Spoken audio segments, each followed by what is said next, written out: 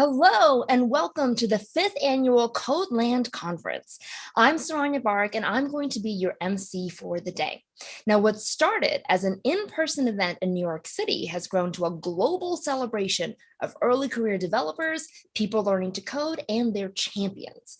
CodeLand is brought to you by Code Newbie and Dev, two online communities that have come together to help software developers build connections and have great conversations. Now, I founded Code Newbie years ago to help software developers meet one another and connect. And it started real simple. It was a simple little Twitter chat once a week. And since then, it's been incredible to see just how much it's grown. Now, this year, CodeLand is happening on Code Newbie Community, the new dedicated home for the Code Newbie community, where you can write, you can learn, and you can make new friends in the industry. Now, Code Newbie Community is built on Forum, open source community software that also powers Dev.to. Now, I hope you've registered for a Code Newbie community account, not just so you can benefit from everything the site has to offer, but also so you can fully participate in CodeLand. You can leave comments, ask questions, all that good stuff. So let's quickly talk about how CodeLand is going to work this year. We're going to feature 4 live keynotes, and we're going to stream them right here. And we've also got 8 talks each day ready for you to watch. Now, here are your options. You can click on the talks you want to watch and enjoy them at your own time and your own pace, or you can tune into this live stream and watch the talks with me and your other fellow conference attendees. Now, each talk comes with its own post. This is where you'll be able to play on-demand talks and leave your questions and your comments for the speakers and keynoters. These posts are linked in the schedule to the right, so be sure to click into them, check them out, and join the conversation. We'll also have live speaker discussions. So remember how I told you that you can comment and ask questions on those posts? Make sure that you do, because we'll select some comments and questions and read them and answer them live during our discussion portion. Our CodeLand sponsors also have their own posts, so you can connect with them and leave them questions and comments as well. Now, those posts are really special because they include swag giveaways, job listings, and you can connect with their company leaders and hear about the awesome stuff they do. So scroll down to find those sponsor posts and the digital career fair and dive right in. Alrighty, that is the overview, and I'm so excited to finally get started with CodeLand. But before we do, a quick shout out to this year's patron sponsors, GitHub and New Relic. Without them and the support of all of our sponsors, CodeLand would not be possible. So please make sure to show them some love. All right, let's get started. We're going to start our day of learning and inspiration with Recess. CodeLand Recess. These mini breaks in our programming will feature video messages from people in our community on a common theme. So you can get to know these faces and personalities that make up this amazing community. CodeLand and CodeLand Recess has begun. Hey CodeLand, I'm Christina Gorton and I am a developer advocate at Forum. Today I want to shout out my community, the whole community. I am a self-taught developer, which really means I am a community-taught developer. I had lots of people helping me to get where I am right now, and I'm going to give them a shout out. First, thank you, Code Newbies. I actually joined the chats most Wednesdays before Code Newbie was a part of Forum, and I got so much encouragement to keep going every time I was getting down, thinking I couldn't do it. So thank you so much to the Code Newbie community. Thank you to the creative community that I found on Twitter and CodePen. Without you, my work would not be where it is right now. I wouldn't have taught all the things that I have taught in other courses. I wouldn't have done all the cool projects I've done without your encouragement, without you all telling me what I've done right and what I needed to improve on. So thank you so much. And thank you to my family. My husband, who watches our kids every day. We have 4 kids, and he watches them so that I can do this. And before that, when he was working, and my parents would help with our kids so I could run to the library and learn to code because we didn't have internet at home. It really did take a whole community to get me here, and I'm shouting all of you out. So thank you so much. Hi everybody, I'm Ayu, front-end developer based in the Netherlands. In this opportunity, I would like to give shout out to Virtual Coffee. Thank you so much for always motivating me, for always supporting me, and for always being there for me. I won't be here right now if it's not because of you guys. I also would like to give thank you to Code Newbie for all opportunities of volunteering, and also for the fun Twitter chat where I could interact with other members of the community. Also to my family, especially my late mom, who always believed in me and in my decision to learn to code. And that's what kept me going. I would also say thank you to every individuals who keep me accountable, who motivates and supporting me all the time. You guys know who you are. Thank you so much. Hi, CodeLand. I'm Bill Colo, and I'm a front-end optimization engineer at LoveEvery. I started coding in 2011, and I learned how to do so from this man, Dennis Wadsworth, or Wadsy as we used to call him. Fortunately, he passed away a few years ago, but I remember in his class, he used to teach us we could only code in Notepad. We couldn't use any syntax highlighting. It was brutal, but I learned how to be really detail-oriented and become a professional from him. So I'm hoping to pay it forward and inspire someone who's just starting out. Thank you. A huge thanks to Christina Ayu and Bill for those fantastic shout outs. Now, I also want to take this opportunity to talk about some of the sponsor giveaways happening here on Code Newbie Community. These are really good. We've got Ionic and Strappy. They'll be giving away swag bags. We've got Cockroach TB, who'll be giving away an iPad Air. You heard that right. And donating money to charity. And then we've got Stream, who'll be raffling off a Blue Yeti USB microphone for all my aspiring podcasters out there. So don't miss the sponsor booths for those giveaways, as well as job opportunities and some fun activities. So click sponsors above the live stream and check them out. Now we've got a quick word from Forum. The virtual experience of CodeLand represents the best parts of the internet. Community, connection, information sharing on important topics, and open discussions with people that share your goals. The feeling we get from CodeLand should happen every day on the internet. At Forum, we offer open source community software that is intended to make the internet feel smaller, not more sprawled out. Our tools help people like you build and find the type of community that's centered around people, not personal data, the type that you're looking for.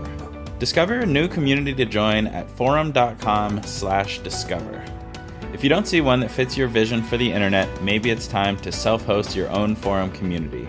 Learn how at forum.dev today. Forum, open source community software for everyone.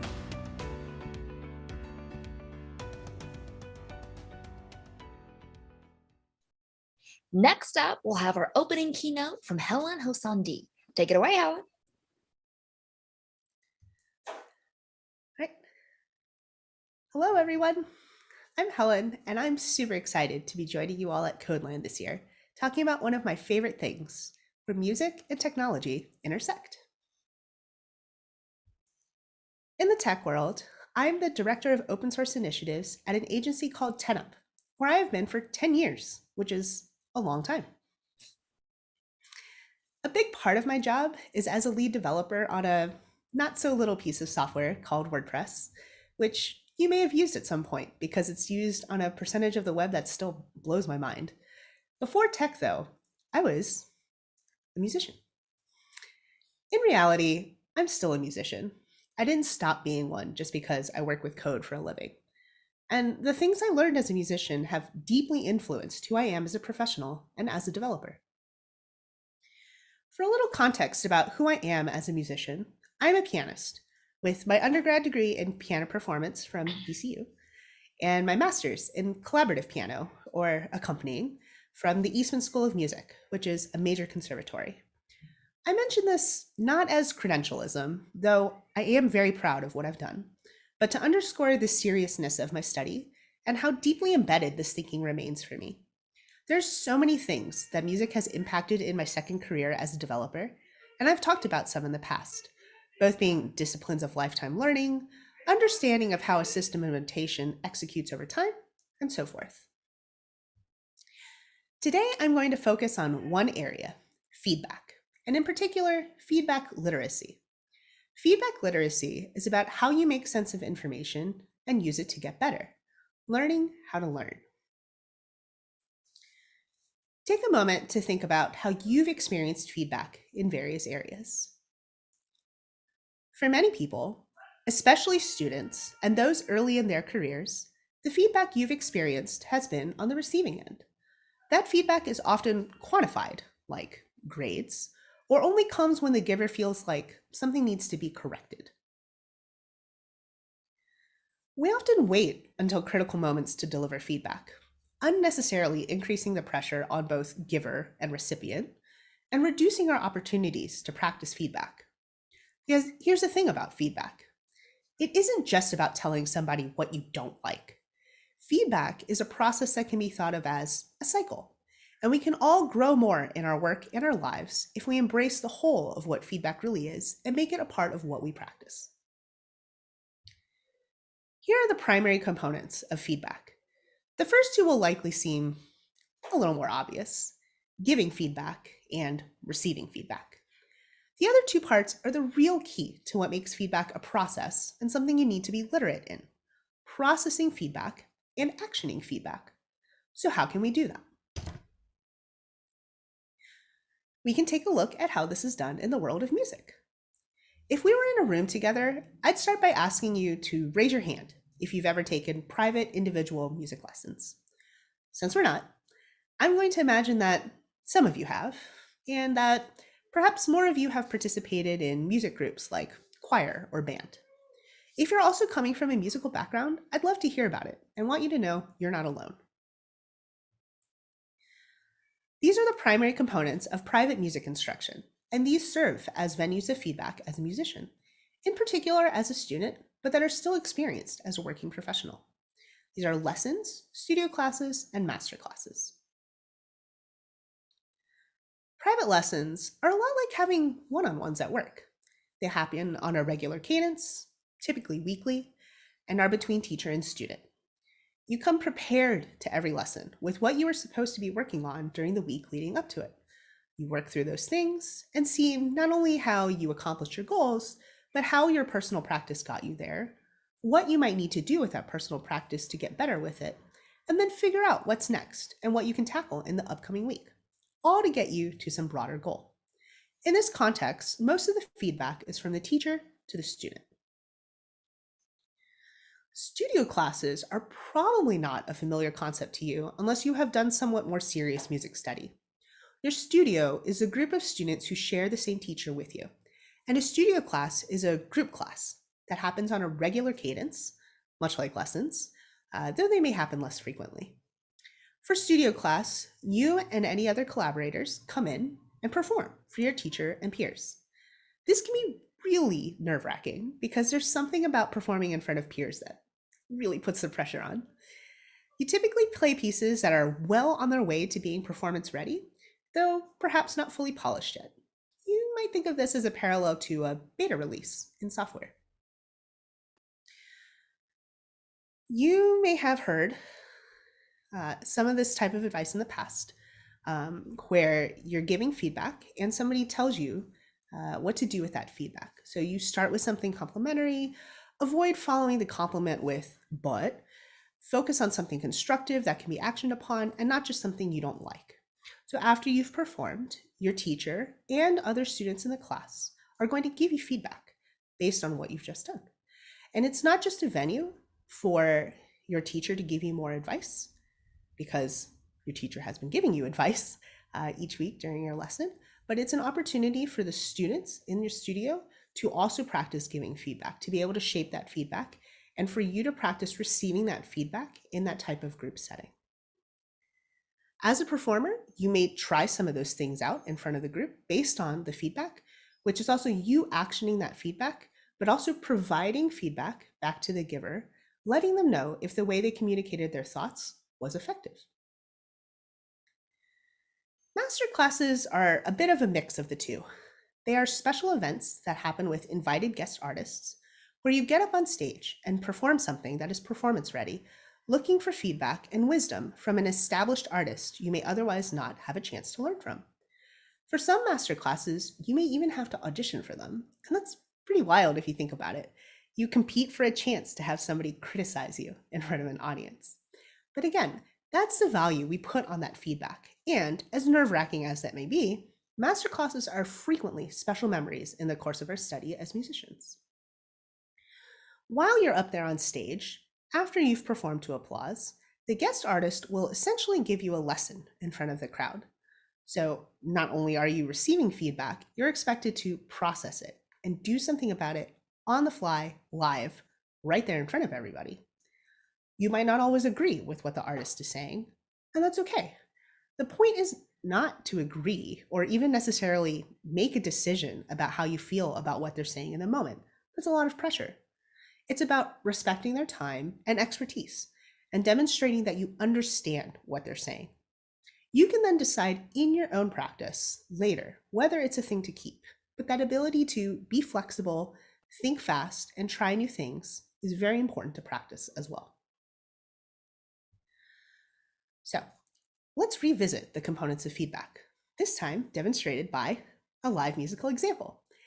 I'm really excited to be able to do this as a part of this talk. I do miss getting to meet people face-to-face at conferences, but on the bright side, doing this live from my home means that I can be at the piano. I'm going to use a very short excerpt from the famed Moonlight Sonata by Beethoven as an example of how this might go in a studio class or masterclass setting. I promise you don't need any musical knowledge. I'm going to try to be as straightforward as possible. So here's the excerpt.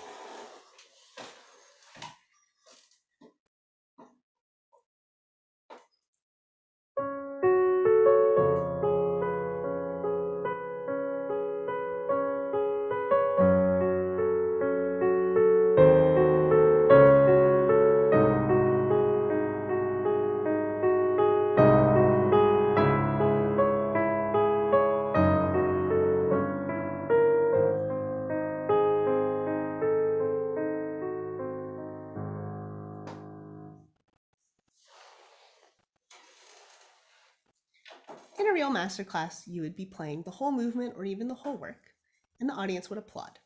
So after that applause, the artist might say something like, "I really appreciated how faithful you were to Beethoven's markings on the page and how precisely everything was executed. I'd like to explore the section a little more and see if we can shape it to be even more compelling for the audience." The name of the sonata comes from a posthumous review that likened this movement, this section, to moonlight shining on a lake. So we don't know if that's really what Beethoven intended, but let's go with it. So if we're thinking about moonlight on a lake, it's shimmering and it's smooth. Let's see if we can make this smoother. So you, as a performer, take a moment, maybe imagine some moonlight on a lake, and play again, more smoothly this time.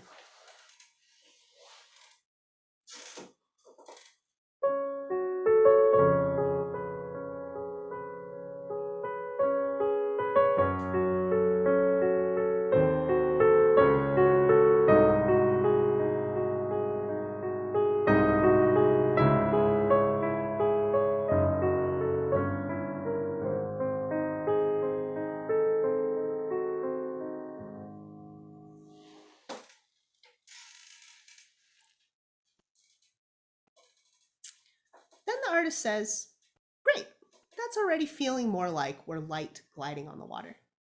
Now, let's add a little more flair to communicate our intention." The composer has marked a crescendo and a diminuendo, which is getting louder and then softer. So let's exaggerate that a little more and take just a hint of a pause before the quietest moment to make it more dramatic.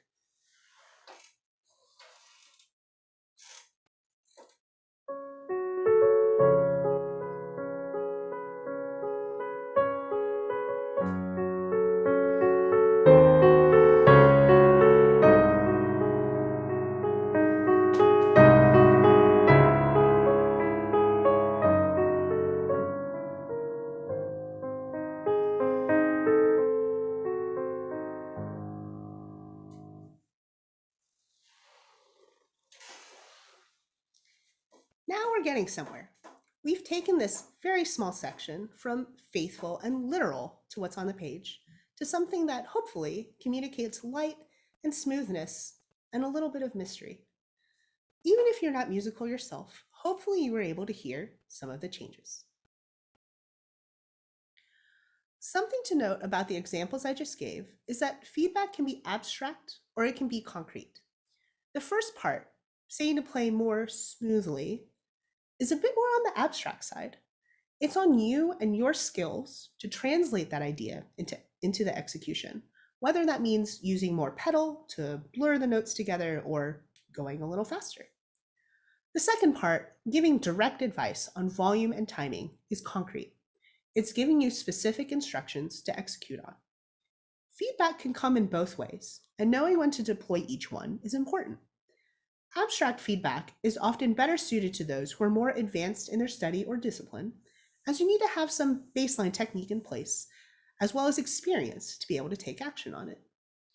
Concrete feedback can be thought of as something like a code review, where you're going line by line and giving direct, immediate feedback about parts of the code.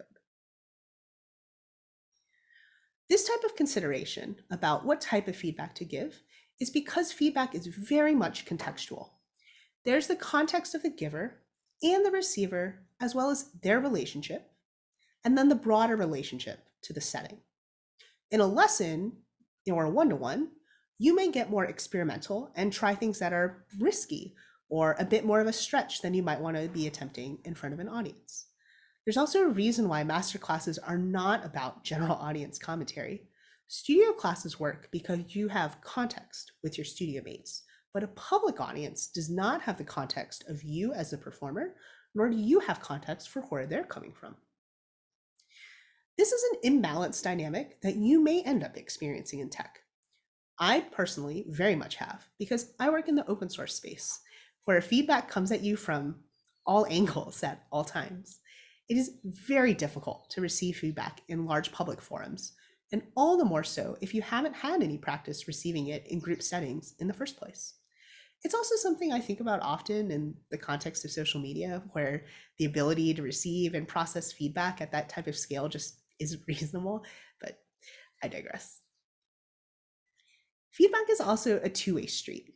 Like I said in the beginning, feedback is not just about telling somebody what you don't like about what they're doing. There's feedback on the feedback, very meta, and there's showing that you're receptive and processing that feedback. That's what makes it a cycle and not a task. In order to have a cycle for a practice that is by definition involving at least two people, not that you can't give feedback to yourself, I suppose, you have to collaborate. When I say that I have my master's degree in collaborative piano, that's a very literal description of the discipline. We don't play pieces on our own as soloists, we specialize in playing well with others. As another musical example for my specialty, let's take this song from Debussy, Nuit d'étoiles, or Night of Stars. This is a collaborative effort between pianist and singer, and in addition to lessons and group classes, you also have rehearsals with each other and are giving each other nonverbal feedback as you play. If I were to just bang out the notes as written down on the page without further thought, much like I did with the Moonlight Sonata, it would go a bit like this.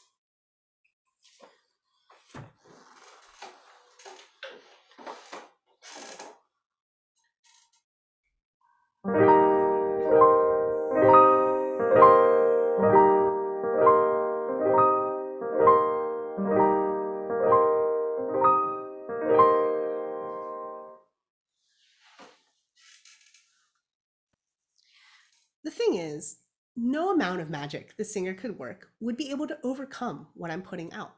I've turned this from a night of stars into somebody plodding through quicksand. Now, as a seasoned professional, I know that my job as a collaborative pianist is to have at least a rudimentary understanding of the French, both the translation and the diction or pronunciation. But if I haven't done my work, or I've lost sight of it, or if I'm just not experienced enough to know that yet, hopefully in our rehearsals, the singer will let me know I need to make this a bit more sparkly, like stars in the night. And then it's my job to receive that feedback, figure out what to do with it, and give them the musical feedback they need to work off of.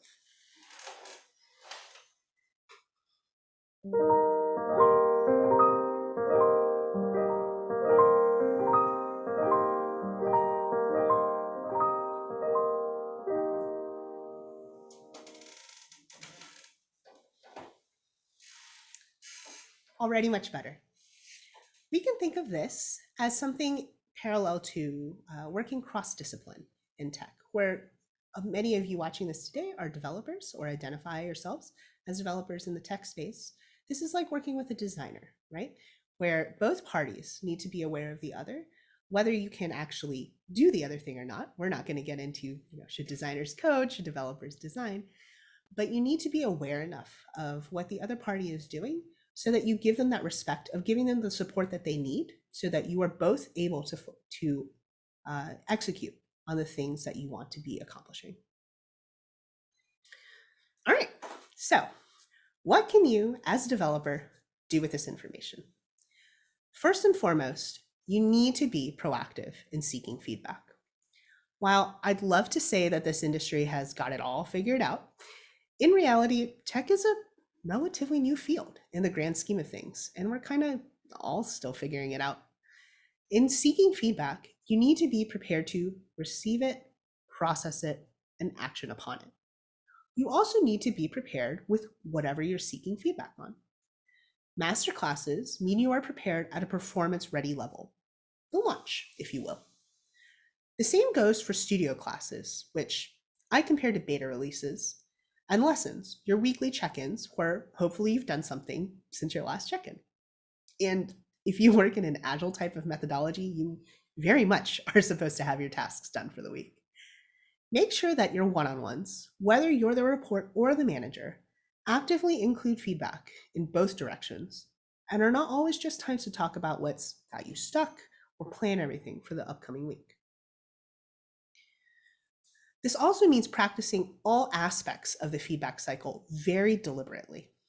You may want to seek out feedback in more low-stakes types of contexts, like one-on-ones or finding trusted peers at work or in another community, so that you have good opportunities to get that practice in.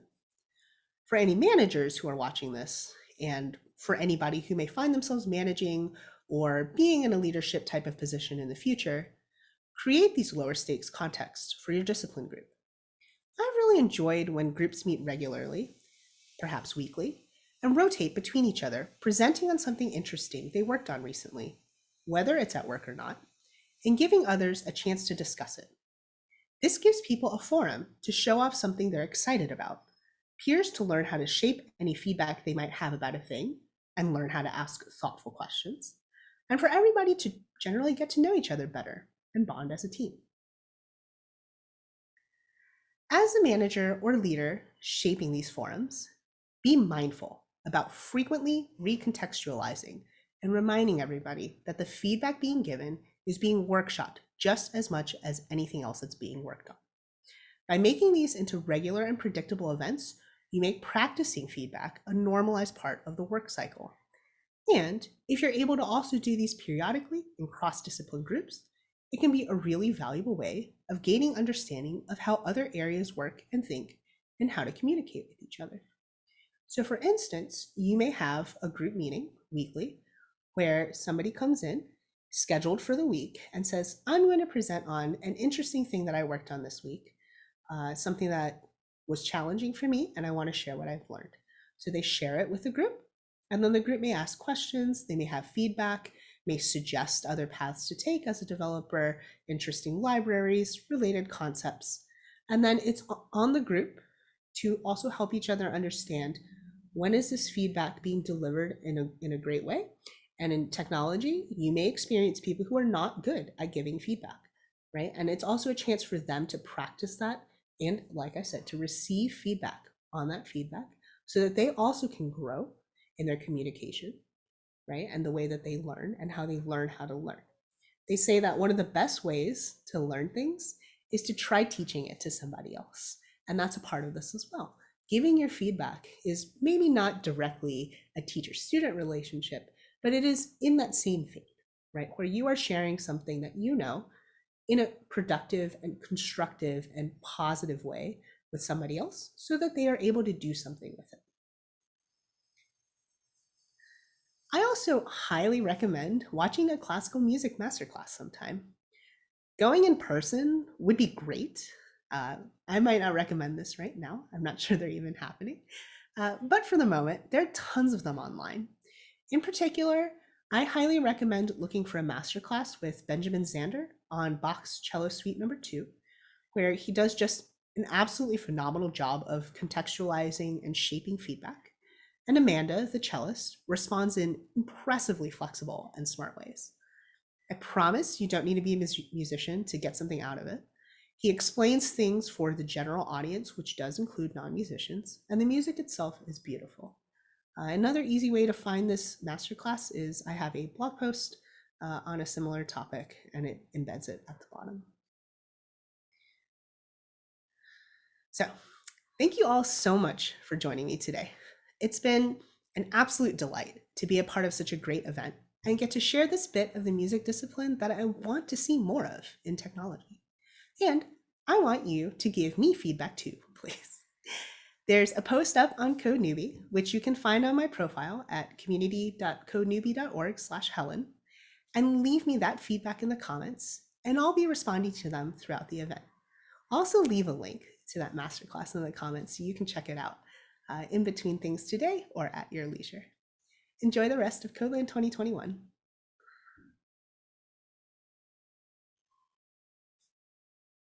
Wow. Thank you, Helen, so much for that treat. We had a live show from a trained pianist. Absolutely incredible, absolutely beautiful.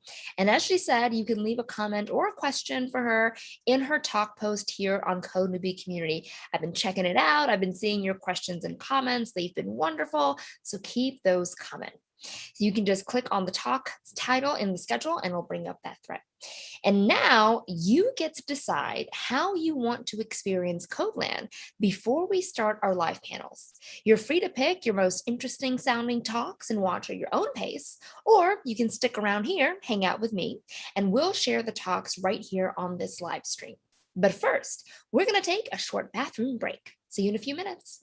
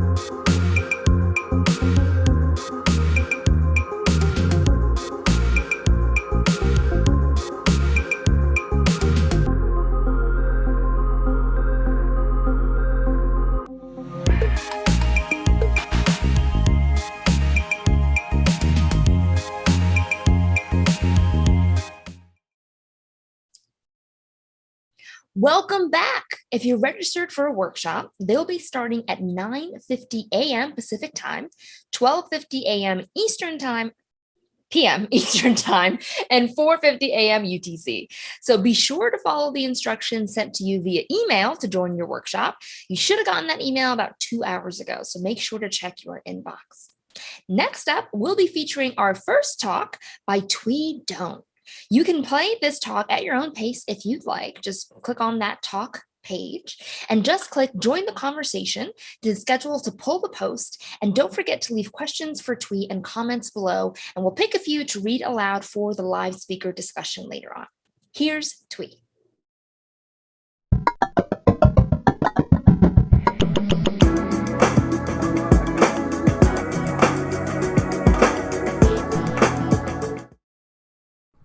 Hi everyone, and welcome to today's talk on how to provide value from the very first day of your dev career. My name is Twee. I'm mostly a front-end developer, and I've been a developer since 2016. That was the year that I left advertising and transitioned into tech after taking a 10-week full-time bootcamp. Since then, I've been working in edtech for around 4 years, and I've developed many passions, including React, accessibility, DEI, and one of which is related to this talk, is building early career confidence for developers who were once in my shoes. Today, I want to talk about 5 areas for you to provide value, starting with the earliest, which is onboarding on day 1 of your job. Other opportunities include documentation, product quality, team culture and alignment, and last but not least, peer development, which includes helping and growing developers who have more experience than you. Let's get right into it. Onboarding. Here's a tweet that I think describes onboarding well, at least according to the way that I've experienced it. It says, when you start a new software development job, you have to set up your dev environment before you can do work. This is always painful because the process evolves over time and nobody remembers how they did it. If you put this a different way, this means that when you onboard, you're more likely than not going to run into problems.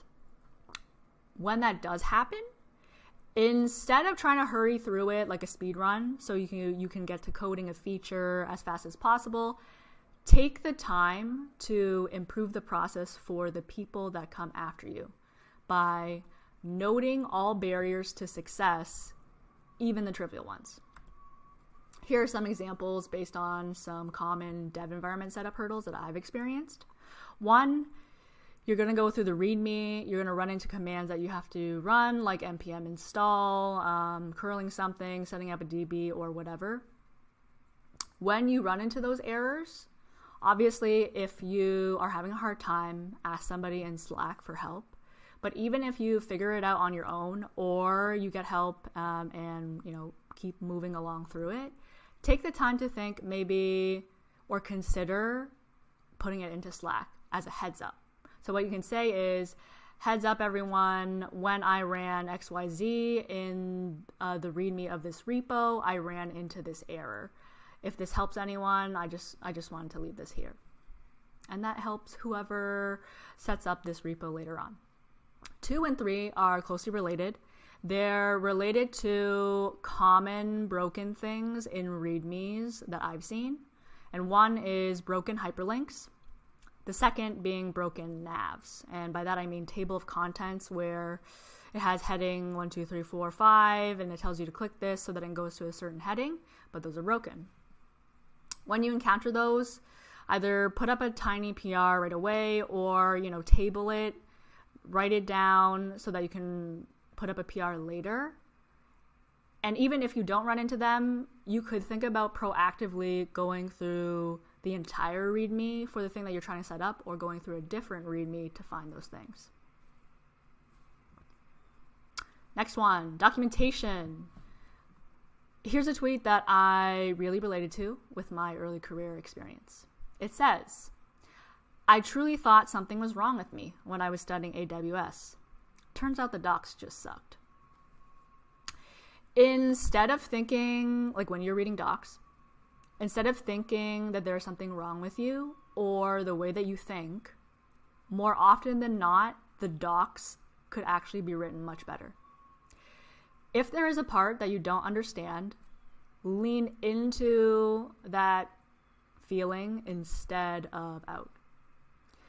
The thing that I've learned over the last 4 years that I've been a developer at my company is that everyone wants the documentation to be good, even the person that wrote that documentation. If you come up with a better way to describe something in the docs, or somebody explains something to you, in a one-on-one meeting that makes the documentation much more clear to you, add that clarity to the docs so that it helps the next person that comes along. Or it helps you when you come back 3 months later to read the same thing. Another thing you could do to improve documentation is to draw diagrams.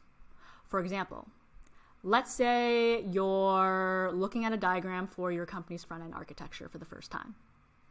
For the person who wrote that doc, it's easier for them to possibly gloss over things when they're familiar with the system, because things that feel obvious to them but are in fact not obvious may not have been written down. So this is the best time for you to use your fresh eyes to improve those diagrams. For example, maybe the flow of information in those diagrams wasn't clear somewhere. Add a note. That note will help the next developer. And at minimum, it will help you the next time you come to read that thing 3 months later. Product quality. So even before you start developing a feature, you actually have the chance to influence product quality in the form of acceptance criteria. What is acceptance criteria? Another term that you might hear for this sort of thing is called the definition of done. What having both of these does is signal to us developers when a feature is complete and ready to move on to the next step. Okay. If there are no acceptance criteria or there has not been a definition of done established for your team, ask the team to create it. If it does exist, try and see if it would be worth clarifying the acceptance criteria for a certain task. An example would be, let's say there's a task to make a new onboarding flow for an application that your company has. But let's say that it's not clear which browsers you have to test that new onboarding flow on. Get that clarity and note it in the task on Jira or on Trello or whatever application that your company uses so that it's clear for whoever picks it up later on.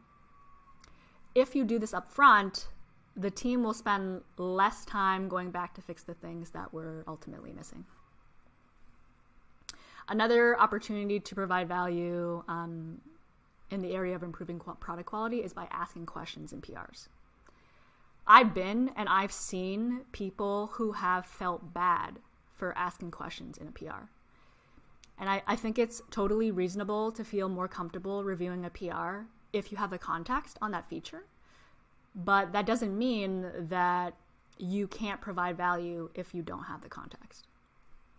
So if you don't get something, just ask the question anyway and make a suggestion to improve that part of the code after you understand what it does. For example, if what a function is doing isn't clear to you, it's possible that's a sign that the function is named poorly. That's one thing. Or maybe the variables inside the function are named poorly. Suggest a better name. Next, team culture and alignment. First thing that you can do when you join a new team, whether you're transitioning from one team to the next or you just joined a team at a company, is getting everyone aligned on team expectations if they aren't already. So before starting an activity, you can ask the team leads if there's an existing team manifesto or agreement somewhere. If so, you can read up on it. But if not, suggest that the team do an activity to determine two things. One, team values. An example being the team values accessibility, and the whole team from beginning to end will commit to building an accessible product. The second thing that this activity would serve to do is by coming to an agreed upon way that everyone thinks that you should work. For example, let's say you're in the office and you all agree that if somebody has headphones in, you don't tap them on the shoulder and interrupt them, you Slack them. Another thing that I see commonly at my company is people will agree that there will be no team meetings on certain days of the week, like Tuesday or Thursday. Second opportunity to improve team culture and alignment is by asking clarifying questions in meetings. Sometimes you're going to be in meetings where the purpose of it is not clear, and that means that there's a high chance that the entire team's time is being wasted and not used effectively. Ask questions so that the outcome of the meeting is clear. You can say, what is the purpose of this meeting? What is the goal? What do we want to leave this meeting with? And if let's say the team is talking about multiple things, that suggests that the team should maybe table unrelated topics so that the team can narrow the focus of the meeting and get back on track. Third way to improve team culture and alignment is by improving meetings in a different way. For example, you might find yourself,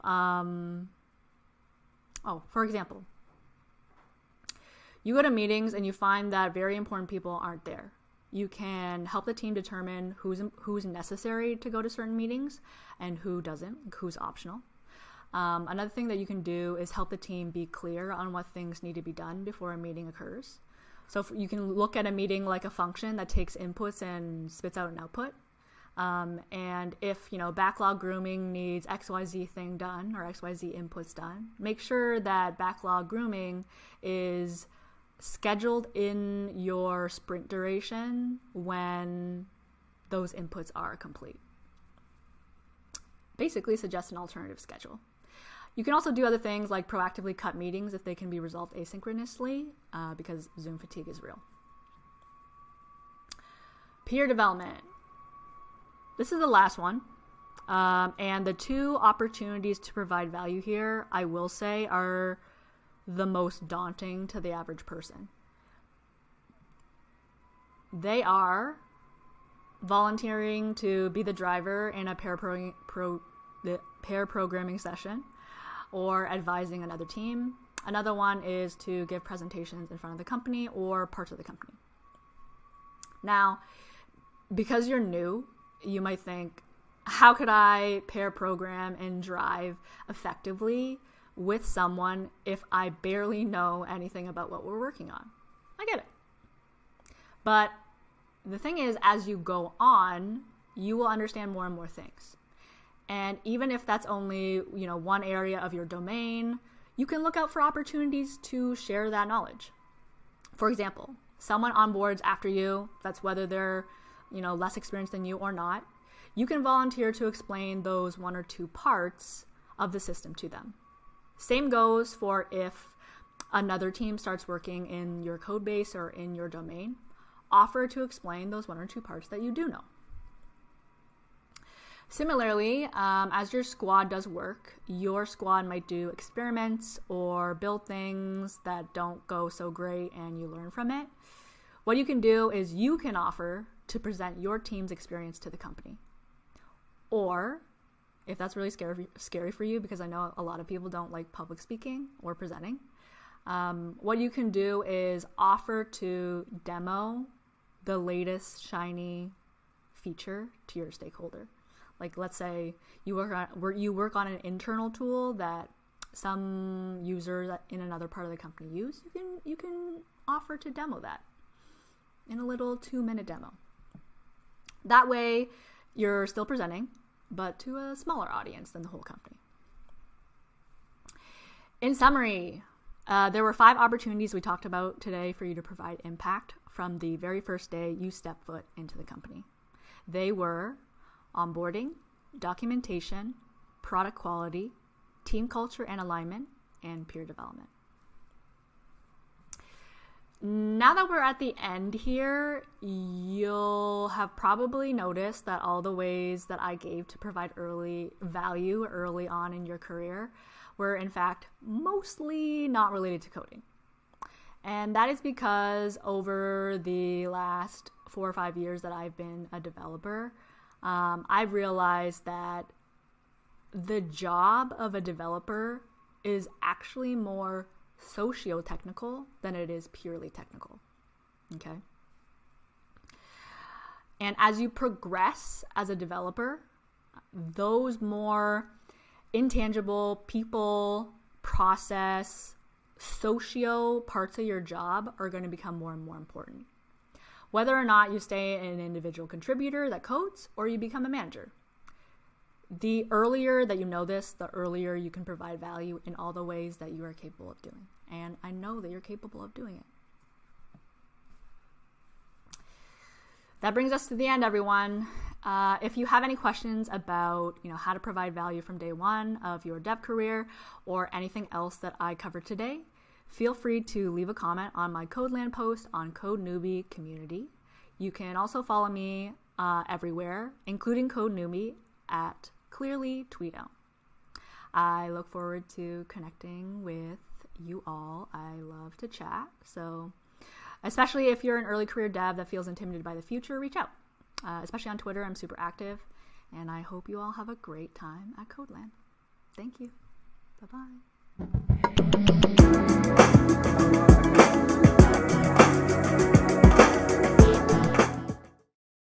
Thank you so much for that tweet. If this is day one of your dev career, I hope that talk gave you some helpful pointers. It can be super nerve-wracking to be new to a job or even a field. So it's great to have resources like that talk to guide you through some of your first few months. Next, we'll be hearing from B about how you as a developer can provide unique value and social impact to your community through volunteering. Make sure to leave comments and questions in the talk post for the chance to win a free CodeLand sticker pack. I know how you love your stickers. So just click watch on demand and chat to pull up those speaker posts. Here's B.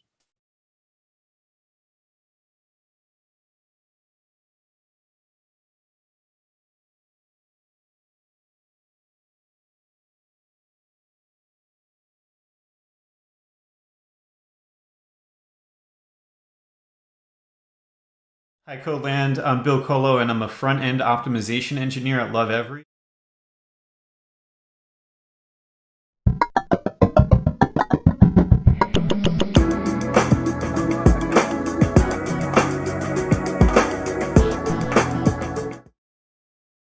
Hello, everyone. Welcome to my presentation, Tech and Social Impact, the Power of Volunteering. My name is Beatrice. My pronouns are she, her. I'm a front-end developer, and today I'm going to discuss the power of volunteering within the technology industry. What is volunteering? Volunteering can be defined as an activity that involves spending time unpaid that aims to help other people. It's considered a selfless act and intended to promote good or improve human quality of life.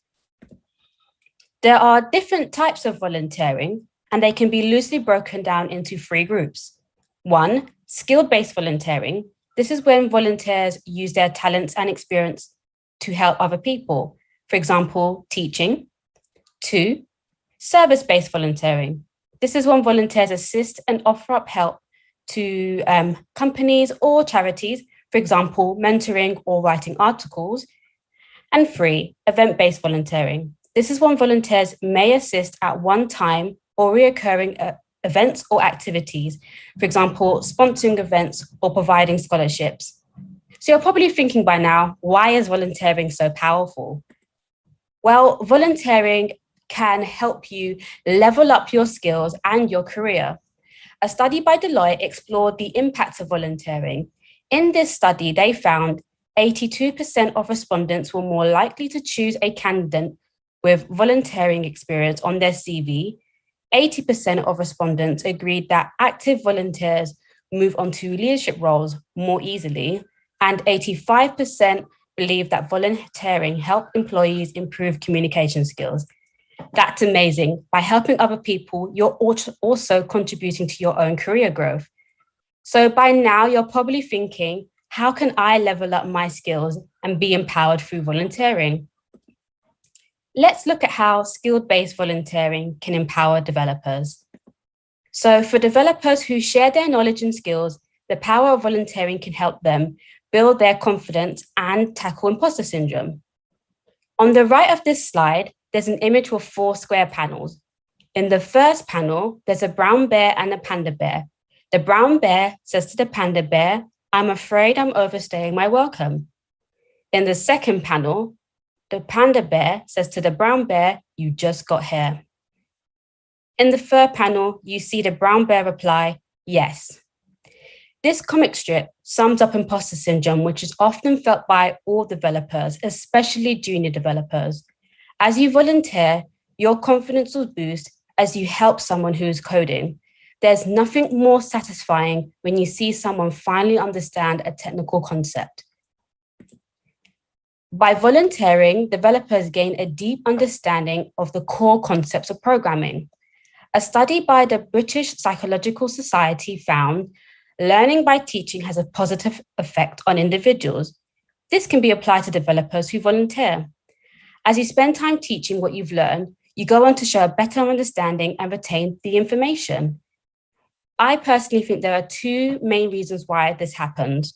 One, when you're expected to teach other people, this can lead to an increased motivation to learn and pass on your knowledge. And also when you're teaching, this can lead to increased feeling of competency and autonomy. So these are core qualities that are needed to move into senior positions. So you can see how volunteering help developers mold their career and mold their career progression. Whilst volunteering, you also improve how to communicate and explain concepts, solutions, and bugs. Communication is a key skill for developers. As a developer, you'll be collaborating with others. By volunteering, developers strengthen their written communication, for example, providing code reviews, which help others improve their code and provide alternative solutions, and also their verbal communication, for example, explaining technical concepts to others. This links to my next point. When teaching others how to code, you're also practicing and improving your pair programming skills.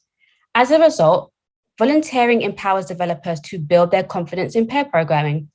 I think pair programming is an important skill for developers, and it's a skill that can take time to learn. An article published on Free Code Camp stated that there are 3 advantages of pair programming with others.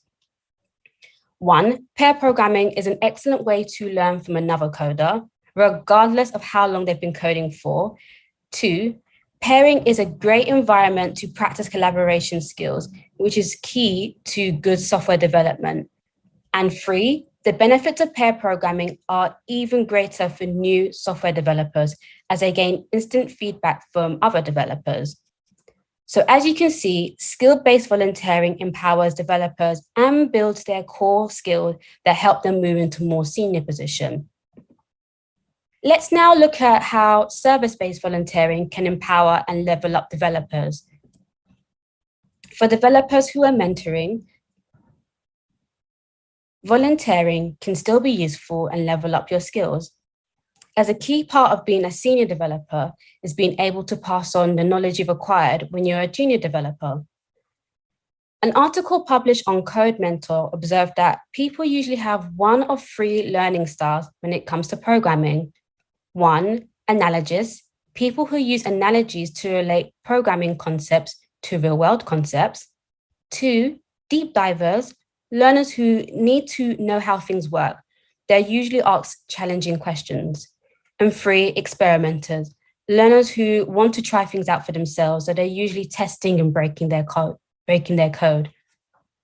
By volunteering as a mentor, you'll learn not only how to mentor, but also quickly adapt your mentoring style depending on other people's learning style. Which leads to my next point. Volunteering can help developers learn multiple ways to break down complicated concepts. This is a powerful yet underrated skill that's not often highlighted. Being able to explain technical concepts in a jargon-free way allows developers to improve their own communication skills, improve other developers' understanding, and build a more collaborative environment amongst developers and non-developers, for example, product managers and UX designers. I think being able to explain a complicated concept in a different way is a skill that's not often talked about and really important. Next, volunteering can help developers learn new technical and non-technical skills. Through volunteering, developers may gain new non-technical skills, such as leading and managing groups of volunteers, creating content online for social media platforms, and negotiating with companies for funding and company partnerships. By gaining these skills, it can help you move into a new career area. For example, by leading and managing a group of volunteers, you might realize you want to become an engineering manager. By creating content online, you might want to become a technical content creator, making your own tutorials and blogs. And by having strong negotiation skills, this might allow you to start up your own startup company and be able to acquire investment. So as you can see, service-based volunteering can allow developers to learn new skills and consider exploring other technical and non-technical roles.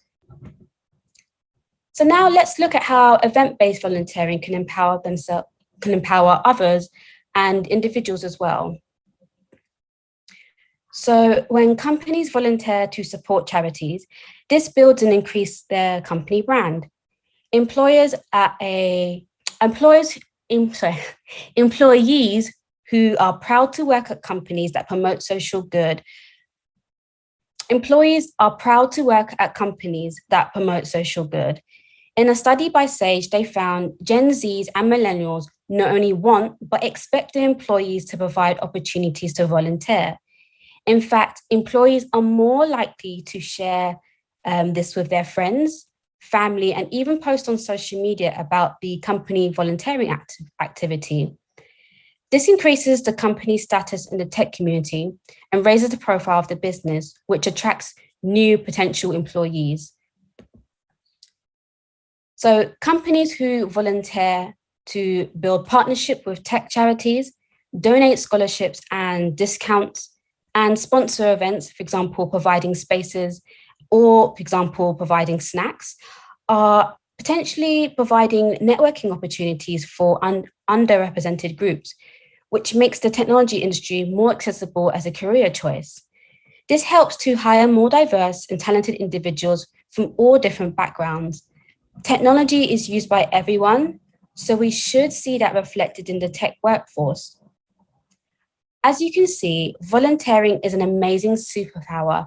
However, it can be hard to juggle with your work-life balance. So I wanted to touch upon self-care and the volunteer. The importance of self-care needs to be highlighted when volunteering. Let's look at how volunteers can look after themselves, still help others, and avoid burnout. So what is self-care? Self-care relates to taking the time and energy to care for yourself and help cope with the stresses of life. For volunteers, it's essential that you put the same care and love towards yourself as you would towards the individual or company you are helping. There are many ways to look after yourself when you're volunteering in tech. So most volunteers in tech are balancing work and their own personal life. When considering to volunteer and whilst volunteering, it's important to assess how much time you can commit. You want to make sure that your volunteering duties fit your own personal schedule. Don't feel obliged to volunteer endless hours. Be realistic with yourself and your schedule.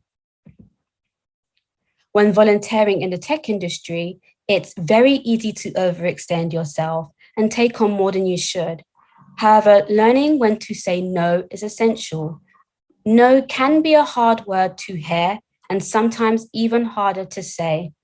As volunteers, you need to respect your own boundaries of what you can and cannot take on. Don't be afraid to say no when needed. And just like how we can experience work burnout, you can also experience volunteering burnout. It's amazing to give back to the tech community and help others thrive. But at times, giving too much can actually have a negative impact on your own health. Remember, even the machines you work on to code needs to recharge. Be kind to yourself, take time to recharge, and know when to step back and take a break. In conclusion, if there's anything you take away from this talk, is that volunteering empowers the tech community, and self-care is essential for volunteers to continue helping others to thrive. Thank you so much for listening to my talk. And if you have any questions on anything I've covered today, feel free to leave a comment on my CodeLand post on Code Newbie Community. You can follow me on Code Newbie Community at Built by B, or Twitter at Built by B, or connect with me on LinkedIn. You can find me by searching Beatrice O. I look forward to hearing from you, and I hope you have a great time at CodeLand.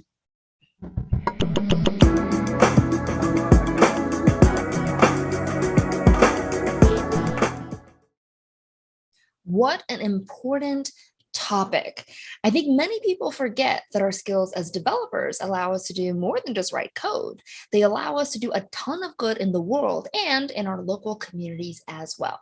So if you've done some volunteering, I'd love to hear all about it. Tell us about your volunteering experiences in the CodeLand hallway linked above the video, or on Twitter by tagging #CodeLand. Next up, we're playing a talk by PJ Metz about a very common struggle we deal with as developer, overcoming imposter syndrome. Here's PJ.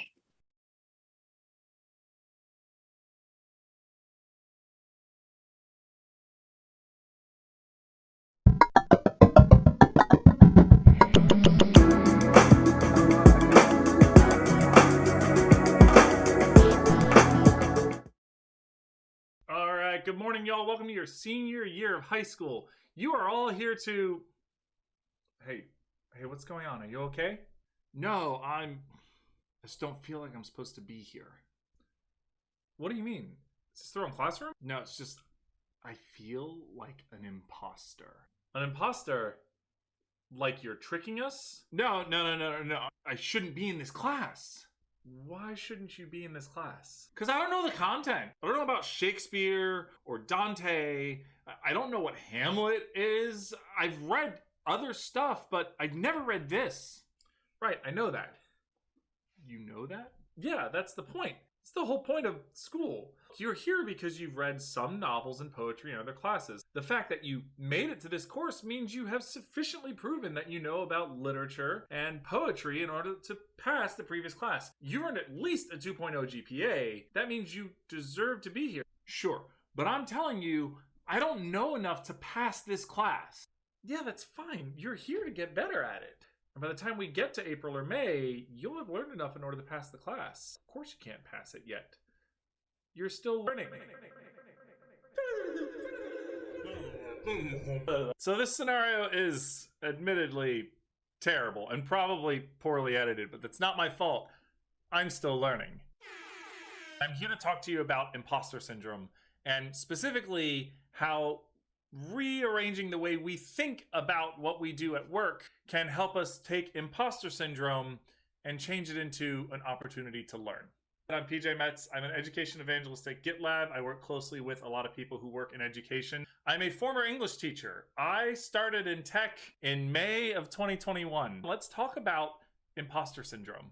Now, first, I want to talk about this comic because this is how it feels a lot of times. You feel like an imposter and your anxiety goes, listen, we're going to be good buddies. So we've got Dwight and Jim from The Office. Dwight saying, do you want to form an alliance with me? And he's your imposter syndrome.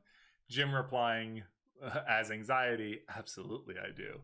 And this is the overwhelming feeling that we tend to get when we think about imposter syndrome.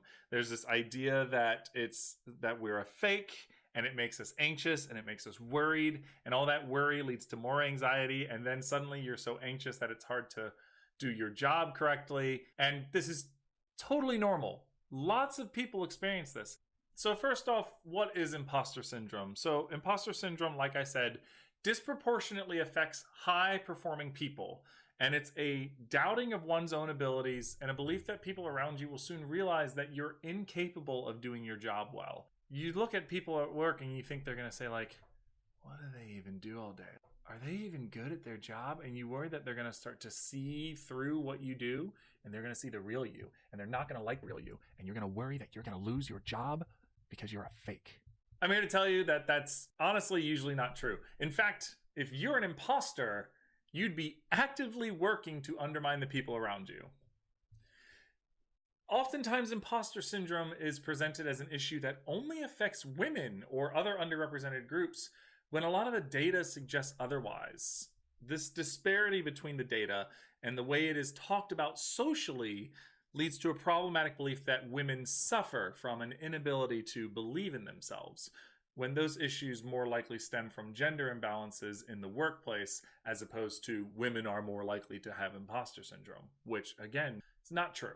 Men are just as likely to suffer as women. Now, most importantly, imposter syndrome is related to the Dunning-Kruger effect. And the Dunning-Kruger effect is where the more well-versed you are in a subject, the more likely you are to downplay your knowledge or believe that you're not as good as other peers within that subject. Dunning-Kruger is often used to explain why intelligent people doubt themselves so much, and there are so many others that seem so sure that what they're saying is right, but they're often incorrect. So what I'm saying is, if you believe that you're an imposter and that you're tricking people into thinking you're good when you're actually not, more than likely what you're experiencing is the Dunning-Kruger effect, a belief that you're not as good as the people around you because you recognize that the people around you are really good. You're really good too. Now, something really important about all this is that we learn about imposter syndrome mostly at work. And I want to make a point to all of you. When you're a student, as we saw in that example at the beginning, you don't usually feel like an imposter. That whole scenario doesn't really make sense. Yet for some reason at work, we have this tendency to feel like we're faking it. When you're in school and you walk into calculus, you don't think, man, I can't do this. I mean, maybe you do because it's calculus, but you don't feel like a fake. You know you're there to learn. At the beginning of the year, you know you don't know calculus. But by the end of the year, you've taken enough tests and you've earned some grades that tells you exactly where you stand with calculus. If you're me, you stand very far away from calculus. And a lot of you are immediately going to say, yeah, but work isn't school. There are different expectations for work. And you're absolutely right. However, when you first get to work, there's a lot of things that are different about that place compared to where you were before. Oftentimes, it's something completely new. If it's your first job, then it's definitely new. If it's your 5th job, it's still a new system, a new way of doing things. And so we are, in fact, learners in that moment. If you've been at a job for a long time, you're still learning new things. A couple of other ways that school and work are alike is that there's group projects, whether you like them or not, and there's always some kind of drama. But really, the big difference is that for some reason, we don't inherently understand that work, our job, is still about learning. Even though the first thing you do is get onboarded, which is literally learning about the company. That learning needs to be the way you interpret the rest of the job. That's what's important here. You understand that a job, even though it is about delivering something, it is also about learning something while you do it. And in learning, you get better. Confused? Good. After all, confusion is the sweat of learning. You have to embrace confusion and a learning mindset, because if you tell people I'm learning and I'm getting better, then you don't have a chance to say to yourself, I'm lying to all these people. You do know something. There's a lot you don't know, and that's fine. But if you say that out loud and you make sure your team and you most of all know that you expect to be learning new things here, then you're not an imposter, because an imposter would never admit that. So one of the biggest issues with imposter syndrome seems to be confidence, a lack of confidence in oneself, or a belief that you have not earned the confidence that other people have in you, and so you think that you're tricking them. So let's talk about con men and con women for a second here. A con man or con woman is someone who purposefully creates a sense of unearned confidence from others. They manipulate, they lie, they coerce, they trick people into doing things that are not in the victim's best interests. And to earn that confidence takes hours, weeks, months of work and intent to craft a perfect scenario in which people will trust you. You're not a con man or con woman. You're not an imposter. Somehow it's easier to say that you are an accidental mastermind manipulator instead of believing that you deserve what you've worked for. If you can position yourself as a person who's learning and getting better as opposed to someone who already knows something, then you're not fooling anyone. In fact, you're admitting something that an imposter would never admit. You can remove imposter syndrome with honesty and transparency. Another thing that imposter syndrome has its roots in are comparisons. You saw someone else do something and it just seemed effortless. And you think, I can't do that. Should I be here? You see your teammate doing amazing work, seemingly having 30 hours in a day, and you struggle with certain tasks and you start to compare those two things. What you're doing is you're comparing the highlight reel, only the successes of someone else, to your blooper reel. The hard part about confidence is we have full access to all the times we've made a mistake, all the times that we didn't live up to our expectation of ourselves. And when we have access to that, that tends to be what we compare to other people. When you're thinking, should I be here, when compared to other people that you work with, the answer is yes. Yes, you should be there. You are part of a team. You are not the only person working at that job. And if you're new to the career, like many of you are, the expectation is that you're learning. According to Justin Pott's article, Actual Imposters Don't Get Imposter Syndrome, people with imposter syndrome tend to be highly skilled and qualified, and highly qualified people tend to work around other highly qualified people, and they tend to measure their own self-worth in comparison, and that's a recipe for self-doubt. Again, that's the Dunning-Kruger effect. Everyone around me is an expert, and you start to doubt yourself. You need to embrace yourself as a learner, and you need to know that you'll never be done learning at your job. It's possible that you're an expert in your field, but you will always find things to learn. We don't have all the answers. That's why Google exists. According to a Stack Overflow developer survey from 2020, when asked what steps to take when stuck on a coding problem, 90% of respondents indicated they visit Stack Overflow. 90% when stuck, Google the answer. You know what a liar would say when they get stuck? They would pretend they weren't. An imposter would say, I've got this. I don't need any help. I don't need to check it. You need to check the answer. That's fine. An imposter would never admit it. You are a learner because you're being honest about what you do and don't know. Honesty keeps you from being an imposter. You need to understand that you're probably a bad liar. We all lie in a variety of ways, but we're often not doing it for big things. People will stretch the truth instead of outright lie, but an imposter sets out to intentionally deceive everyone around them. Unless you are actively lying on your resume, as opposed to sort of writing it so it's seen in a best possible light, then you were hired because they believe in you. If you've been at the company for a few years, they probably would have found you out by now unless you were taking extreme steps to conceal the lack of quality work that you're producing. The truth is, many of us are performing just fine at our jobs. In fact, many of us are excelling at our jobs and our work. But we don't believe that because we get nervous and anxious about whether we deserve it or not. Now, what happens when you do fail? When something you are working on does go horribly wrong? Good! I'll tell you what imposters don't do. They don't fail. If an imposter fails, it breaks down the illusion that they're creating for people around them. Failure is a part of learning, not lying. Failure is an opportunity to know what to do better next time. One day, somehow, somewhere, you're gonna mess up at your job. Like, you need to know that that's going to happen at some point. You're going to mess up on some project. You're going to underdeliver on something. You might even take down production. But if there's anything I know about developers, everyone takes down production at some point. A couple more things you can do that can help you stop imposter syndrome. The first thing is listen to praise without dismissal. This is a hard one. We find ourselves praised by people and our instinct is to say, oh, no, that's not me. Or no, I did it with my team. And being humble is great and it's fine. But when someone praises you or gives you a compliment about your work, listen to it. Say, thank you. I really appreciate you saying that. And if you want to make sure you include somebody else in your praise, do it. You know, it was a team effort. We all worked really hard together, and I would really appreciate you saying something. Take the compliment, take the praise, and understand that that person didn't have to say anything to you, but they did because you're doing a great job. Another thing to do is to invest in yourself. Keep a brag document around. When someone compliments you, write it down. Sometimes it's nice to go back to those and remember the nice things people said about you. When you're feeling especially sad about the way something went, or about a failure, or about a time you didn't live up to your own expectations, you can go back to that document and you can remember some times where you did excel and that someone else felt compelled to say something to you about it. Additionally, it becomes a great document to have around when it comes time to start talking about promotions.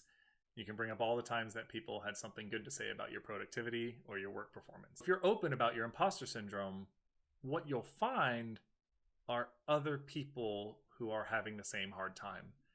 When you find other people that are having the same hard time, you can build a community, and that community can lift each other up and support each other in times when members aren't feeling 100%. So if you're open and honest about the way you feel with other people, what you'll find often is support and understanding and empathy. You just have to open yourself up to that first. Thank you so much for coming. If you have any questions, please, you can email me at mets.pj@gmail.com. You can go to metssandaround.com where you can find a bunch of my other social media links and all the things that I've worked on. If you have any questions about imposter syndrome, about my move from education into tech, about what I do as an education evangelist, about where I got such an amazing hat, you can leave a comment on my CodeLand post at the Code Newbie community. You can follow me on Twitter at metssandaround. Please contact me. I'd love to hear from you. Tell me a time you felt like an imposter, because I feel like an imposter all the time. And I'd love to find a community that wants to help lift each other up and find our way through this together. Thank you so much for listening. Thank you so much for your time and your interest. And I hope to hear from a lot of you. Please enjoy the rest of CodeLand 2021, and I'll see you later. That was terrible.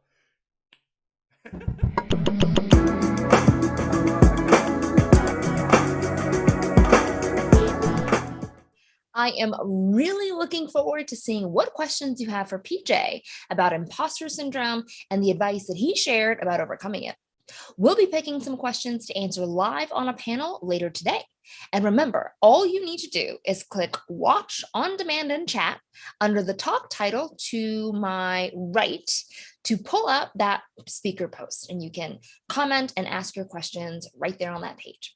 Coming up next, we'll be playing a talk by Josephine Schaefer about an incredibly important topic in coding, web accessibility.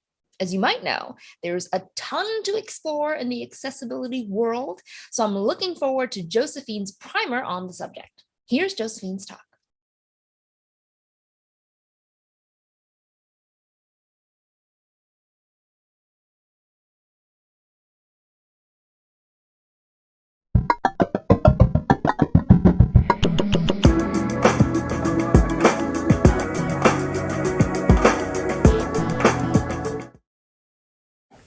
Hi and welcome. Thank you for coming to my talk. My name is Josephine. My pronouns are she, her.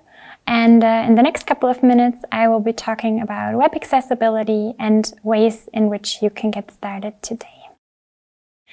I would like to start with a brief story of how I got into web development and especially accessibility. So I am from what is called a non-traditional background. In a previous life, I studied languages and communication and worked in online marketing. And then life happened.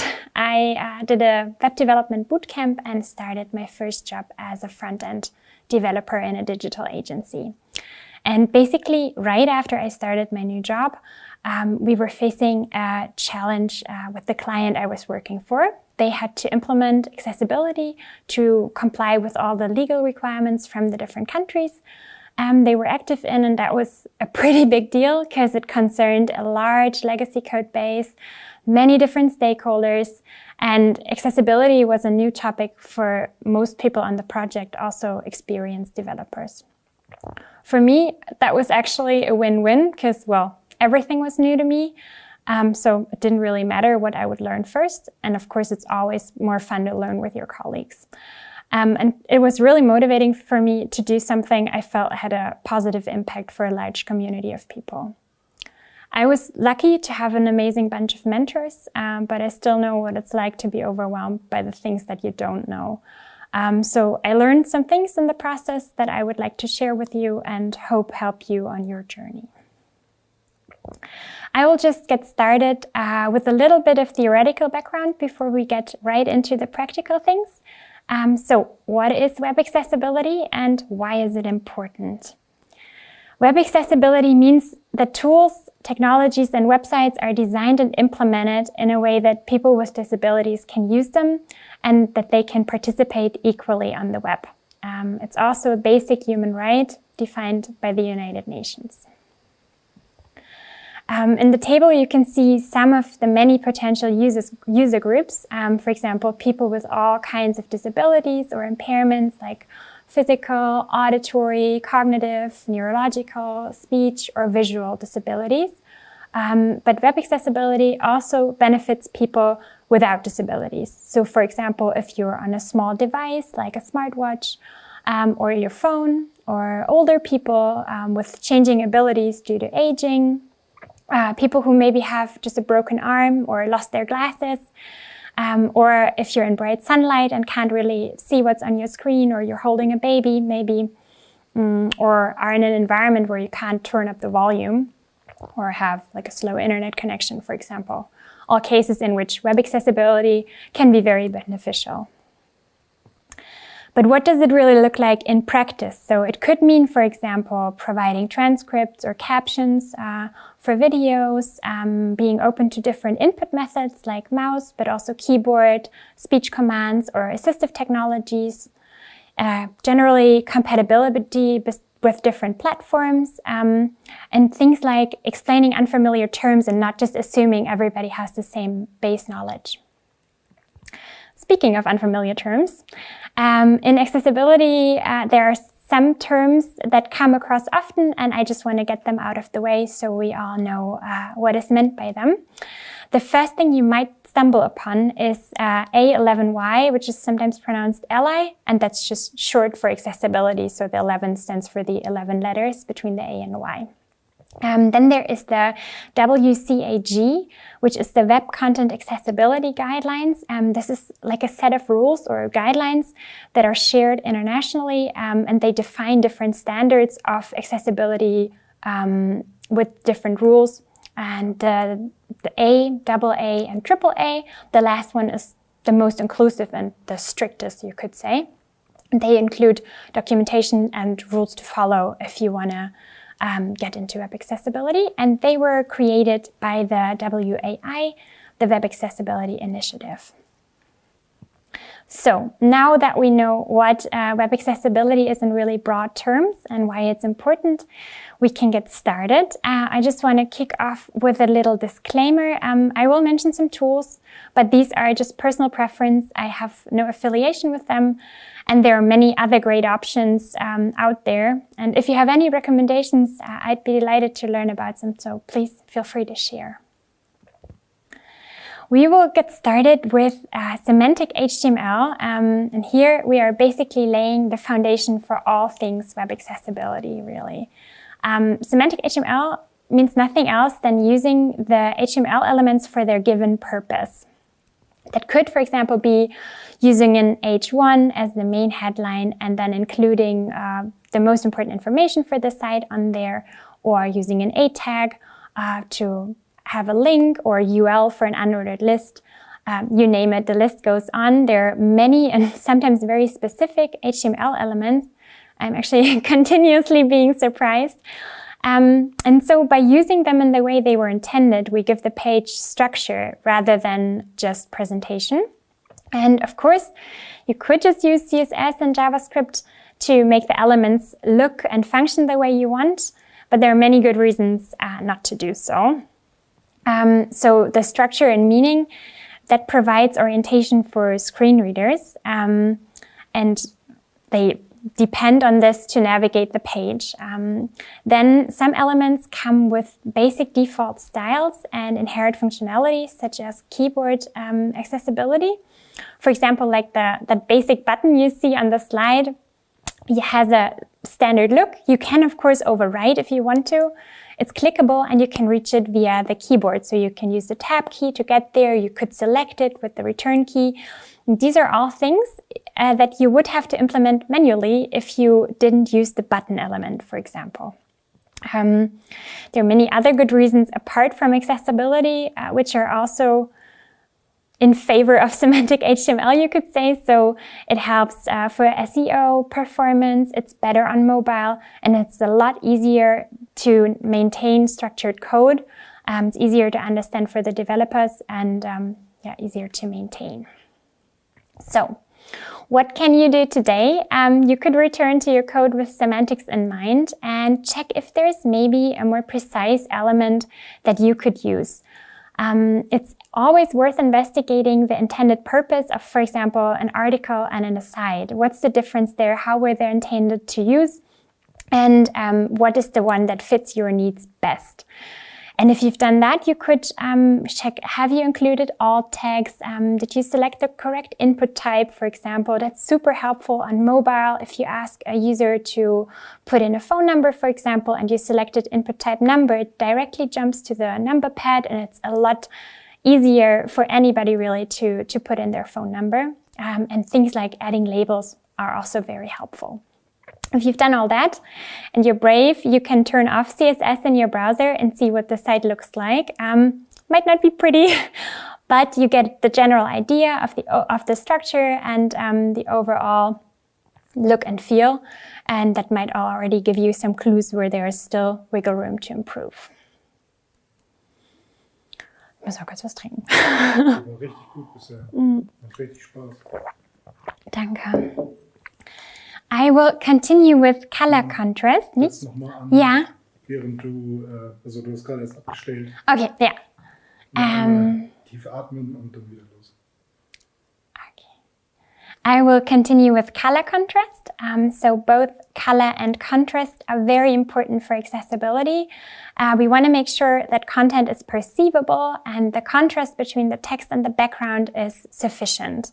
If I say sufficient, that means like on the slide in the middle. So 4.5 to 1 is the ratio we need to comply with the WCAG, the standards that I mentioned at the beginning.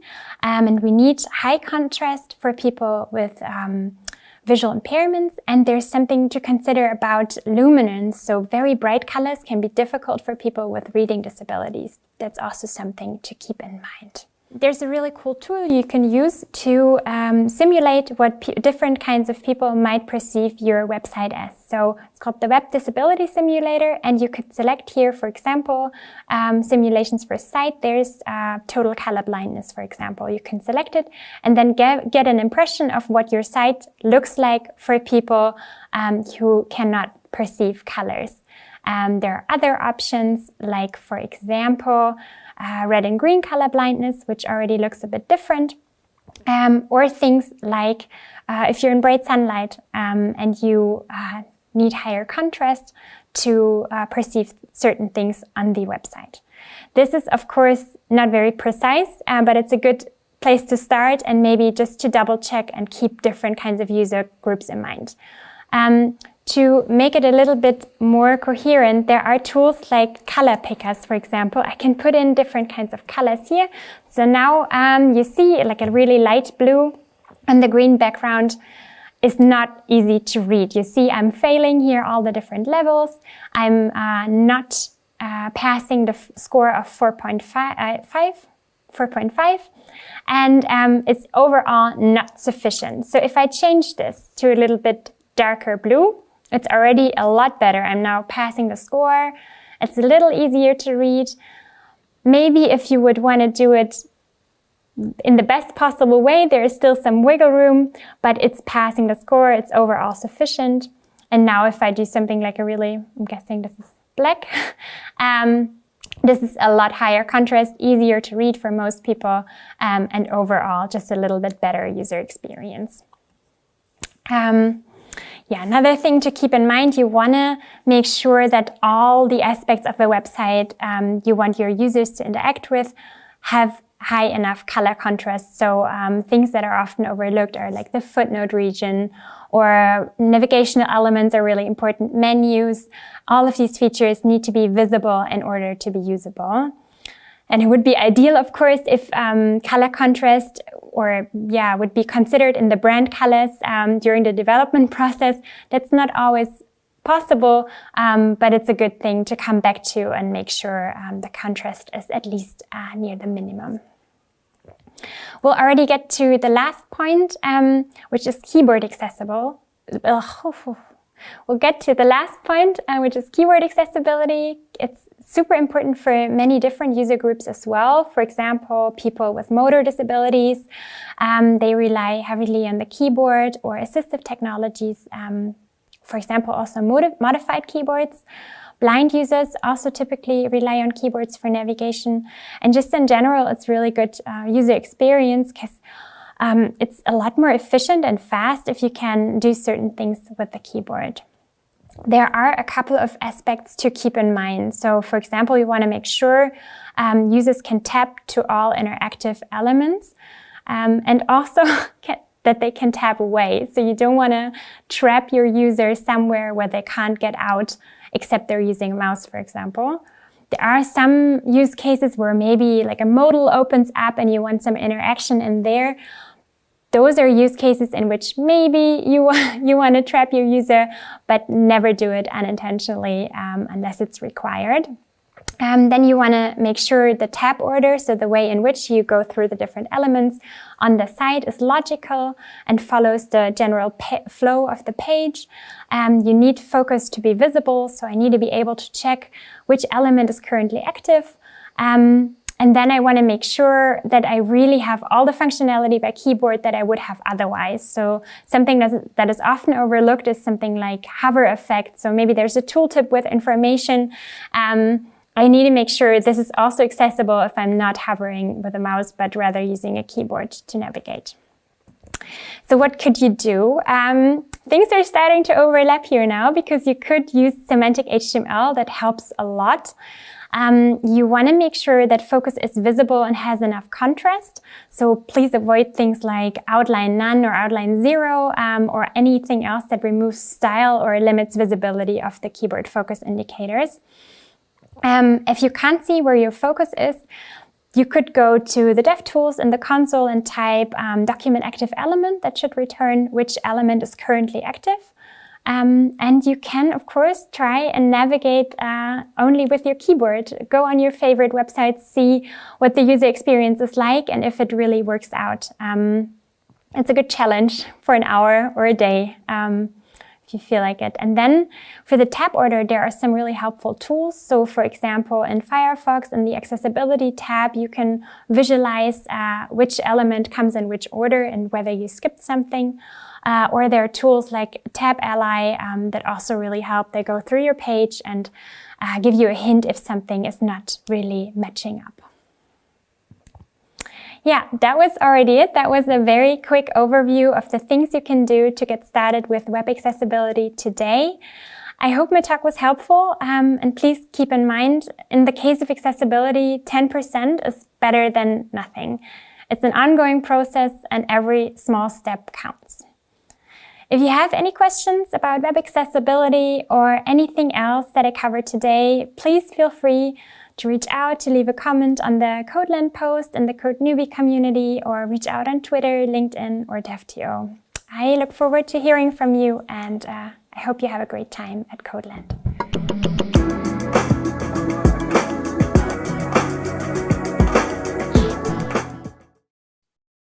Now, lots of us know how important web accessibility is, but it can be tough to figure out how to get started with it.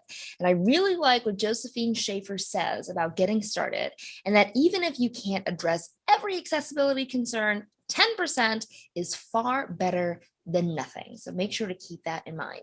Now, I've been seeing some fantastic comments that you've been leaving for our speakers on their posts so far, really showing them that CodeLand love. Thank you so much for that. And as a reminder, you can also leave specific questions that you have, which we'll be bringing up in the live panels later today. Now, we're going to hear from Charlene Cooey, who will be giving a talk about the widespread diversity and inclusion problem that we have in tech. Here's Charlene.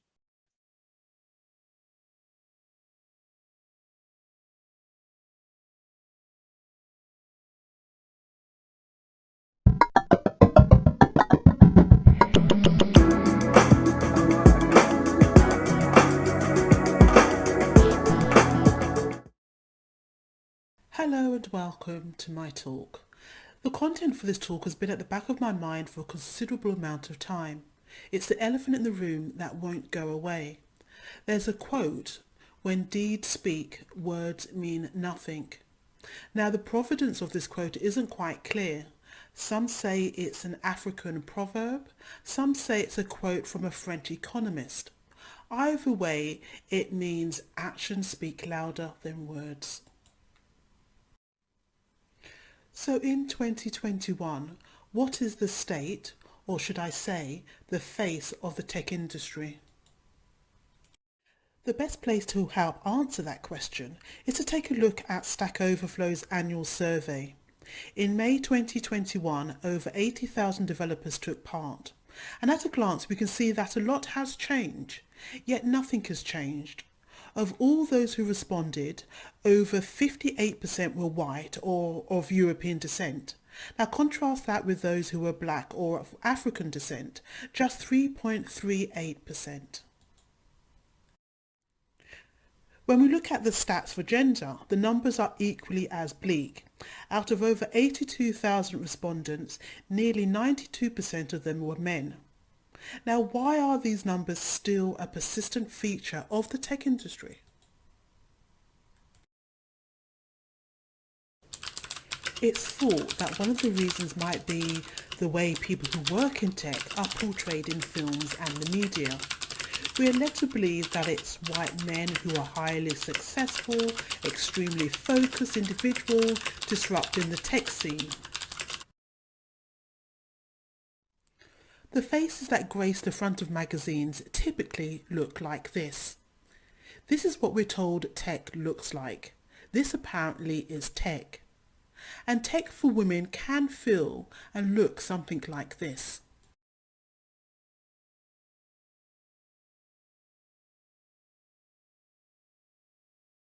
Now, a computer for women, how did the idea come about? I had the idea in a dream originally. And then the next night I dreamt about it again. Then I probably had the same dream for the next 40 or 50 nights. And I thought, yes, I'll do that. And that became the Petticoat 5? Yes, the Petticoat 5. It's a computer made by women, for women. So, let's take a look at it. Now, the first thing you notice is the shape of the keys. That's right. They're designed to make it easier to type with long nails. Oh, that is a good idea. And what is this? Well, that's a place to put your rings. Ah. And on the side here, we have a tissue dispenser. Uh-huh. And over here is a vanity mirror which pops up when you press this button. And the space bar is an emery board. So I suppose you could fix your makeup while you work? Well, yes, you could.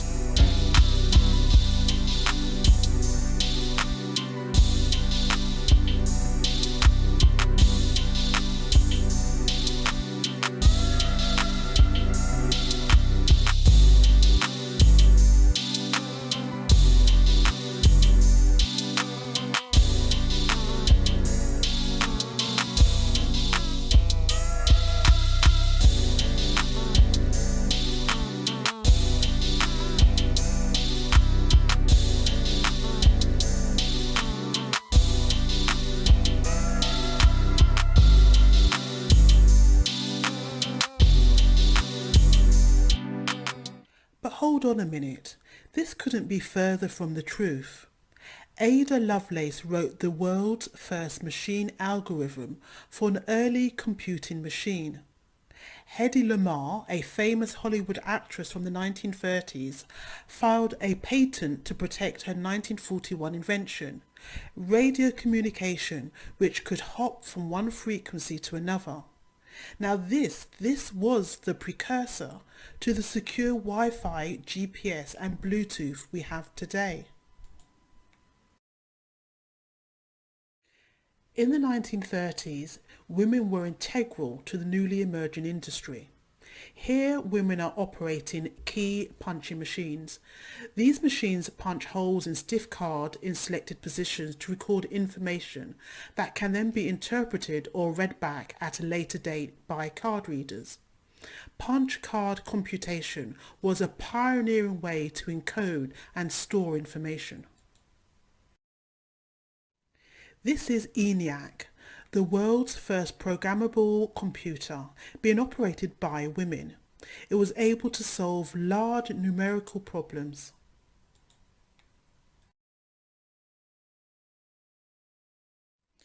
This is Grace Hopper. Say hello to Grace.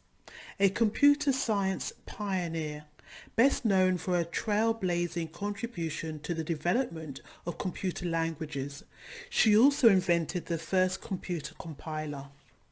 And fun fact, Grace Hopper was part of the team working on the Mark II computer at Harvard that found the world's first real bug, helping popularizing the term debugging. In the early days of NASA, black women played a vital role in advancing its missions. Called human computers, they helped send the first American astronaut into orbit. Mary Jackson, formerly a teacher, spent 30 years with NASA as an engineer. Dorothy Vaughan also worked at NASA and was an expert programmer in Fortran, a prominent computer language of the day. And here we have Katherine Johnson. She was an exceptional mathematician, especially in how to use geometry to solve problems. She started out as a teacher, but later went on to become a human computer and a team leader at NASA. It was her math that helped send astronauts to the moon and bring them back. She worked at NASA for over 30 years. And this is Gwen Barzy. She had to overcome many obstacles because of her race and gender to become one of the first women to actually program computers in Canada. She would go on to lead a number of large projects in the insurance industry. I was taken back by this quote from her. She said, "I had it easy. The computer didn't care that I was a woman or that I was black. Most women had it much harder than that." It sums up what I find so attractive about this industry.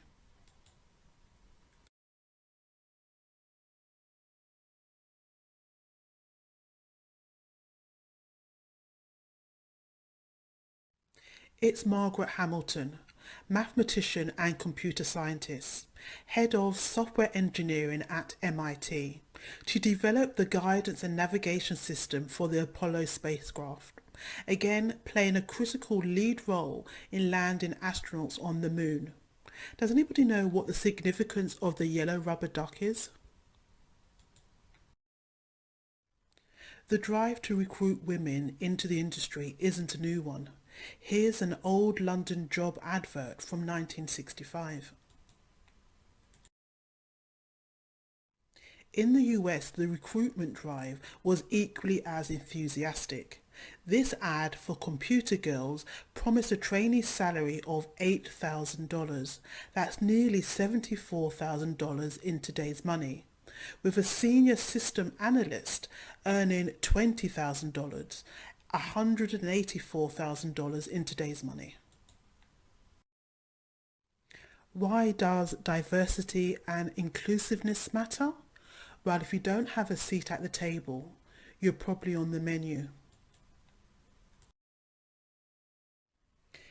In 2014, after a couple of false starts, HealthKit and the Health app launched on iOS 8. It allowed users to monitor and store vital health data such as weight, vitamin intake, steps, heart rate, blood alcohol content, sodium intake, blood pressure, and height. All very exciting stuff, but there was a problem, a glaring omission.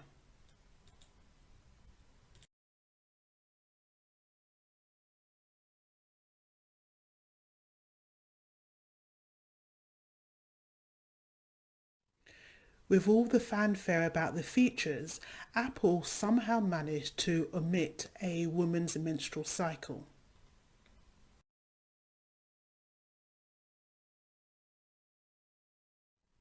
What are some of the possible reasons behind this persistent lack of diversity in the tech industry? Why, despite the early significant roles women played in tech, are the numbers still low? Well, the images we are fed and the narrative we are sold must have an impact on a subconscious level. But we don't need to speculate. There have been studies carried out to try and answer this question. A 4-year study found that males had more exposure to computers from an early age, at home and school. Geeky boys who formed computer clubs, at least in part to escape the torments of jock culture, often wound up, whether intentionally or not, reproducing the same exclusionary behaviour. These groups snubbed not only girls, but also black and Latino boys. Due to the growing popularity in computer science and the lack of professors, some universities started adding hurdles. Requirements to pass certain courses before being accepted to study computer science as a major, for example. Punishing workloads and classes that covered the material at a lightning pace. This weeded out those who didn't get it immediately. All this fostered an environment in which the students most likely to get through were those who had already been exposed to coding, i.e. young men mostly. Women started to doubt their ability and started to question how they might ever catch up. Every time the field has instituted these filters on the front end, that's had the effect of reducing the participation of women in particular. This is called a capacity of crisis. As programming was shutting its doors to women in academia, a similar transformation was taking place in corporate America. The emergence of what would be called cultural fit. This was changing the who and the why of the hiring process. By the 1990s and the 2000s, the pursuit of cultural fit was in full force, particularly at startups. Founders looked to hire people who were socially and culturally similar to themselves. One of the big takeaways is that technical skill does not equate to success. Also at the time, the James Darmore memo surfaced. This Google employee suggested that there are several qualities more commonly found in women, such as higher rates of anxiety, that explained why they weren't thriving in a competitive world of coding. But if biology were the reason as to why fewer women are in coding, it would be impossible to explain why women were so prominent in the early years.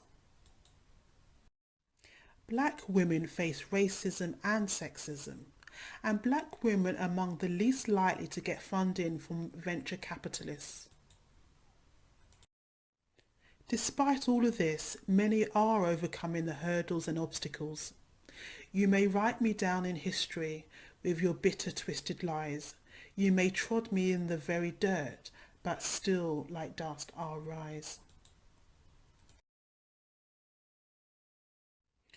Kimberly Bryant, founder and CEO of Black Girls Code, a non-profit organisation dedicated to changing the face of technology. Kalia Braswell, UX designer at Apple. Dr. Jamaica Burge owns a startup that specialises in computer science design and education.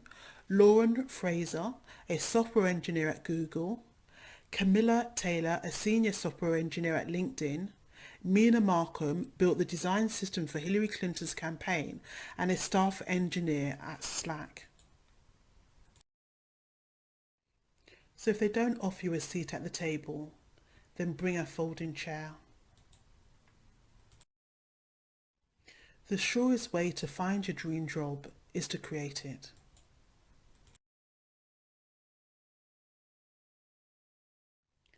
And people are.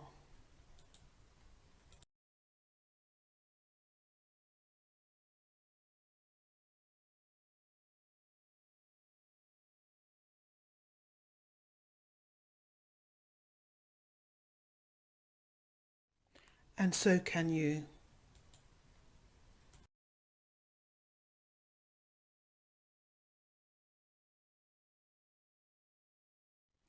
If not you, then who? If not now, then when? The fact of the matter is, diversity breeds innovation. It's a win-win for all those involved. Like I said, diversity breeds innovation. Let's connect, discuss, and join forces to make a difference.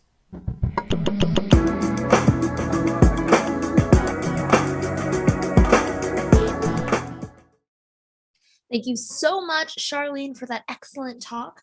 I think there's probably a lot of points and statistics to revisit in Charlene's talk, so please feel free to do that at your own pace, in your own time, by finding Charlene's speaker post in the interactive schedule on the live stream. Now, before we move on to our next talk, just a quick reminder to head over to the CodeLand hallway to chat with other attendees. You can find that right above. And if you need any help, make sure to hang out in the hallway and we'll make sure to help you out as well. All right, up next, we have Tracy Bergen-Fulton here to talk about the superpower of being a career changer in tech. And I know that's a lot of you, so hopefully this talk will inspire you. Here's Tracy.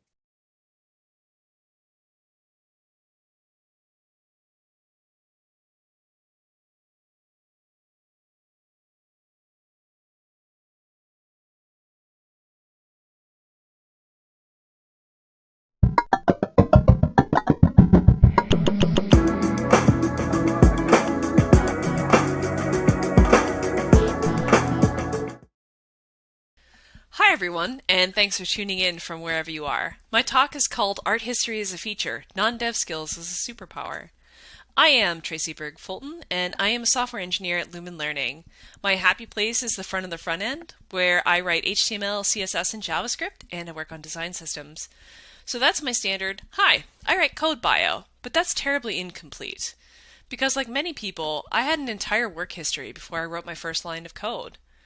I was an art historian working in museum collection stewardship, which is basically problem solving with irreplaceable works of art, and answering questions like, how do I get a 10-foot by 30-foot painting across an ocean without it getting damaged? What do you do when the artwork includes a live parrot, and quite a lot of thinking about bugs, light, and water? My very last museum job was as a provenance researcher, which is research into the ownership history of an artwork. And that's a mixture of history, genealogy, library and archival work, and a lot of Googling. But my working life has given me a lot of hats to wear, in addition to the silly Roman soldier hat. I worked as a lifeguard from the time I was 16 until I left graduate school. I've worked in many flavors of retail, and I worked for the Postal Service. But one of the most important side jobs happened when the chair of a museum professional committee called me up and said, how'd you like to run a website? And as an early career person, when the chair calls, you generally say yes. So saying yes to that phone call lit the fire for me to learn how to code and led me here today. And I know some of you are thinking that being a software engineer and being an art historian are different things, and you'd be right. But that doesn't mean that they don't support and complement each other. I like to say that art history is a feature in the Tracy code, not a bug in my dev career. The art historian bits of me are just as critical to my work as a dev as my knowledge of JavaScript. So I really want to challenge the idea that the only skills worth valuing or talking about are your coding skills. And we can be pretty sure that we as a community share those, but being a Git wizard isn't all it takes to be good at a job, to be a good coworker, and to be a good community member. Think back to one of your favorite coworkers. Why were they your favorite? When I remember some of my favorites, I don't remember a single piece of their work product, but I do remember how supportive they were of their interns, or how calm they were in a really stressful situation. And those are superpowers learned from life and work experience, and the great news is that we've all got them. So how do we identify our superpowers from our non-dev life, and how do we pull them into our dev career? Well, my first stop for the superpowers is my resume. And a quick note about your resume. If you have a short one-pager that you're using for applications, that's great. For the purpose of this exercise, maybe make just a little supplement that includes some of your really far back jobs and your non-tech jobs. And think about what moments in each of these jobs would make your highlight reel, and what was your role in them. And then put words to those moments. I am good at scheduling. I am good at documentation. I am good at teamwork. I am good at insert thing here. And there's no room for modesty in the superpower world. You've really got to be a little like React and give yourself some props. JavaScript joke? Anybody? Okay. The next question I like to ask when going through my resume is, do these titles reflect what I actually did? And particularly if you're coming from outside of tech or from industries that rely on an institutional title structure, thinking like government and higher ed are kind of prime examples of this, your title may not telegraph your awesomeness, or it may need a bit of an explainer. So be prepared to contextualize those titles. One of the ways I like to do this is by including a common title that reflects what I did and then my institutional title in parentheses. And you can see 2 examples here. Or by using bullet points to more clearly spell out the scope of your work if your title doesn't give a clear indicator of what you did. And while we're talking about the work that you actually do, now is the time to think about all the work you do but don't get formal recognition for. Are you an onboarding buddy, a product knowledge source, cake day organizer, tender of the plants? In all of these, there are superpowers, and now's the time to get recognized for them. And as a quick sidebar, I really want to recommend an absolutely smashing talk by Tanya Riley about this sort of work called Being Glue, which you can find at newidea.dog/glue.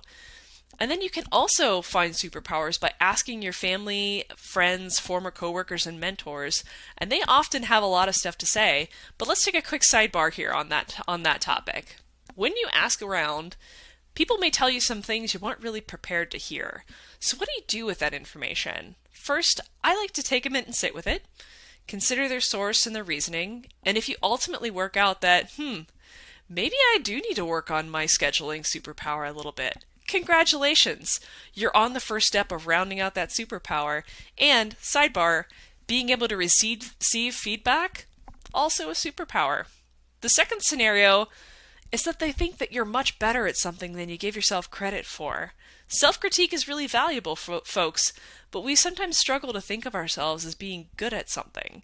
Again, be a little like React, pass those props to yourself.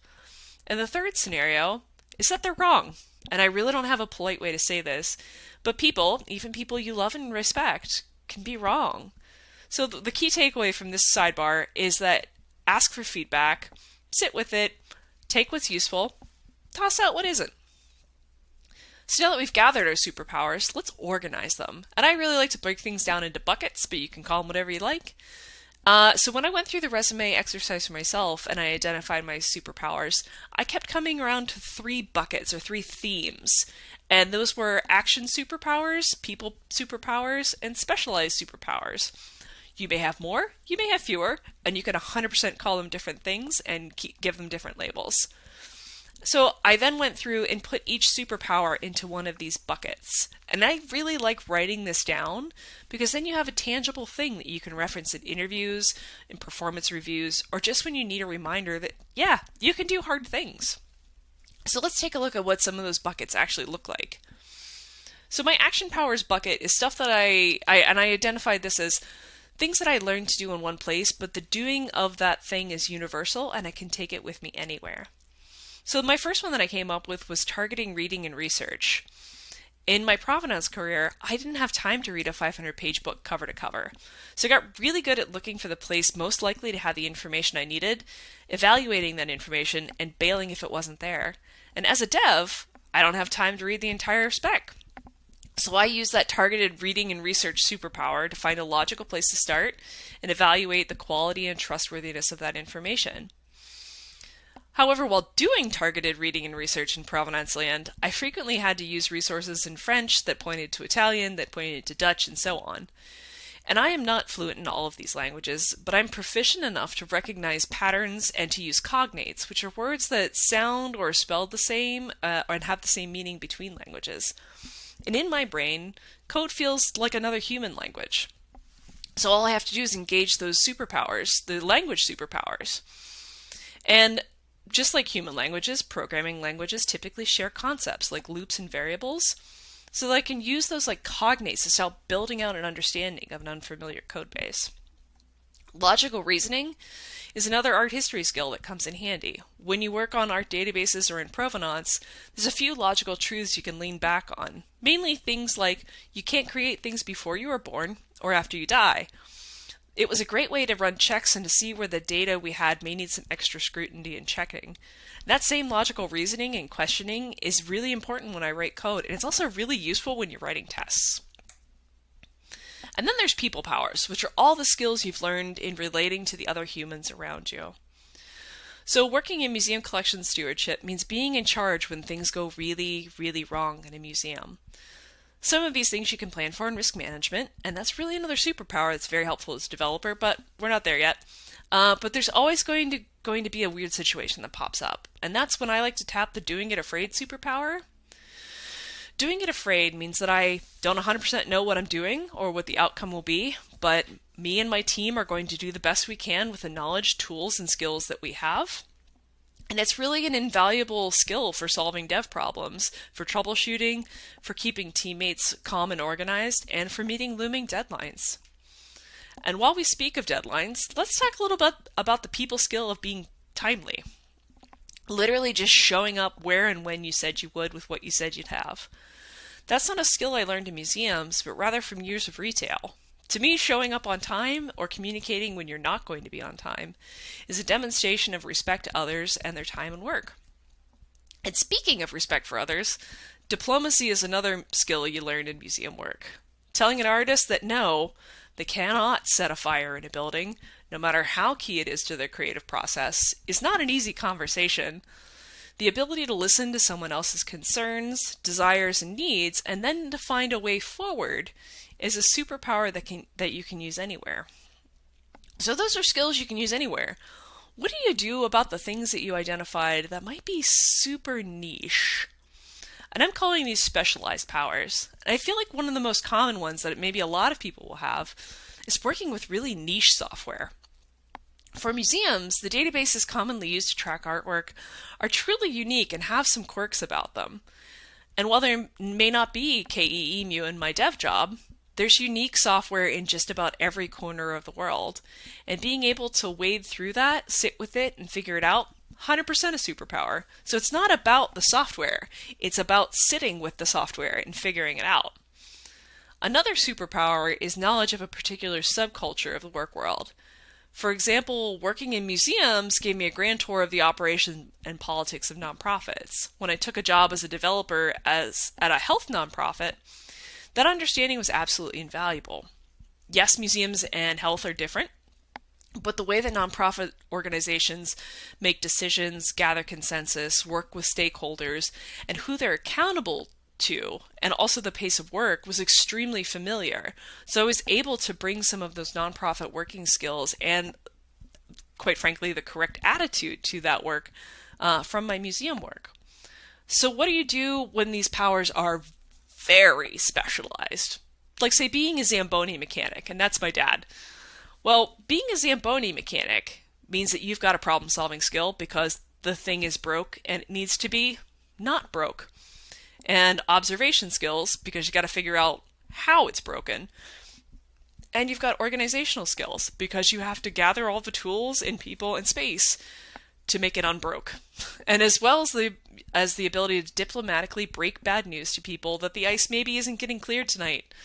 It's about thinking about your powers in the round, not about the doing of the thing, but about all of the steps you take to make the thing happen.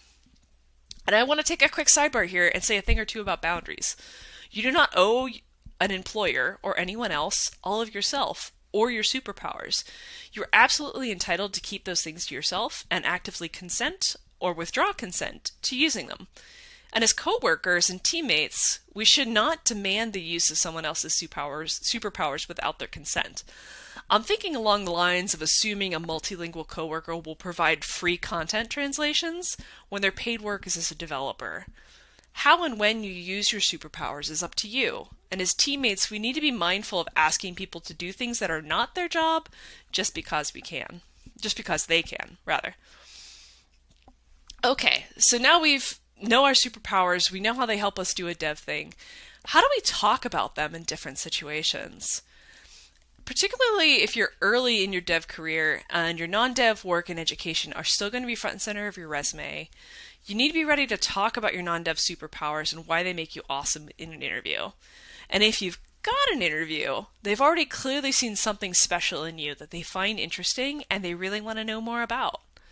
So going through the superpowers exercise is a great way to help you answer interview questions like, tell us about a time when something didn't go well and what you learned from it.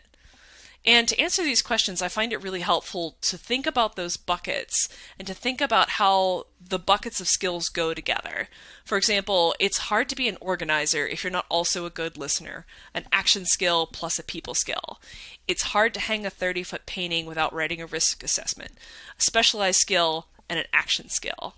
And that highlights you as a holistic and unique person who brings a buffet of superpowers to a team, project, organization, and it opens the door for you to talk more about your non-dev experience and how it makes you an awesome developer.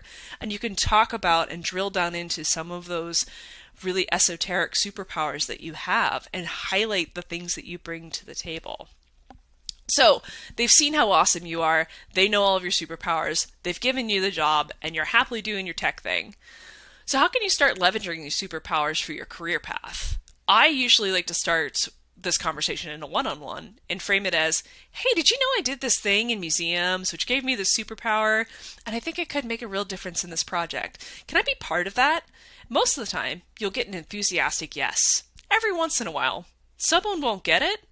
And what do you do when someone doesn't get it, when they don't see the superpower that you bring to your dev work? And if you're experiencing this in the workplace, my first strategy is persistence. So I basically bring it up at every chance I get, using statements that frame that experience as an asset. Oh yeah, I used to have to do these massive data imports on my museum job, where we did X, Y, and Z, and I think that might help us here. If you're encountering this attitude in the hiring process, I feel like that is a giant flashing red flag that maybe you don't want to work for that employer. Sometimes this might show up as additional code testing that's outside of the normal interview process or outside of the process that was highlighted to you. Hostile interviewing, and occasionally just like absolute outright disdain, but I do want to stress that this is thankfully a small, tiny speck on the landscape.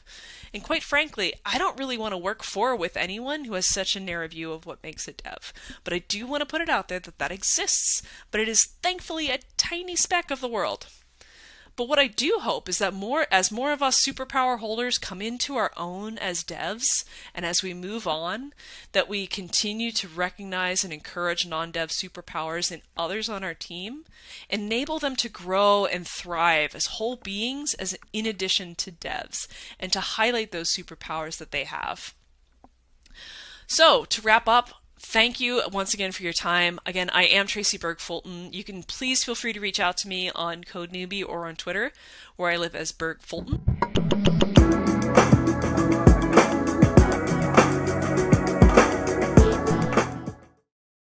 There is definitely a myth in tech that all of us coders and developers were born with a math brain.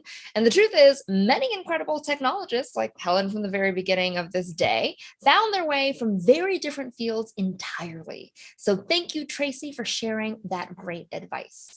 Leave your questions for Tracy in her talk post, linked in the schedule to your right. Now, before moving on to our next talk, heads up that you can get help from the CodeLand organizing team on Discord. That channel is linked in the CodeLand hallway post, which you can find above this video. Now, let's shift gears to hear a talk about equity and documentation from Julia Seidman. Here's Julia.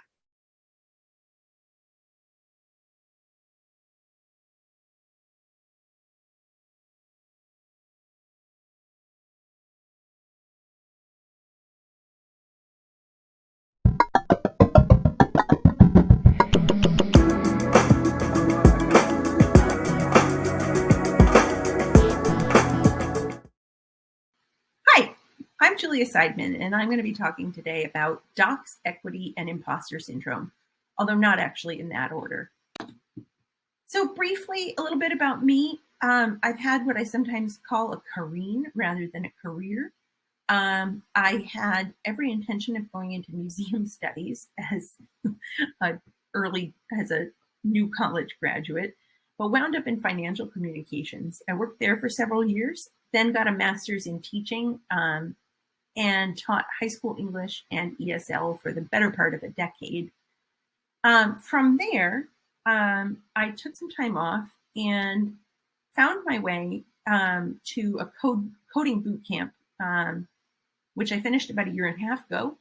And since then, I've been working as a technical content writer and developer on a freelance basis. So as a new developer, I heard a lot about imposter syndrome, which I'm sure you have too, from friends, from teachers, from bloggers. And it never quite added up to me. It is a real psychological phenomenon. There's lots of literature about it, but it is a phenomenon that is associated with people further down the road in their careers. It's something where someone with significant achievements essentially doubts their ability to reproduce those results.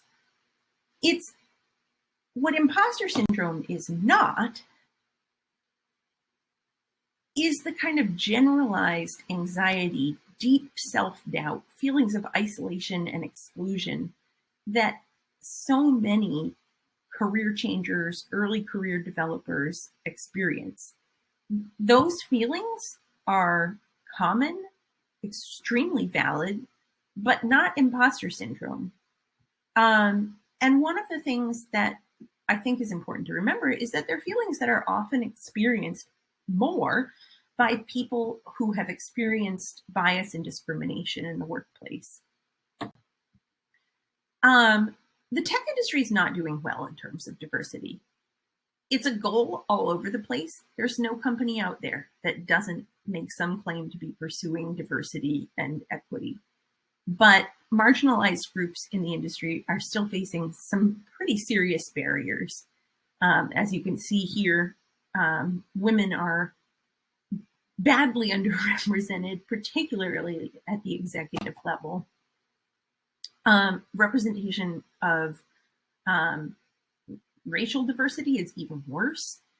And for the intersection, women of color, they are catastrophically underrepresented. And truthfully, we're just not making very much progress.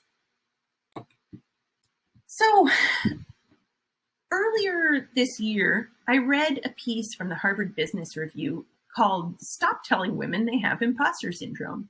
And it got me thinking about the dynamics of what we call imposter syndrome. I picked out this comic because it was intended to illustrate what imposter syndrome is, this thing that everyone theoretically experiences. But when I look at this comic, I see a scenario that is actually quite uncommon: a female boss and a male underling. And to me, to use this as an illustration of this supposedly universal phenomenon of imposter syndrome feels disingenuous. When we know that women and people of color report these kinds of anxieties at much greater rates than men, and that those anxieties probably go quite a ways towards explaining that attrition that we saw at the higher levels of management. So if we're going to talk about something that affects, quote, everyone in the industry, talking about it in this gender-blind, color-blind way doesn't add up for me. Part of the reason it doesn't add up is that while imposter syndrome is real, it's not the whole story. It doesn't account for the impacts of discrimination and bias.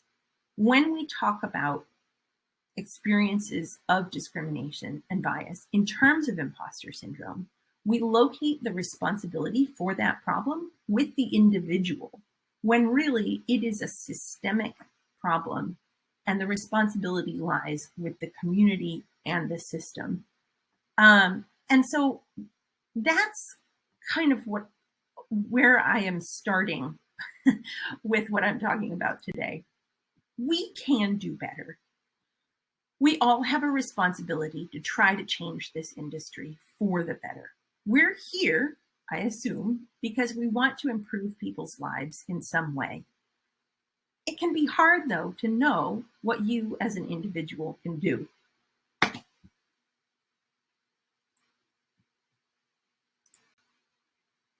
My light bulb moment was when I realized that I could apply some of the principles that I used every day as a teacher and curriculum developer, and I could apply those principles to tech writing.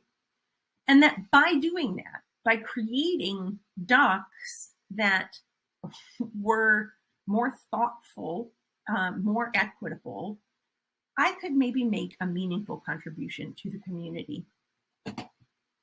So this started for me in part with an experience that I had when I first started kind of getting into the tech industry.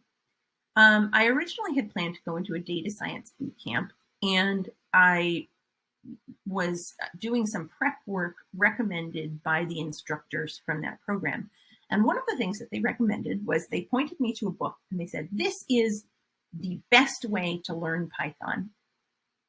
The author of this book, which I'm not going to name, is a very well-known writer. He has a well-trafficked website. He has a whole series of books.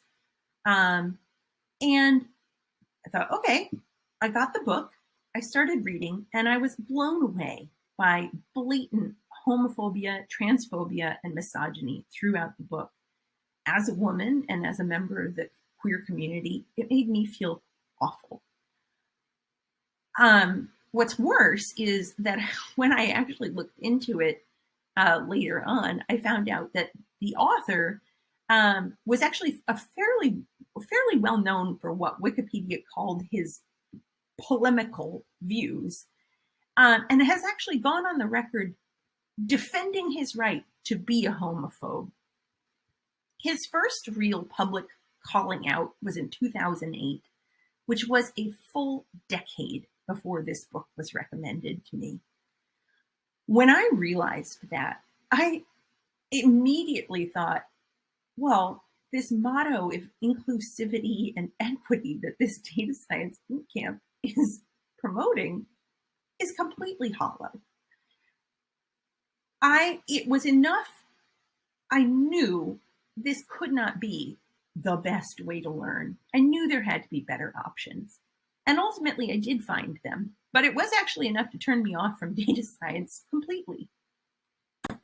So the kind of bias that I saw and the prejudice and just awfulness that I saw in that book is just sort of one relatively extreme example of what I think is holding us back when it comes to docs.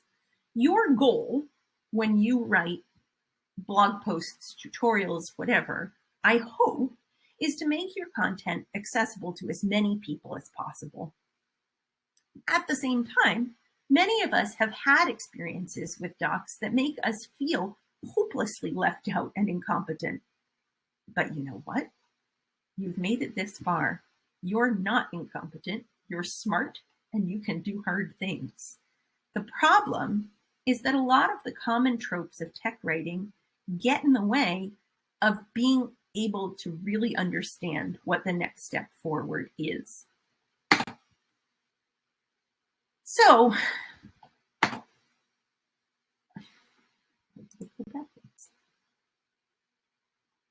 I thought from my kind of toolkit as a teacher that one of the kind of most meaningful places to start would be to look at what's called culturally responsive teaching principles. So if we want to educate diverse users and grow our audience and user base and reach more diverse groups, starting with this approach makes sense. Normally it means tailoring to a specific classroom or school community, but many of the principles are just good teaching. And the main driving idea is that we need to step outside ourselves and think about community more broadly. So the principles of CRT: reflect on your own cultural lens, recognize and redress bias in the system, communicate in linguistically and culturally responsive ways, demonstrate respect for diversity, and emphasize real-world context. I think that this first one is the most important. Being aware of your own biases is absolutely essential in addressing them and making up for those deficits in your own worldview. Before you begin writing anything, you need to inventory your own assumptions, figure out what it is that you are missing from your point of view, and reach out to fill in those gaps. Challenge your own biases. The next step is to really intentionally set out to address the problems of bias and inequity in the industry. Equity means leveling a playing field, giving everyone a chance to feel fully included. You need to start with the intention to help those who are feeling excluded. Sometimes I think that this can come across as an invitation to patronize. It's not. When we look at women in tech, when we look at communities of color, when we look at other marginalized groups, what is holding people back is not a lack of intellect or drive. Those things are there in abundance. What is missing are resources, prior knowledge, a feeling of safety, a feeling of inclusion. So when you write for people's best selves, when you bring your best self to your writing, everyone will benefit. The next principle is the practical one. Basically, I see this one as talk to people where they are. I think that there is a problem with a lot of writers essentially approaching their writing as a way to prove their own in-group status. Maybe that's not conscious, but I think it happens. And that, it just doesn't actually benefit anyone. People who are in the in-group are not going to be impressed, and people who are not in the in-group are going to have a much harder time learning from you. So meet people where they are. Use plain language, explain yourself, spell it out, provide live links, give people the tools they need to learn more and to really understand what it is that you're talking about. Use well-known cultural references, relatable metaphors, concrete examples, variable names that mean something, and acknowledge that this stuff is challenging. People need stepping stones. They don't need their hand held, but they need stepping stones. Emphasize real-world context. To me, this means create space for people to be their whole selves. I try really hard to do this when I'm writing use case pieces in particular. There's no reason that every tutorial, every use case needs to be based on the same tired, unrelatable scenarios. Come up with something from your real life, from your community writ large. There are all kinds of people and all kinds of organizations that can benefit from technology. So come up with examples, contexts that feel fresh and relatable. Finally, this should be simple, but there are so many forces telling us it doesn't matter. Demonstrate respect. There's no reason that docs should be a place to make people uncomfortable, to revel in your own ability to be a pariah. It matters to demonstrate respect for people. So the bad news is bias is endemic in tech. Many, many people feel excluded and marginalized. And there are a lot of reasons for this. I'm certainly not suggesting docs are the only cause, but I think they're a powerful force, especially for self-taught developers and career changers.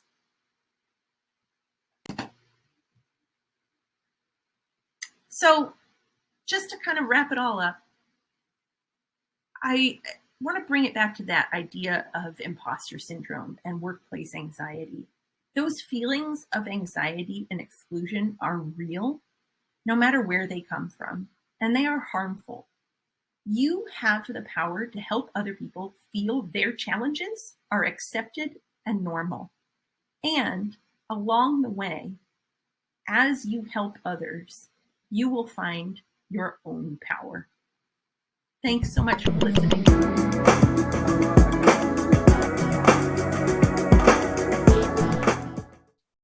Thank you so much, Julia. My apologies for the mispronunciation of your name. It is Julia Seidman. Thank you so much for that incredibly powerful talk.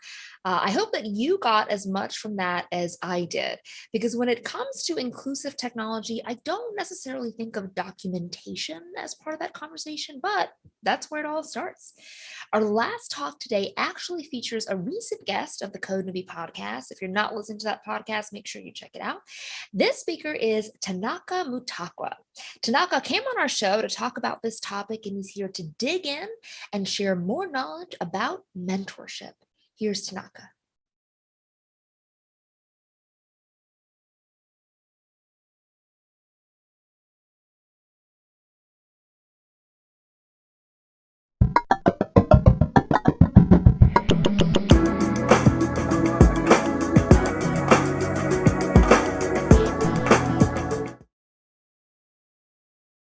Hello, everyone.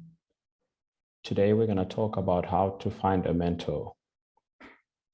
Whether you're just out of university or you just graduated from a coding bootcamp, you will need all the help you can get to become the best developer you can be.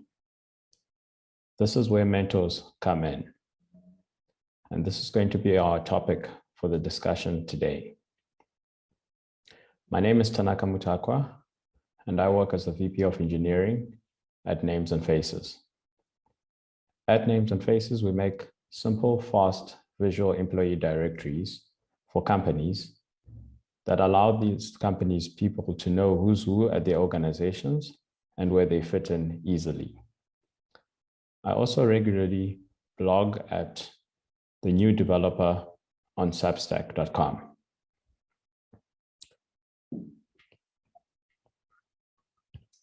Your first job as a software developer can be very challenging. There's so much to learn about coding and building a career in the technology industry. Doing it by yourself can be overwhelming. When I started my first job, one of the senior developers at the company I worked at offered to help me learn and grow into a good software developer. He was a more experienced guide who had overcome the same problems I was facing and provided an inspiring example for me to follow. If I needed any useful tips on coding, I went to him. If I needed any advice on navigating a career in the technology industry, I went to him. That senior engineer became my mentor, and without him, my software engineering career would have been very difficult at the start. Most people have to find a mentor by themselves. Most people, however, don't know how to find a mentor. What should you do? Where should you start?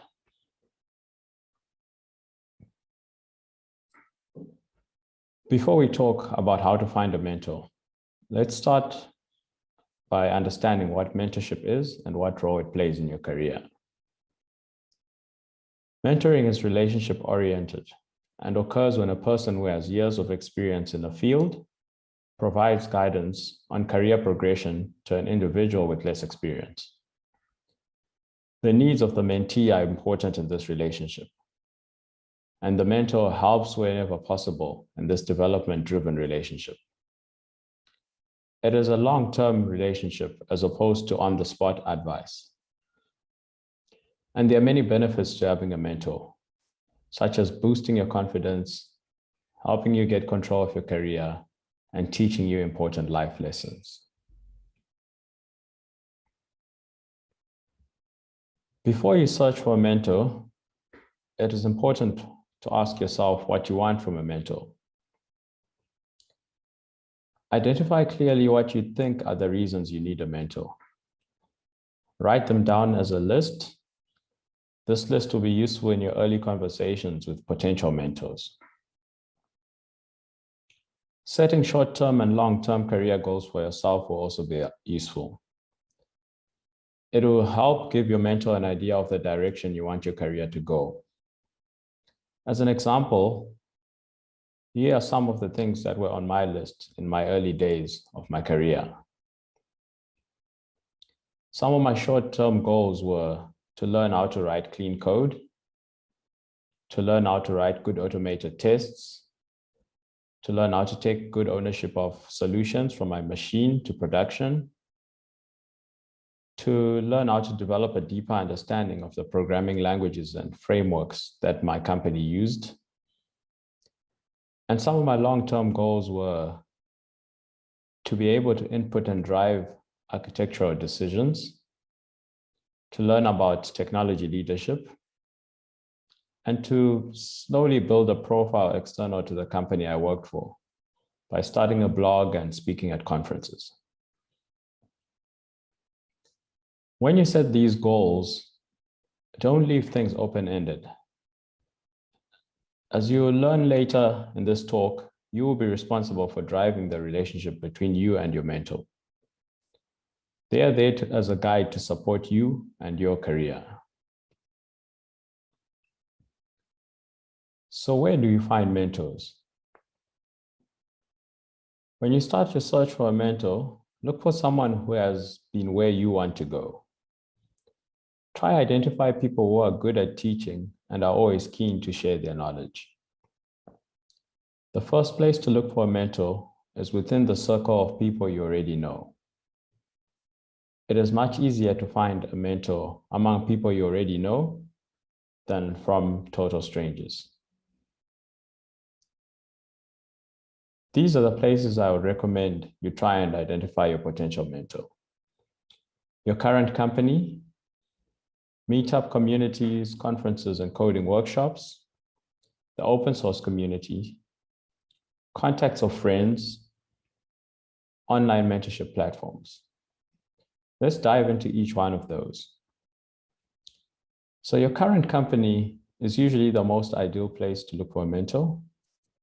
There are likely to be some experienced software developers already working there. They already know you, have visibility into your work, and will be easier to access when you need help. I highly recommend looking for a mentor within your current company if the situation allows. With meetup communities, conferences, and coding workshops, they usually have people who are keen to share their knowledge, especially people who are speakers at the events or facilitators of the workshops. You should identify groups that align with your goals, join them, attend their sessions frequently, and establish good relationships with the members. Eventually, you will be able to identify potential mentors you could approach.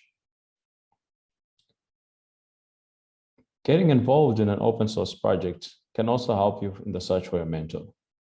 Identify an open source project that you're passionate about and start making contributions to move the project forward. Your contributions to an open source project do not have to be complicated coding solutions. Most people start at the basics, perhaps contributing to the documentation of the project. Once you're part of the open source project, you will start interacting with other contributors of the project or the project maintainers. Eventually, you'll be able to identify potential mentors you could approach amongst this group. If you cannot identify anyone who could be your potential mentor, your next best approach is to ask your friends if they know any software developer who would be a good mentor for you. Your friends are likely to have contacts that work at their companies that they may be able to connect you with. It may be someone you don't know, but your friends can help with the introductions. There are also now some online mentorship platforms that exist. This is also another way in which you can find a mentor. Some of these platforms are paid platforms, some of them are free. Examples such as Code Mentor, Coding Coach, and Mentor Cruise exist. A quick online search for software developer mentorship will give you many of these platforms, and you can choose one that suits you. Once you have identified your potential mentor, you must ask them to set up a formal mentor-mentee relationship. It is important to first build a relationship with the potential mentor. It will become easier to ask that way. Take it slow. Some trust building may be required before you start. To build a relationship with a potential mentor, offer to take them out for coffee or find a great time to get on a call with them. Make it as easy as possible for them to connect with you, build some rapport, and find something you have in common. Once you've built up a relationship with your potential mentor, you should ask them to formally become your mentor. When you ask, you can say something along these lines. Hello, you're someone I look up to. I'm new in this software development journey. I've enjoyed the discussions we've had in the past and felt your opinions are always really insightful. I would highly appreciate it if you could help me in my software development journey. Can I set up some time to talk about areas I'd like to grow in and how you could potentially help as a mentor? If the response from the potential mentor is positive and they're happy to chat, then you can try it out with 1 or 2 meetings and see if both of you would want to continue. If the response from the potential mentor is negative and they're unavailable, don't give up. You might not succeed on the first try, and that is completely understandable. People are busy. Just keep going, repeat the process, and find another potential mentor.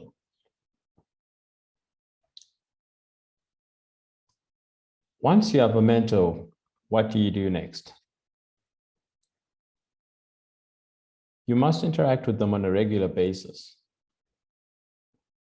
You can discuss and agree on the time commitment with your mentor.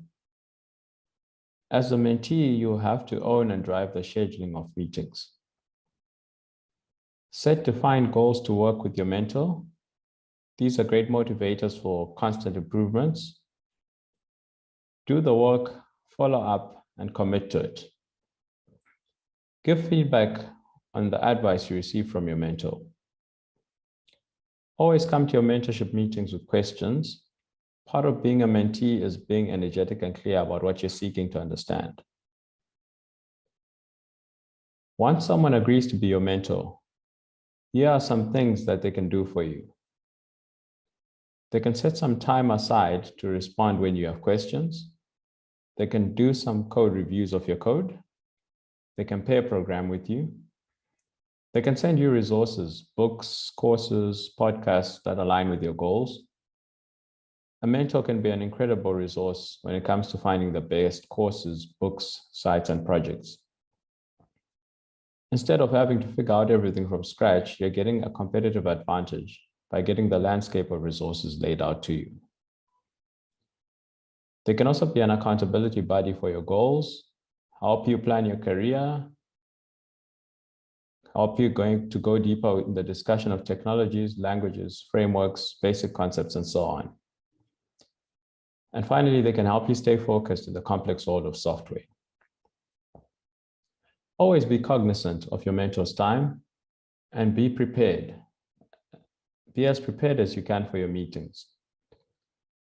Always be on time for your scheduled meetings with your mentor. Offer to pay for coffee if you can, and do anything else you can to say you appreciate their time. Over time, you want to review if the relationship with your mentor is still working, to constantly check if it's still providing value for the both of you.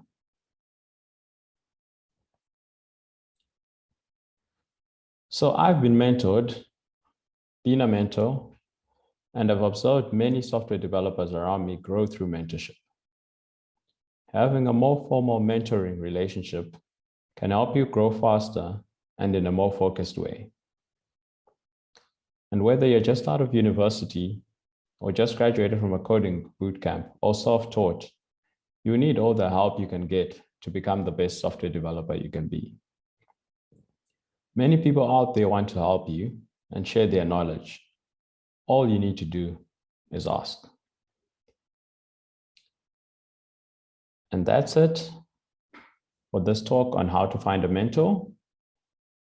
If you have any questions about how to find a mentor or anything else I've covered today, feel free to leave a comment on my CodeLand post on the Code Newbie community.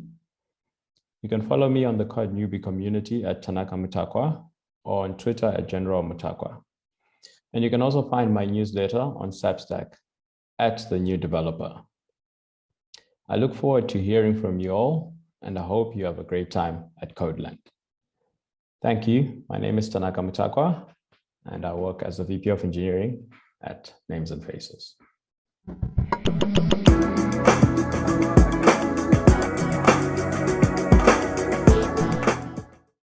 And that's it for our live stream talks. Next, I'm excited to share a handful of live speaker discussions, some of which I'll be moderating with help from a few guests, Will Johnson and Ali Spittle. We'll be answering your questions live, so be sure to leave them, our speakers, within their posts. Again, you can find those in the interactive schedule by clicking on Watch on Demand and Chat in the box to your right. But first, let's take a quick break. We'll meet back here at 12 p.m. Pacific, 3 p.m. Eastern, and 7 p.m. UTC. See you soon.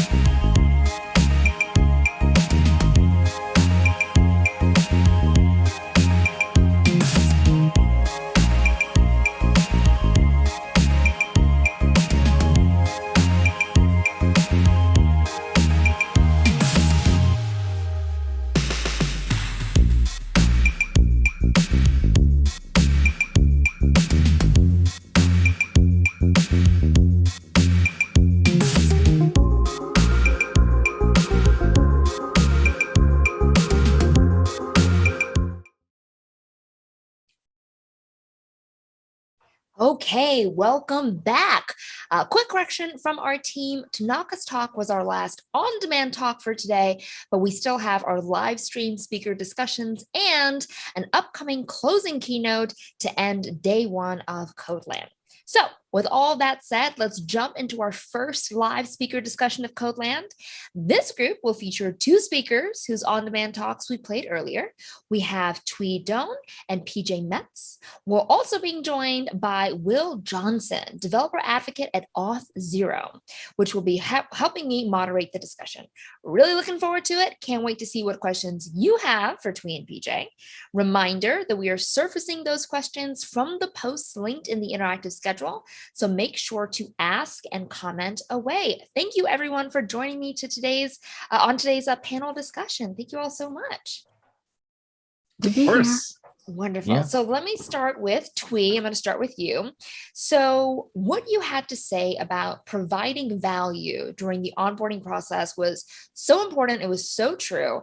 And that onboarding process can be really tough as a new person on the team, and especially as a new developer, period, because when you're onboarding, you just want to get through it, right? Like you just want to be done. You're in a rush to prove yourself, to have the opportunity to prove your worth. And so it can be tough if you're having trouble during that onboarding process. It's tough to kind of bring up those issues of onboarding, of documentation. So what advice would you give an early career developer who might be, encountering some bumps along that onboarding process and might be a little bit nervous to speak up? I think if you just remember that you're on a team, because I'm assuming that you most likely will be on a team, whether you are on a team that sees each other every day or you barely see each other and you just slack each other, you're on a team. They want you to do well. And if you just focus less on the fact that onboarding represents you and your ability to get through onboarding, but it represents I guess an initiation process that everybody goes through and that ideally everyone should have a smooth experience with. And if you're not having a smooth experience with it, take it as an opportunity to make it better for somebody else, a person who is probably going to be on your team too. I love that. I love those two takeaways. You were on a team, right? Mm-hmm. Like we're in this together and you can have an opportunity to make it better for the next person. I love that. That's great. PJ, you were up next. First of all, I love your background. Thank you. That it's my amazing. Unavoidable personality. The unavoidable.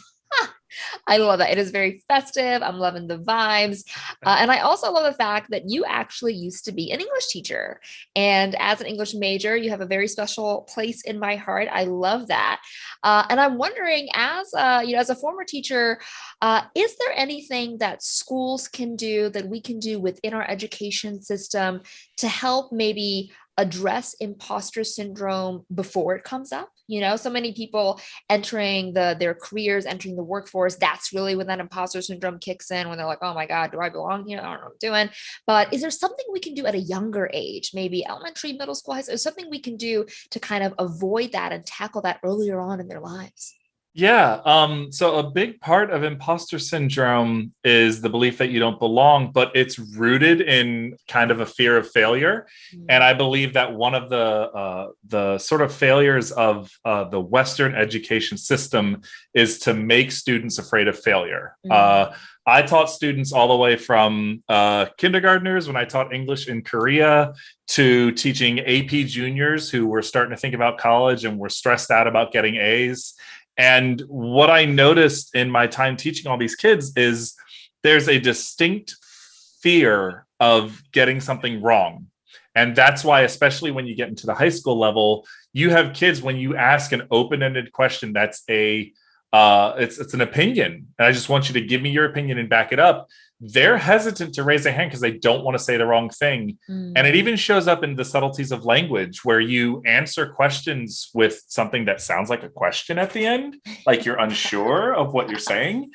And if we gave students the freedom to fail and find success after failure, then they'd be less afraid of failure later on. And like I said in my talk, failure it's not flattering, but it's not the end of everything. And it certainly is an important part of the learning process. You're not going to get everything right the first time. So embracing failure as a step towards success, as opposed to the end of success for kids, is a great way to prep them for a world where they're more likely to take risks and not be, bummed out and sort of afraid of failure. Love that. Yeah, that makes a lot of sense. Yeah, I definitely agree with that as well. Like, make it more of a normal part of the process and not necessarily something to run away from. So Twee, I had a question for you. Do you have any tips for people who want to start offering acceptance criteria, but they haven't done it before?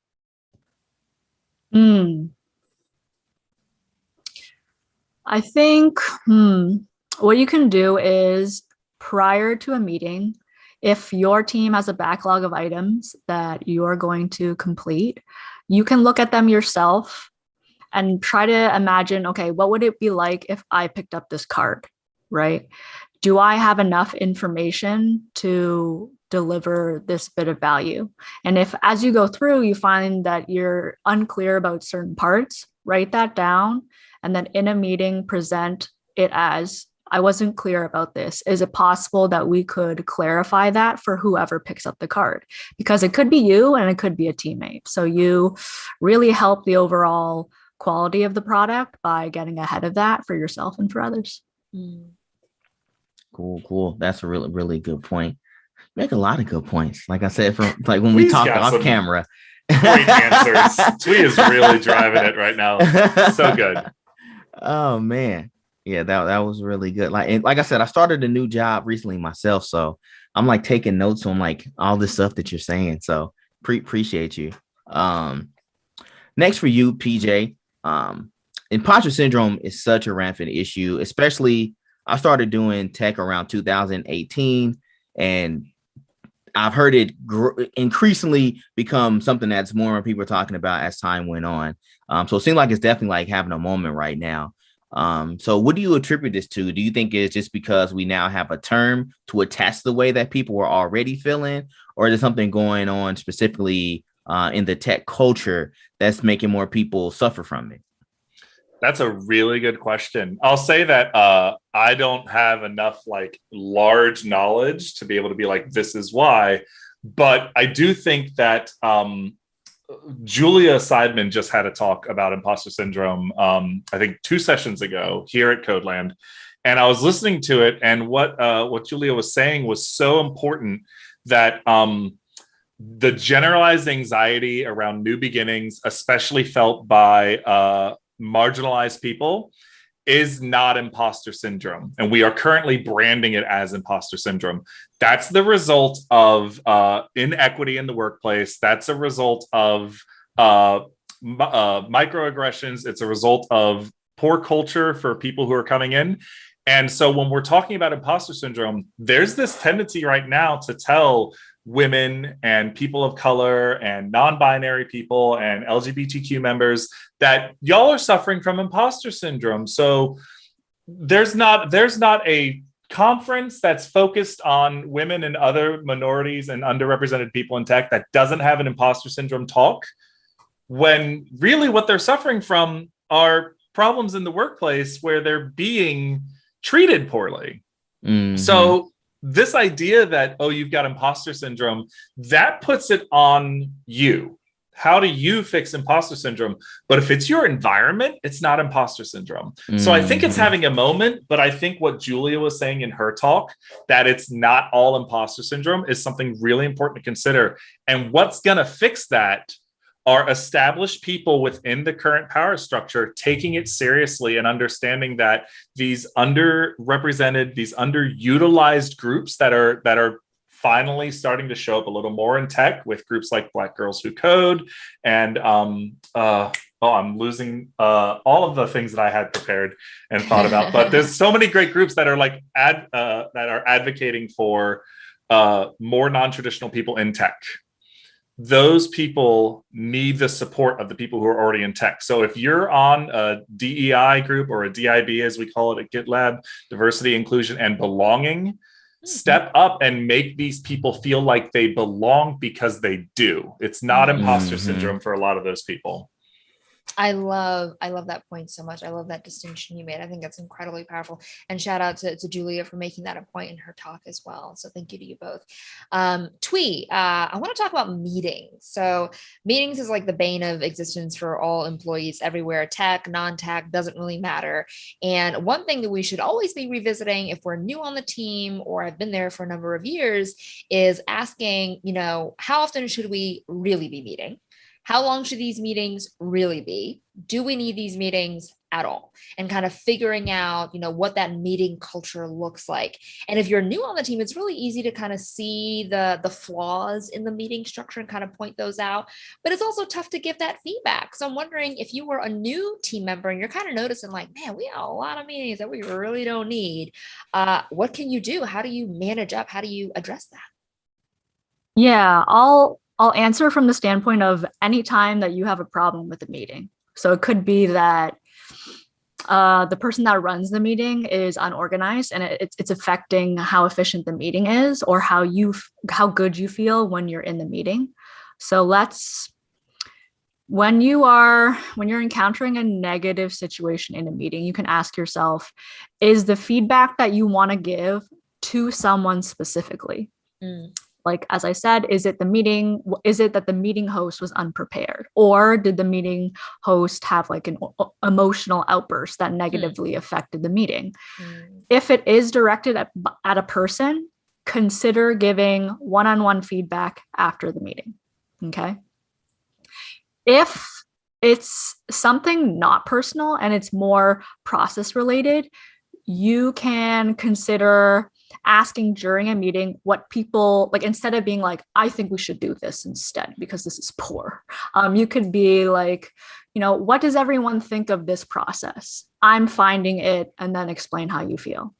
You could also say, if you do have a suggestion and maybe you already have a sense of how everyone feels, you could say, how difficult would it be to do this, like incorporate a suggestion that you want to give, because I'm finding it, so on and so forth. I think that is a little bit more, this is a team. I understand that the way I feel may not necessarily be reflected in everyone else. How does that, being mindful of everyone, but also showing your willingness to make everything good for everyone. Love that. That's great. Cool. And for you, PJ, I'd say the general vibe around imposter syndrome is that it's a bad thing and something that people want to get rid of, right? But is there possibly maybe a positive part of imposter syndrome that we may be missing? I'd say one of the most positive things can come about it is a sort of drive and determination to prove it wrong. One of my favorite tweets that I ever saw was, So what if you're an imposter? How good are you that you've tricked all these people? Lean into it. You are a trickster goddess, and they can't see. Like, that's sort of leaning into it and being like, how good am I? But also that the drive can come from like wanting to prove it wrong. Like if there's that voice inside your head that's feeding you these sort of negative things that are counter to reality. You're getting praise at work. People like working with you. It's going well. And your brain's still going, yeah, but that's because you tricked them. And it's like, okay, I'm going to prove you wrong, brain. And I'm going to prove that this is real and that this is, there can be a drive and determination that comes from it that I think can be good. Also, there's a little bit of like a check on yourself too. If you're feeling imposter syndrome, it needs to be addressed. You have to talk about it with another group, like I suggested in the talk openly about it, because in the air, nothing can fester. And talking about it can lead you to finding more people who have it, and you can use the ways that you've helped yourself to help others too. So the positives, I think, come from addressing it and from using it to fuel you, as opposed to the very real negative psychological effects of imposter syndrome can be debilitating. But the work that you put in to get through it can be helpful in the end to you and others if you share your journey. I love that. I love the idea of just channeling my inner trickster goddess. You are that Loki. Is amazing.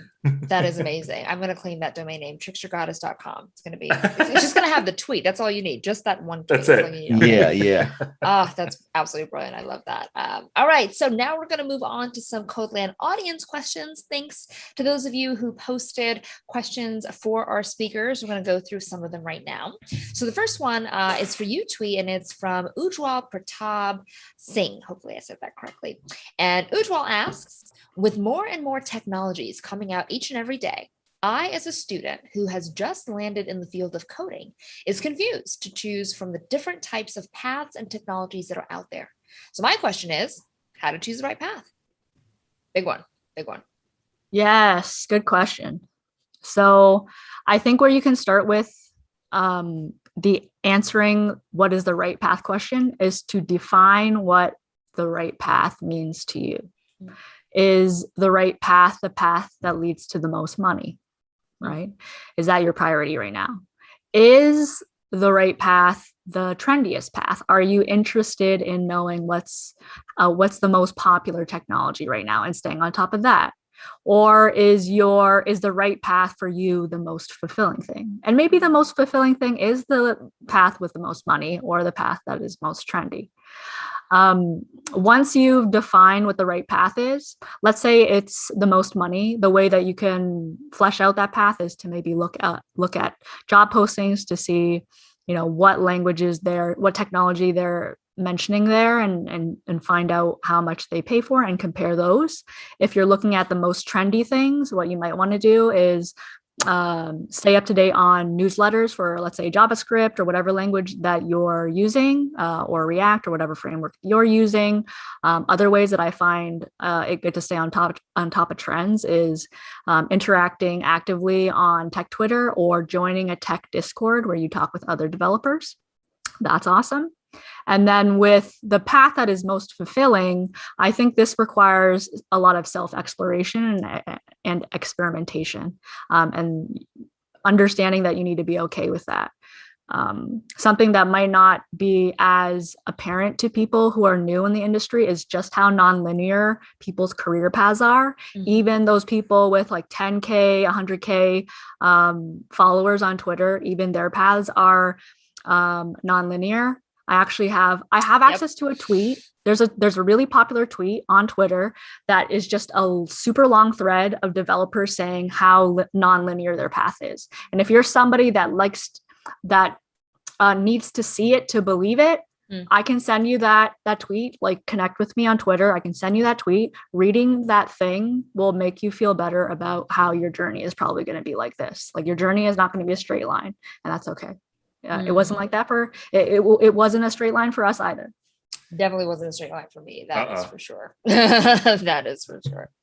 No. And my career is pretty young, but it's it's not feeling like a straight path either. So yeah, it's even kind of hard. Fun.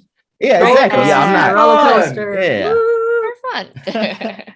Yeah, I'm not complaining. I'm having a ball. It's just when I had a whole plan and I deviated from that plan completely. So the next question is for you, PJ. It's from Mike Bonwaite, I believe. And it said that as a general IT professional, I've been looking to move into the development kind of career. I've taken countless courses and boot camps over the years to prepare myself. Trying to determine if I have enough knowledge to be a developer is hard. It seems like I may never feel ready, as there's always going to be things I need to learn.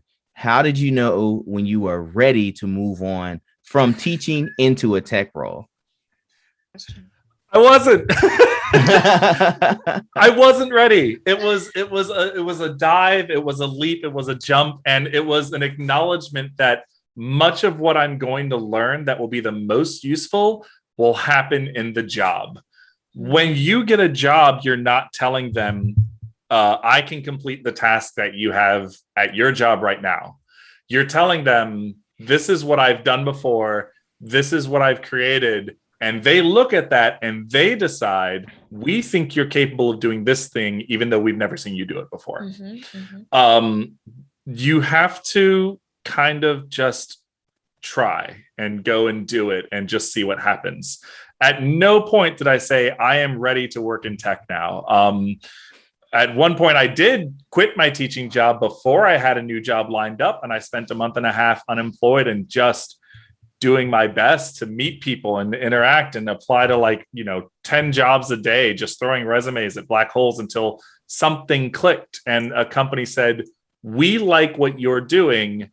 We think you're capable of doing it over here. And that's when you join, and that's when you find out. That was true for my past career as a teacher too. I went to grad school. I had a master's in education, secondary English education, literally went to school just to teach high school English. I didn't know anything until I got into my first classroom and I looked out at students and I was like, oh man, it's all on me. That's when I did the most learning, was in my first 3 years as a teacher. Wow. So Tweet, this one is for you. This is from Nad. Nad writes, I was wondering if you could expand on how to approach suggesting improvements to meetings. It can be really daunting to make those kinds of suggestions as an intern or junior dev that has just joined a team. Okay. This one I think is really similar to one of the questions that we talked about earlier. So I'll reiterate it, but also add one point that I forgot to mention earlier on. So first, assess if the feedback is directed at a person or at the process. If it is at a person, give that feedback in a one-on-one privately. Okay. If it's something that's not personal and it's more process related, you can bring it up during the meeting by saying things like, oh, how difficult would it be to implement this suggestion? Because I'm finding it difficult to da da da da. Or how does everyone feel about implementing this? I'm finding it da da da da. Now, sometimes the thing that you want to make a suggestion for is something that makes you really upset. Okay. And I don't recommend making the suggestion when you're upset. So when you feel it, note it down. When you go away later, write down, if you're someone who is afraid that you're going to cloud the message that you're trying to convey with your feelings, write down what it is that you want to say, like the improvement, and then take a beat, take a day even to calm down, and then at the next meeting, give that feedback. If it's something that you want to give sooner, like let's say it's a weekly meeting and you don't want to wait a week, you can tell the meeting organizer themselves one-on-one what sort of improvement that you want to see. Or you can also, if you trust your manager, tell your manager. Ideally, if your manager is on your side, they're going to care about how the team environment affects you and advocate on your behalf. So you have a lot of avenues. Very cool. I like it. So far, my new meetings have been okay. So That's good. I'll keep that in mind for later. PJ, this next question is from Luis Castillo. He says that fear to talk and feel confident about my code is one of my weaknesses. What is your best advice to overcome this fear? Honestly,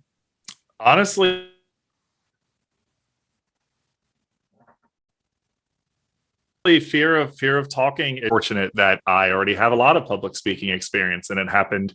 And my internet connection is unstable. I hope you guys still hear and see me. Yeah, we can still hear you. Yeah. Okay, good. Fear of it really just comes from doing it over and over, and really practicing. I would never say, "Hey, I need you to go and deadlift 1,000 pounds." I would say, "Hey, today we're going to be working on this specific muscle on our back, and we're going to do it with this weight." If you want to do the big thing, you have to do it over and over and over and build up to the big thing eventually. That's kind of related to, I had another talk I gave once called Confusion is the Sweat of Learning, and I referenced it in this talk. And it's basically, if you have to do something over and over, constantly do it. And you slowly get better in incremental ways that you don't notice. So if you're afraid of talking, don't go talk at 1,000 people. Start talking to your friends. Tell your friends and family what it is you do. Talk about those topics and build up confidence in your knowledge of the topic by showing other people that you know it. The other part, the fear that you wrote bad code, I write terrible code. It is the spaghettiest, worstest, but you know what it does? It runs. It works. It works. And if it works, next time you optimize it and make it better. And after you optimize it again. And you're never working alone on code when you're a part of a team, just like Twee was saying. When you're in the workforce, you're a part of a group, and you can always turn to that group to be like, what are we doing? How can I make this better? And what is my part to work on? So those two things are going to come with time and practice. Love that. Got another question for you, PJ. This one is from PU. And PU writes, PJ, any differences in how we deal with imposter syndrome and expressing a learner posture between one-ups, peers, or directs? Honestly, I think that when you talk about learning things and being a learner, it keeps imposter syndrome away. One of the stickers I have on my machine says, "Hello, I'm still learning." And if I ever go to live conferences, I'm going to flip open my MacBook, and that's the first thing they're going to see on there is, "Hi, I'm still learning." There's a bunch of cool stuff on there too, but I want people to know that I consider myself a learner. And until the day I retire, I'm going to be learning something new, because if I become stagnant, I've got nowhere to go. So really, it's making it known and talking about, I'm learning this new thing. I have some great coworkers who are like, I'm working on learning Rust now, and I'm working on Go, and I'm in the background. I'm like, I'm working on understanding our product so I can tell people about it. But it's a thing I'm learning. And if we're open about the fact that we're learning, it creates an environment where other people feel like they can learn safely. And that helps drive the whole, that's a rising tide lifts all ships right there for sure. Absolutely. Well, thank you so much, Twee, PJ, and Will, for joining me for this wonderful discussion. Really appreciate it. Quick, important memo. We are experiencing some technical issues with our captioning. We're hoping this gets resolved soon, but we'll definitely get any uncaptioned conference material captioned and distributed as soon as possible after the conference. So thank you all for your patience. Additional thanks to our amazing sponsors who make discussions like this one possible. So don't forget to check out our sponsors' digital booths and discover open job opportunities by scrolling down and clicking on their logos. Next up, we've got a speaker discussion with Bee and Charlene Cooey, and my co-moderator, Will Johnson, will be joining me again. But first, let's take a quick break and meet back here in a few minutes. See you soon.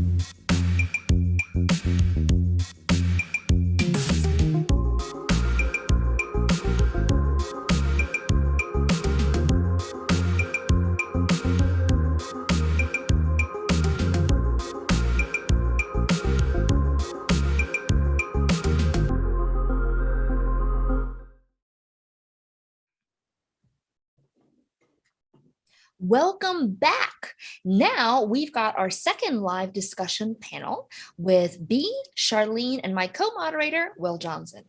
Thank you all so much for joining us. All right, let's get started. So B, I'm going to start with you. In your talk, you talk about all the wonderful things that comes from volunteering, especially how good it is for the community, for the people that you are helping through your volunteering activity. But you also talk about how volunteering can help you cement your own knowledge and really make sure you solidify what you know, what you're talking about. Tell us a little bit about the differences between being a volunteer technical teacher and maybe being a paid technical teacher. Yeah, well, that's quite interesting. I don't really see much difference between being a paid and being volunteered. I definitely think volunteering, you have that extra fire in you, in your belly, because you know for a fact you're doing this out of the goodness of your own heart. No one's paying you, no one's forcing you in a sense to turn up and teach other people. You're just doing it because you love helping out other people. So I think that's probably the main difference versus being paid and like just doing volunteering. Yeah, okay, I totally get that. Yeah. And then for B, I would ask you, what would you say, or I'm sorry, when would you say a developer is ready to start volunteering to teach others technical concepts? Are there milestones a developer should reach before starting to volunteer with technical based skills? I would say to any developer, you can start volunteering whenever you feel comfortable. So I have done some volunteering and I didn't feel 100% comfortable because I felt like I didn't know anything or I didn't know enough. But I feel Google is out there, like you can Google. And I think from one of the previous talks I just saw today, someone said about imposter syndrome. And I think 90% of people Google everything. You can also Google when you're volunteering as well. So you can literally start volunteering as soon as possible. And I just really want to highlight as well, you don't also just have to volunteer for technical stuff.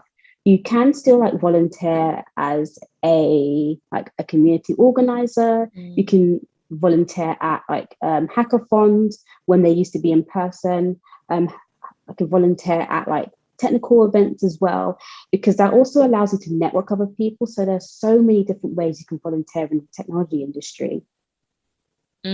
Absolutely. So Charlene, this one's for you. You presented a bunch of stats in your talk about the demographic makeup of our industry, of our field, and they are not great. But it's also stuff that we've known for a long time. We've known that we have these issues and these problems in terms of diversifying and making our community just more inclusive, more representative. And it seems like there have been a lot of conversations lately about hiring diverse teams and reducing hiring bias. That seems to be a pretty hot topic. And so I'm wondering, do you feel like there's a particular overarching change that needs to be made specifically on hiring teams to help us reduce that bias and reduce that discrimination?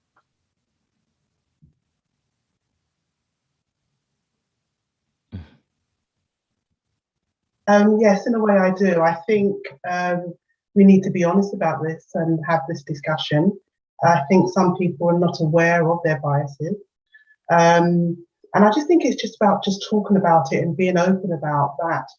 Things aren't changing as fast as one would hope. And I think it's just about sort of coming to the table and just sort of looking at ways we can sort of, tackle the unconscious bias that we all have. But I just think the first thing is just being open about it and having that discussion.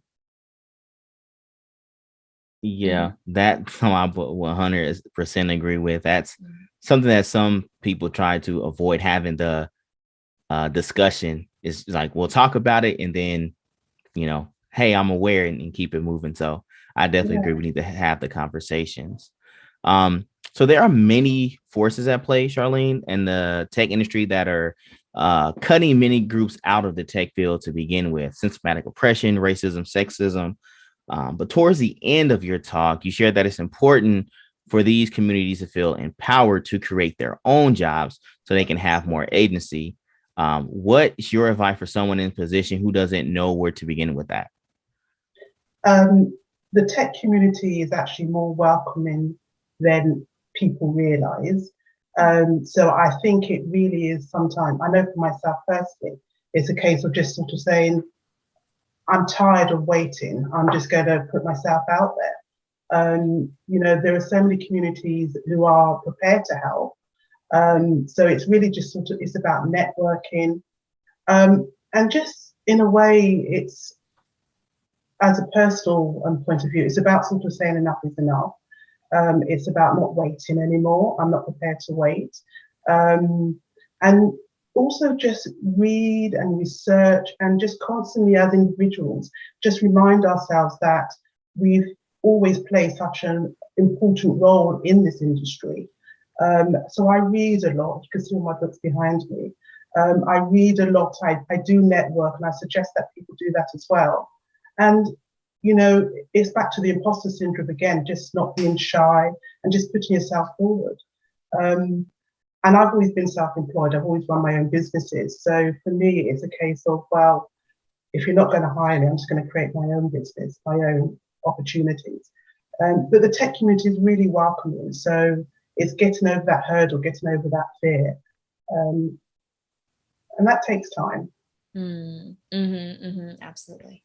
So B, I thought that what you had to say about self-care for volunteers was really important, was a really great point. I myself am bipolar, so mental health and self-care are extremely important to me personally. So I'm wondering, what advice would you give to a volunteer that's just having a hard time saying no? They want to help, they want to give more of themselves, of their knowledge, and maybe they're really good at it, so they get more requests. How do you kind of help them manage their own energy and make sure they're not stretching themselves too thin? I think the first thing to do would be like having a timetable or setting, like knowing what your working hours are, first of all, and then putting that in your calendar and then seeing what available time you have to give to volunteering, and then kind of negotiate with yourself. Okay, I'm going to volunteer X amount of times a week, a month, even if it's an hour a month. Do something that you feel is right for you. And I think as well, give notice if you can't, for example, volunteer, like if you have something personal happen, or for example, you just know that you're quite depleted, just say to yourself, actually, I can't keep forcing myself to give so much. I need to step back for myself. So that's something I would say to do when you've got to the point where you kind of feel like, actually, I've looked at my timetable, I've looked at everything, and actually, I just can't keep any more to myself. Take breaks as well. So take yourself on little mini holidays, solo dates. So take yourself out to dinner on a Friday night or a Saturday night. Just give yourself as much love as possible because you're helping so many people. So make sure that you're giving that love back to yourself. I love that. I love the idea of having a calendar because it kind of reminds me of, before you go grocery shopping, like don't go hungry and like make a list, right? That way you're not tempted with all the cookies and all the chips and stuff. And it's kind of like if you're looking at your calendar before you've made any commitments, before you've said yes, and you can say, I'm only going to spend, a couple hours a week. I'm going to make sure I go out by myself on that Friday night. I'm gonna map the things out. Then when people try to overextend you, you go back to your calendar and go, that's not in the plan. So I think it's a really great kind of preemptive step to prepare you to say no, because you've decided before the request even came in. So I think it's brilliant. It's a really great idea. Yeah, and I really like what you said about like taking care of yourself and doing things that you need to do to make sure that you're happy, because it kind of goes with the feeling or the saying of you can't pour from an empty cup, right? So if you're drained from helping everybody else, it's extremely difficult to give any energy if you're just doesn't have any. So it's good to make sure you're replenishing yourself by take care of it. 100%. So for you, Charlene, to kind of borrow from B's talk about volunteering, I think that there are a lot of nonprofit organizations that are dedicated to making tech more diverse and inclusive. Organizations like She Code Africa, Equal AI, and Women Who Code. Are there any organizations or resources dedicated to making tech more diverse and inclusive that you would recommend that everybody at CodeLand checks out? The first thing that comes to mind, especially for those in the UK, and also actually now further afield, now that they are remote, is CodeBar. They've been absolutely fantastic in the support that they've given me. And it's a way of sort of getting to know people in the industry. And also, if you're having any difficulties as well, they're there if you need help with projects and things like that. So they are the first people that come to mind. And now that they are remote, they're accessible to anybody around the world. So CodeBar, without a doubt, very much so. I mean, they're amazing. Wonderful. So now let's. I don't know. Sorry, go ahead. I don't. Yeah. I just wanted to add to that as well. There's another organisation called Coding Black Females.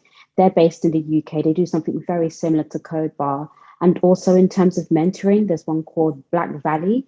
They help out individuals who are in the Black community who want to get into the technology industry. So those are some really good organizations that I know of. Wonderful. Thank you both for sharing that. So now we'll move on to audience questions. Again, thank you to those of you who have posted questions and comments on those talk posts. So we're going to go through a couple of them. B, we're going to start with you. This one is from Jesse Rower. And Jesse writes, where can we find ways to volunteer? I know of Ruby for Good. Does anyone know of any similar groups? Yeah, so simply maybe like researching online. So maybe just typing in coding meetup communities near me, going to meetups.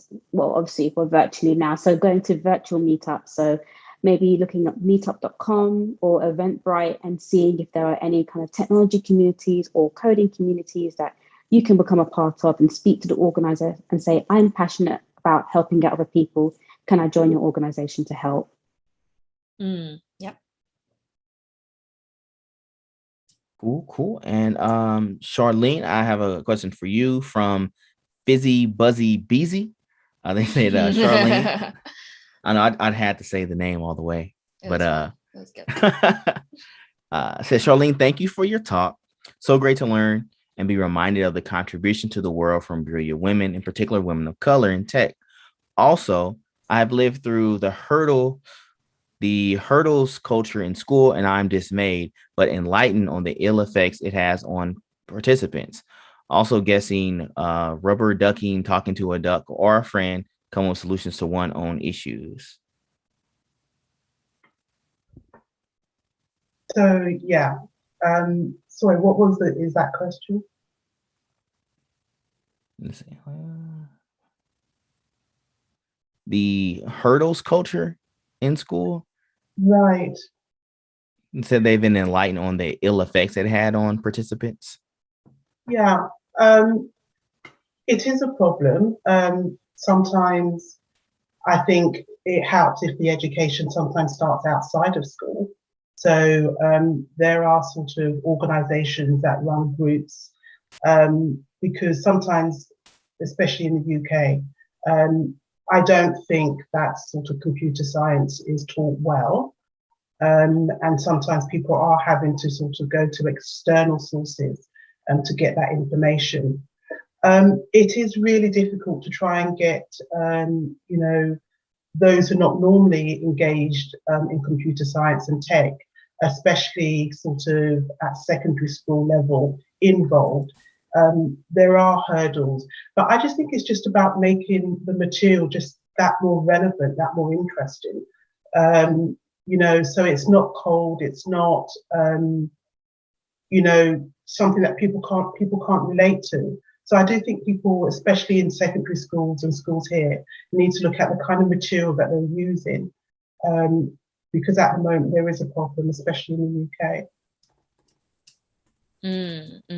Absolutely. So Kaja asked a question I thought was really interesting. Kaja asks, is contributing to open source considered a part of volunteering? B, that one's for you. Where does kind of open source contribution, where does that sit in the world of volunteering? I would say it's volunteering because you're still a community contributing to something that's, in a sense, non-profit. Because obviously open source, anyone can contribute to it. You're not gaining money out of it. So yeah, I would definitely say it's volunteering, and it's an amazing skill to have on your CV, because it means you're going in, debugging, picking up tickets, and learning new skills. So 100%. And if you want to contribute to open source, I think if you just type in open source projects for beginners, just in Google, and I think there's a GitHub repo that just simply has all these open source projects that you can contribute to. And I think it has labels that say whether it's good for beginners. Yeah, that's one thing that I've been saying that I'm really excited about is I've seen just over the years more effort, just being put towards getting newbies to start and to make it really easy for them. And I've seen first PR, might be like a label, or newbie, beginner might be little labels. So thank you to all the repos out there that are making the effort to be a little bit more inclusive and kind of give beginners, early career developers a chance to jump in. So that's one thing I've seen, one change I've seen over the years. That's really, really exciting to see. Yeah, I agree. I do see a lot more work in that space of putting down some of the barriers to get a more diverse group in there. So it's been good to see, and that's been increasing. Like I said, I've only had about 3 years since doing this whole tech thing, and it's been leaps and bounds of change. So I'm glad to see that. The next question I have for you is Charlene. This is from Peter Orton. He said, as a person who does not fall into any minority category myself, I do see that these issues are present in my day-to-day. What could you say I could do to help take down these barriers for others in my normal everyday work? I think even though you might not sort of feel that you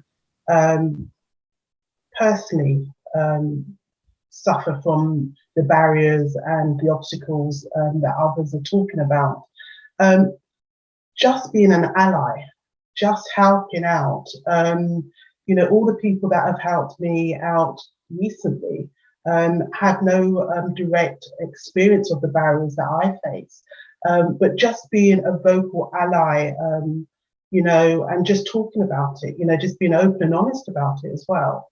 And back to what Bee's saying, volunteering when you can, to give of one's time is such a generous thing to do.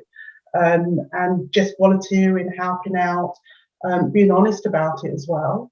I think sometimes people find it very difficult to actually say that they might have more opportunities or more privileges, but just being honest and open about it, and just have the discussion. And if you can help out with your time, that's always much appreciated. This next one is for you, B. This is from Mudita Bait. Mudita asks, how can we start volunteering for mentoring in the tech industry, specifically mentoring? How do we know if we are good enough to mentor others?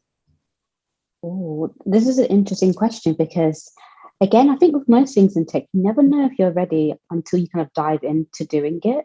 So I would say just start mentoring. Just start mentoring. And if you feel, hopefully, if you're mentoring other people, you're hopefully maybe on a mentoring program. So maybe you can bounce off other mentors and ask them for advice.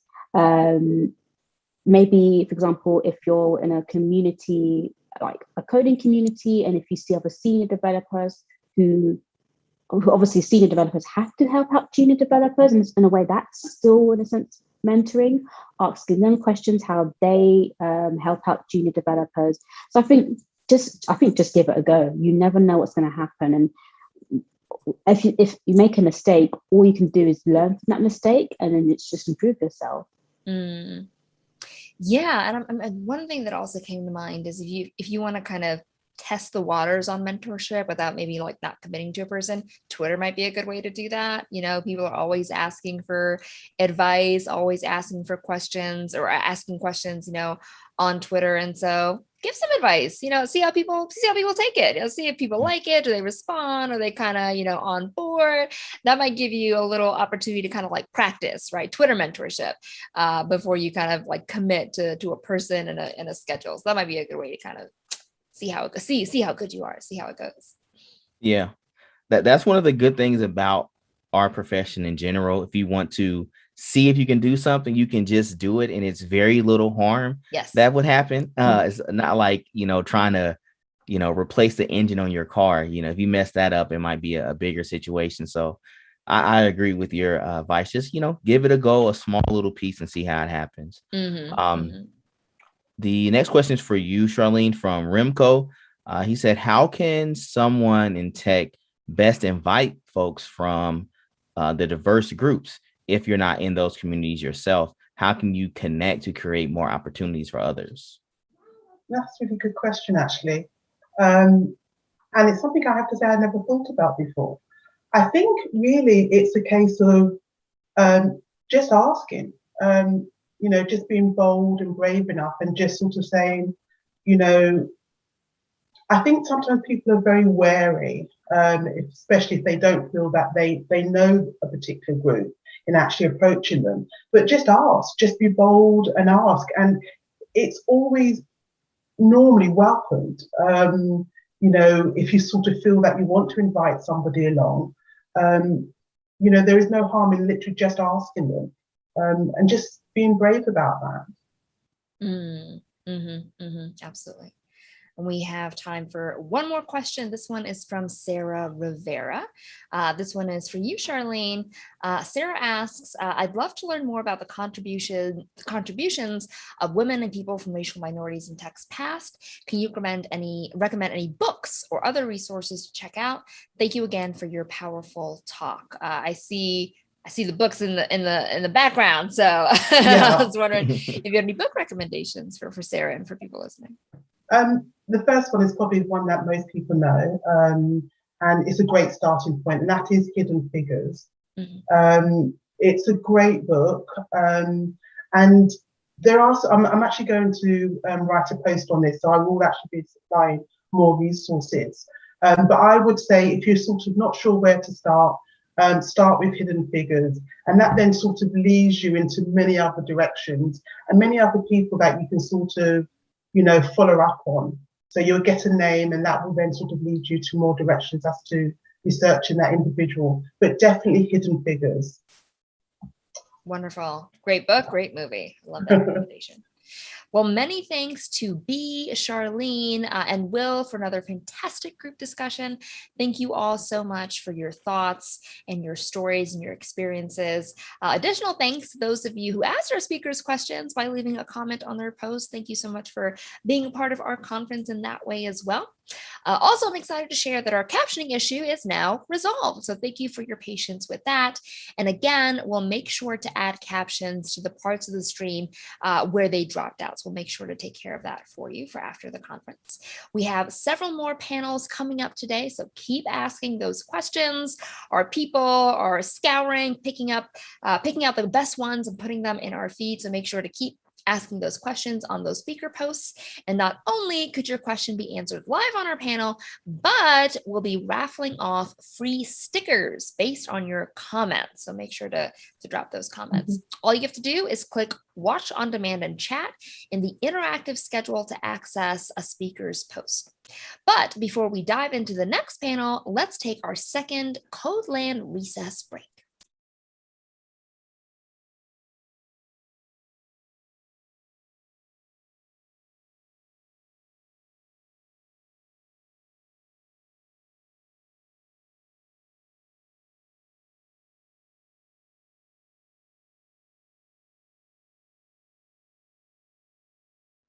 Hey friends, are you setting up success systems for yourself or failure systems? Here's an example of a failure system. Everyone's got that pile of books on their desk, this pile of books that I'm going to read these this week, right? No, this is a monument to my own failure. And then I'll probably take this book and I'll move it down and I'll put this book on the top, and maybe I'll rearrange this, because rearranging the pile of books that I'm not going to read is going to help me read those books. That's a system for failure. Here's a success system. I'm going to put a book I'm actually going to read on my desk, and when I'm done, I'm going to take it off my desk. A failure system is telling myself that I'm going to work out every single day, 7 days a week, so I can get totally buff. But a success system is finding a cheap treadmill at Goodwill for $100, building a tiny shelf and putting my laptop on it. So now I can work out and delete email, which I actually kind of like doing. You'll know it's a success system because it's a reasonable amount of work that you can get done in a reasonable amount of time, and it's going to set you up for success. Failure systems mean that you're going to do something, you're going to feel bad about yourself. You're going to be like, I didn't work out one day this week, I suck. I can't work out 7 days a week, so I won't set myself up for failure. I hope this helps.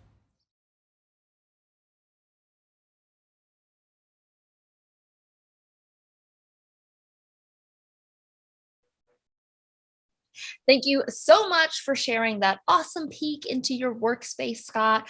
Fun fact, Scott Hanselman will be the MC for day 2 of CodeLand. That's tomorrow. So you'll be hearing more from him very soon. In fact, you'll get to spend the whole day with him. Lucky you. Next up, we have a few words from Forum's senior podcast producer, Levi Sharp, about 2 original podcasts from Dev that I think you will love. Here's Levi.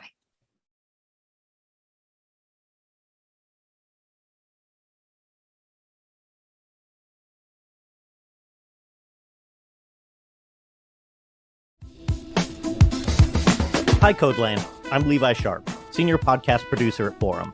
If you're interested in coding, or if you're actively working as a developer, you know how many strong opinions there are about your career, and technology in general. Sorting through all of this noise and news can be a full-time job, within a full-time job. Today, I wanted to tell you about 2 original podcasts from the dev community that are all about exploring all of the fascinating topics in tech from different angles and voices in a way that's digestible and entertaining. On Dev Discuss, host Ben Halpern chats with different members of the Forum team and special guests about topics that impact all of our lives as developers. Topics like ethical design with Aubrey Blanche. I kept hearing from people at meetups that, companies that I would be at, that I was working at, that I was visiting, this idea of we're a meritocracy and we don't want to lower the bar. And quite honestly, that just is so fundamentally racist. It threw me off balance. And the future of engineering with Angie Jones. It's not added to the curriculum unless you're at this master's level, which I don't get it, right? I think every developer needs to know how to test it. So this should be something that's built into the curriculum. On Dev News, hosts Saranya Barak and Josh Pitts break down the latest developer news headlines with experts on those stories, like Jason Schreier, video game journalist at Bloomberg, who spoke with us about crunch culture and instability in the video game industry. The other through line I would say is that this volatility has led a lot of people to burn out of the video game industry, and that's a real problem, I think. It feels unsustainable. You can rely on our podcasts for nuanced discussions about software development and content that's interesting, fun, and relevant. Find Dev Discuss and Dev News on dev.to or wherever you get your favorite podcasts. Happy listening. Thank you, Levi, so much for that great introduction to Dev Discuss and Dev News. Now, I wanted to check in and see if you've gotten a chance to check out our digital career fair from our select CodeLand sponsors. There is an excellent place right above this feed where you can go to that digital career fair, check out the job listings and opportunities. Maybe you find your first developer job, maybe you find your next developer job. So make sure to check that out and see what opportunities are available to you. Now, we're going to switch over to a lightning talk by Rain Leander from Cockroach Labs. Here's Rain. Thanks so much, Sarah. This is about getting started and conquering the world in just 2 minutes. The key is embracing your inner child. On the road to conquering the world, you need to go backwards to make progress. And I know what you're thinking right now. Do I want to be a unicorn? Of course you do. And now you're thinking, but my inner child is kind of messed up. That's fair. Mine too. But your inner child is also really smart. They know how to fall down and get back up, how to be brave, how to play, how to explore and be curious, and how to be a unicorn, how to conquer the world. So the first is get back up. So who here knows how to ride a bike? If you're in the Netherlands, like I was for 10 years, you've known how to ride a bike possibly since birth, but most of us learn at some point in our childhood unless you haven't. Unfortunately, if you don't learn how to ride a bike when you're little, it is infinitely harder to learn. And this is not because our brains have shifted, but because at some time, some shitty person laughed when we fell down, and we developed this aversion to failure. We don't want to fall. We don't want to mess up. We don't want to be embarrassed. And when we're trying something new, we want to instantly be the best. I've got news for you. When you're doing something new, you will not be the best. You are not a secret ninja if you've never taken any training classes. You will not win the Tour de France if you've never learned to ride a bike. But you could be if you got back up, because it's absolutely guaranteed that you will fall down. You will fail. You will mess up. You will make mistakes. And that is beautiful. Fall down. It's part of life. And then get back up. I want you to be brave. And I realized, because I have a 6-year-old and a pair of 3-year-olds, this is really hard. This analogy doesn't fit as well as the rest because children are not brave. They run behind my legs and they ask me for help, and that's totally fine. Being brave is hard and sometimes it feels impossible. It's not a lack of fear. It's moving forward despite the fear. So while this doesn't fit the analogy, you need to be brave. I want you to embrace vulnerability, admit when you have fear, do it anyway, and when you fall down, get back up. Nothing is impossible. Even the scary monster or dragon can be broken down into manageable bite-sized pieces. And the key is to start. Listen to the fear, acknowledge it, take a deep breath, take a few minutes to make a plan, and then do the plan. This one, just in case there are skeptics out there who don't believe in the importance of play, the National Institute for Play does research from diverse play scientists and practitioners to prove that play is good for your physical and mental health. Isn't that brilliant? That it increases harmony and effectiveness of a relationship, that play optimizes learning and encourages innovation. When we're children, it's built into our daily structure. And then as we get older, there's less recesses and no naps. That's bullshit. Those moments of play, of engaging in activity for enjoyment and recreation, rather than a serious or practical purpose, are instrumental to enjoying life, to becoming a unicorn, and to conquering the world. I can't tell you how to play, though. Only you know what brings you joy, what you like to do. But I can give you some ideas. And maybe screenshot this one, because we only have 2 minutes. Book it in your calendar and go play. It is absolutely possible to live your life sitting in your room, doing the same thing day in and out. But why would you do that? I'm so glad you asked. Literally from birth, people are born explorers, exploring surroundings and environment and relationships, potential, what if, how does it work? To stop exploring is to stop being true to yourself. And the key to that is to stay curious. Listen, ask questions, avoid assumptions, listen. Embrace learning as fun, develop a beginner's mind. Listen. And here's a little secret, come closer. Closer. You are already a unicorn. This term unicorn, it's yes, it's overused, but it refers to that unique, beautiful self that you already are. Stop hiding, start being, and you will be embraced. And the neat part about all of this is that once you are willing to fall down and get back up, once you're brave, once you play, once you explore and be curious, and you embrace who you are, the beautiful unicorn I know you are, you will conquer the world. Thank you. Wow. Well, thank you so much, Rain, for that talk. You packed a lot of really great stuff in just 2 minutes. It was very, very impressive. So thank you so much for that. Up next, you did a great job. Up next, I'll be moderating another speaker discussion. I think this is our third speaker discussion with Josephine Schaefer and Julia Seidman, whose talks we streamed earlier in the day, but they are also available on demand for you to watch at your leisure. But first, we're going to go through a few housekeeping items. I want to tell you about something I'm very excited about. There is a brand new collection of CodeLand merch in the Dev Shop. That is right. If you are on the page, you're on the live stream page, on the top right, you'll see a little button for CodeLand Shop. It's got some really great stuff. I'm looking at some flip-flops, some purple tie-dye flip-flops. There's a tie-dye tote. There's a fanny pack going on. So it is lit. Make sure to check it out. Buy yourself some CodeLand swag. You will not be disappointed. Also, we're going to be raffling off limited edition sticker packs, and our packs are very thick. We have a lot of stickers in our sticker packs, and they are based on your activity on the Code2Be community forum. So go forth, get chatty, comment, ask questions, all that good stuff. So we've got our third panel ready to go with Julia and Josephine. Thank you so much for being here. Thank you for having us. Wonderful.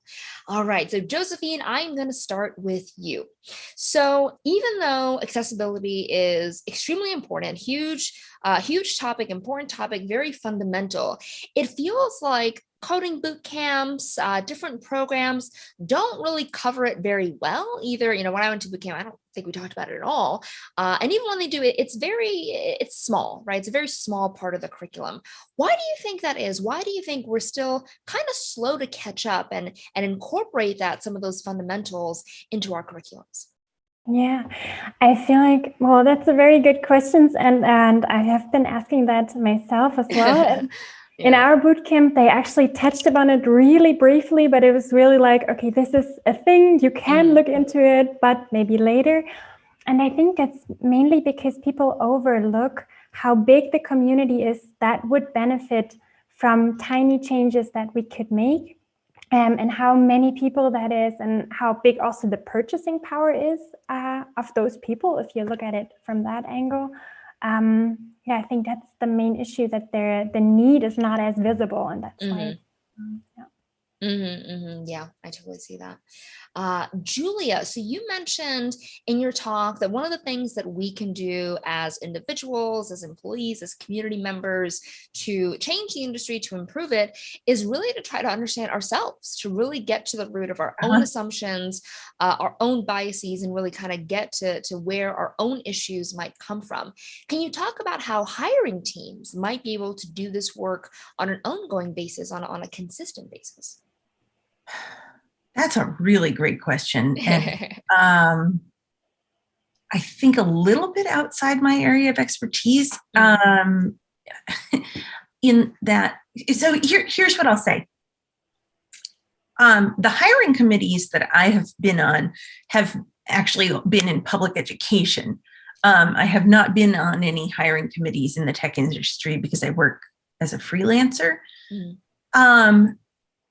The process in public education is like it is with a lot of public sector, where there's very, very strict guidelines. Like, you have to ask every candidate the exact same set of questions. It's all about eliminating the appearance of bias, eliminating the appearance of preferential treatment, and I feel emphatically that that is not the right approach. That is the right approach if your goal is to not get sued, but it's not the right approach if your goal is to actually increase equity and inclusion. And that is because I said somewhere in my presentation that equity means creating equal opportunity. It doesn't mean treating everybody exactly the same. Mm. And if you want to give people equal opportunity, you have to start by acknowledging the ways in which people's situations are not currently equal. And that the process of understanding the ways that people are not equal is part and parcel of the same process of recognizing your own biases, right? Like if you assume everybody's like you, then you're not going to be acknowledging the different places that people are starting from. So I don't think I necessarily have a great answer for hiring committees, except that I think that there is some fundamental overlap in all of this work that like you have to start with self-knowledge. Absolutely.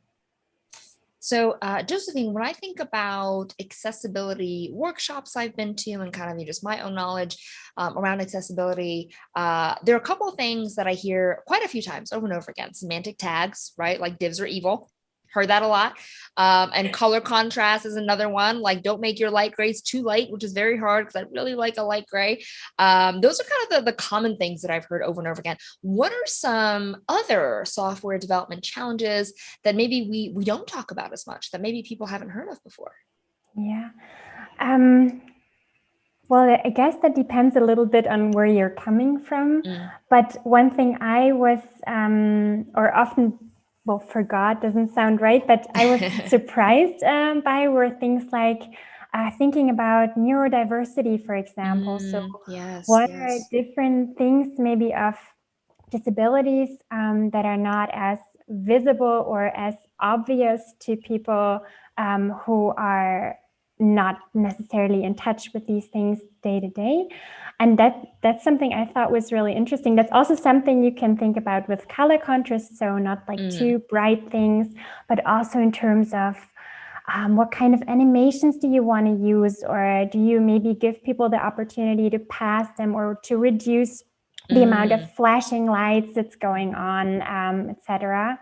Things like that was for me a surprise when I looked deeper into the topic. And that kind of reminds me of giving users, if possible, a choice of how to experience the website. I can't remember what the website was. It was some like dog adoption agency or something. And they had so many accessibility tools. Like you could change the font size and the color and the background and the way the buttons look. And you could just customize it based on just your accessibility needs. And I was like, wow, that's dedication. I'm sure that was, quite a bit to figure out and to implement. But I thought, wow, that is really cool. That was one of my favorite examples of accessibility in the wild that I came across. All right. So Julia, you talked a lot about technical writing and how to do it in a way that's very accessible for everyone. And I'm curious, how did your own approach to technical writing change and evolve over time? That's an interesting question. So I think what I would say to that is essentially as my own confidence has grown, I think that I have felt less need to prove that I know what I'm talking about. Okay. Yeah. Good for you. When I first started doing paid technical content, I felt like, oh my God, like somebody's paying me to do this. They like assume I know what I'm doing, and like I better show that I know what I'm talking about. And as I have kind of gained experience and perspective on that, I realized that like the purpose of the content that I write is not about me. The purpose is about the people who are going to consume that writing, the audience that I'm writing for. And so now when I write much more with my audience in mind than I do with myself or my client in mind. Sometimes my clients are not that good at grasping that. And I think it's one of the biggest challenges for me recently has been really getting into this work of understanding who your audience is for my clients. You know, there's this, it's like, okay, who am I writing this piece for? Well, developers. Like, okay. Yeah. Tell me more about who you think that is. And sometimes there's a mismatch in what somebody else thinks a developer is and what it means to write for a developer. And I see my role more and more as creating content that broadens my clients' understanding of who their potential customers are, potential developer users are. And just for context, I work mostly with like DevOps and SaaS companies. So I'm working to connect these tools with other developers. That's great. Yeah. So Josephine, when you were first starting, your first job as a front-end developer, tell me about some of the accessibility resources that helped you along the way. What kind of helped get you and your team up to speed? What helped you kind of tackle those goals and meet your accessibility goals at that time? Right. So when I first started on the project that I'm actually still on, it seemed to me like nobody really knew, or well, not nobody, but most people were quite inexperienced. Also people who had a lot more development experience than I did. And so we were lucky to get some specialists on board that could help us sort of find the right way and evaluate, okay, is this a good tool or not? And so I basically started clicking myself through every tutorial I could find and trying to watch YouTube in one night and get as much info in as I possibly could. And for me, it was a mix of different things. So I listened to some podcasts, but then I also tried to find series on YouTube. There's the Ellie casts from, I think, Chrome. That is, for example, they have some really short clips where they explain some different features really well and with practical details. And for me, that was the best way to learn. But then there are also like longer term, like Udemy courses or trainings that we were lucky enough to be provided the funding with. So that, provide deeper knowledge, so to say. And I guess it was the mix of things that put together helped me. Very cool. So Julia, I think that one of the threads between your talk and Josephine's talk is just this idea that we need to meet people where they are and help them feel understood and included wherever they might be in their career, in their just in their life. And so I'm wondering, when you are maybe talking to a recent boot camp grad, someone new to the industry, and they want to make sure they're meeting people where those people are and they're contributing to that inclusive environment, what would you tell them? How can they start contributing to that positive community? I'm not sure. Can you give me like a little bit more context? Like I'm not sure I'm quite getting what you're asking. Yeah, so I'm imagining, a recent bootcamp grad or someone just applying to their first job is thinking, I hear about accessibility, I hear about good, technical documentation, and I hear about wanting to, to be there for people and really meet them where they are and be part of that, the force for change and, in a good way. And I'm wondering, what are some things that they might think about, they might do that can help them be a positive, community member? So the first talk, not the keynote this morning, and I was bringing my kids to school, so I joined a few minutes late, and I didn't get the speaker's name, but she was talking about how to make a difference as from the start of your career. And one of the things she talked about was that early career developers are kind of uniquely positioned to contribute to documentation because that's how you were learning, right? Like you have to consume these docs to figure out what the heck's going on. And I'm sure anyone who's been onboarded to any kind of project, you've realized like the docs never quite match up, right? Yeah. Like even when everybody is trying really hard, things change. Sometimes it's a total mismatch. And that's why I kind of joke about like the day one. It's like everybody ought to be able to get in like a day one, week one pull request of an update to the README, because like it's just, there's gonna be something that you discover.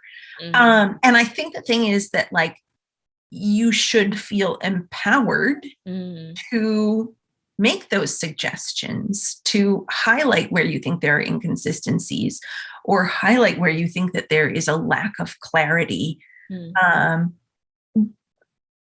I think it's a little trickier if you're coming into another organization as a very early career developer to call out bias.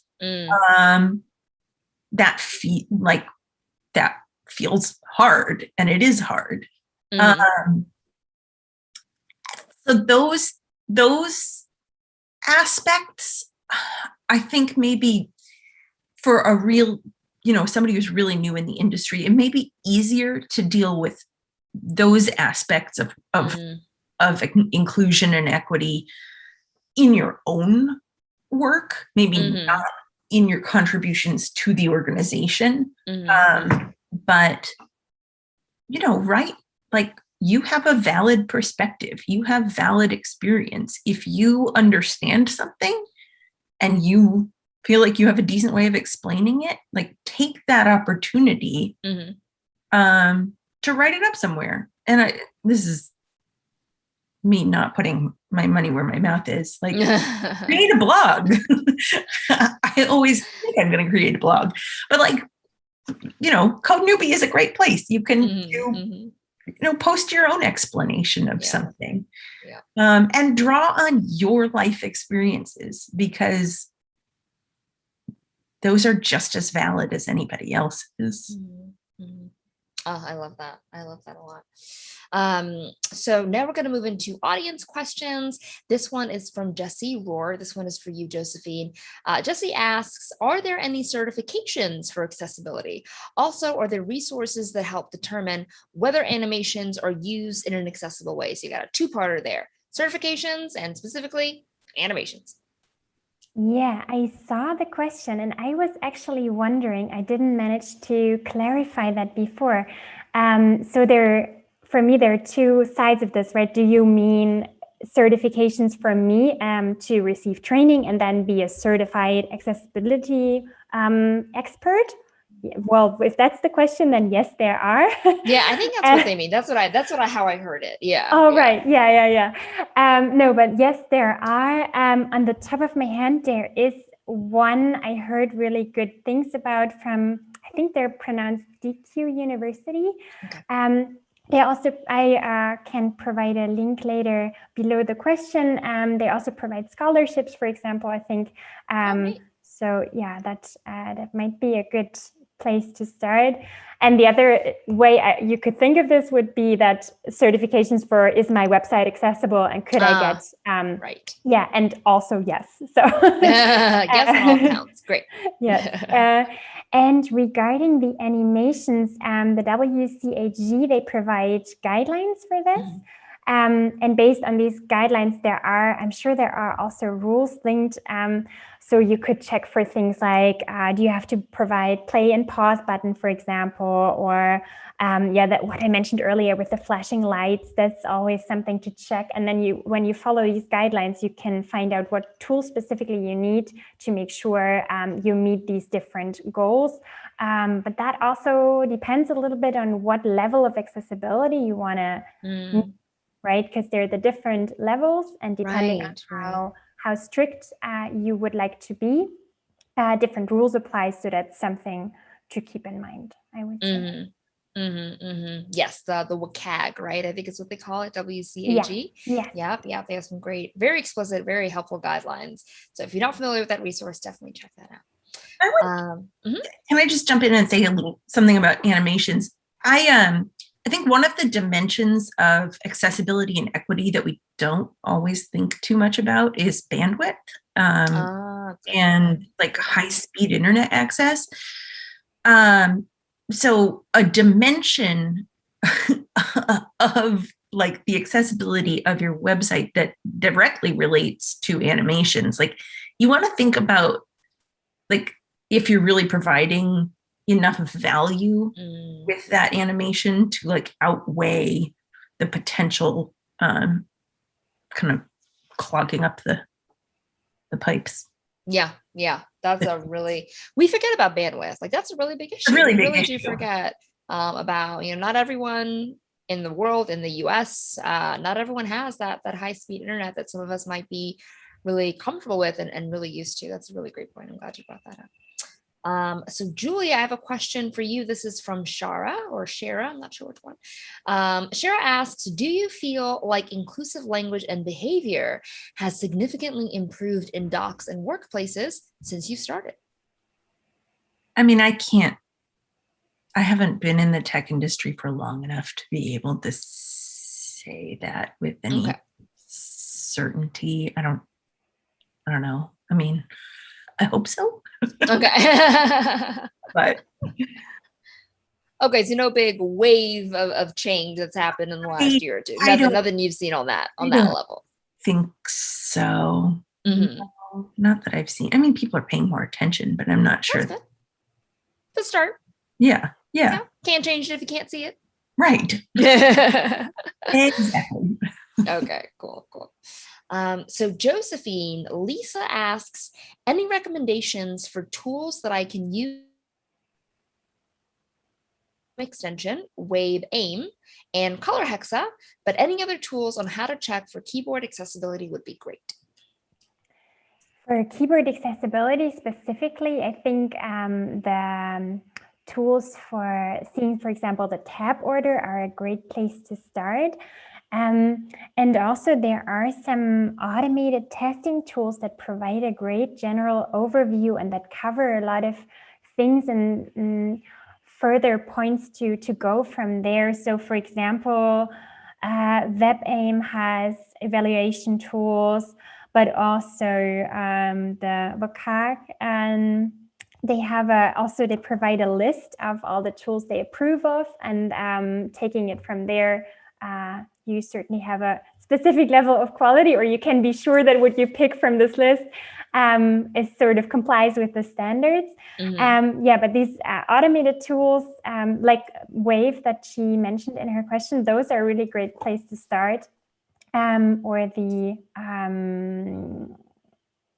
dev tools, for example, the Firefox dev tools, they have the accessibility tab, and that also can already highlight where should the focus be, where am I currently tabbing through, is the order correct, and give further pointers on what could be worth looking at.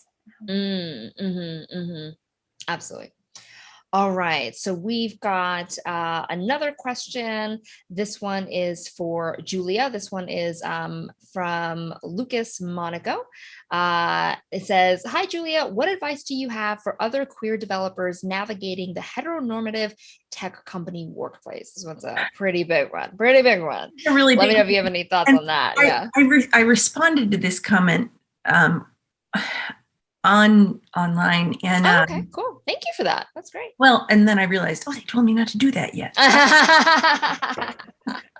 Well, you can so fix that. I will say that like this is a tough one for me because I am in the privileged position of being able to pass very easily.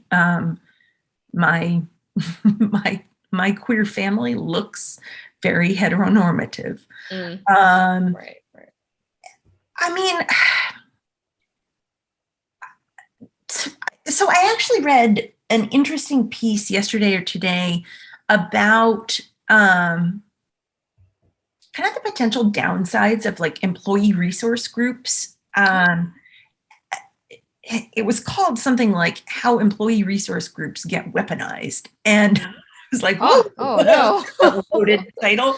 I'll have to see if I can find the link. But essentially the idea was that if you're seeking out community for support, if the community that you find is sanctioned by and supported by your workplace, you may not find that that community is as able to offer you the kind of unconditional support you need as an independent community would be. And that makes sense. Yeah. The laws covering that are complicated.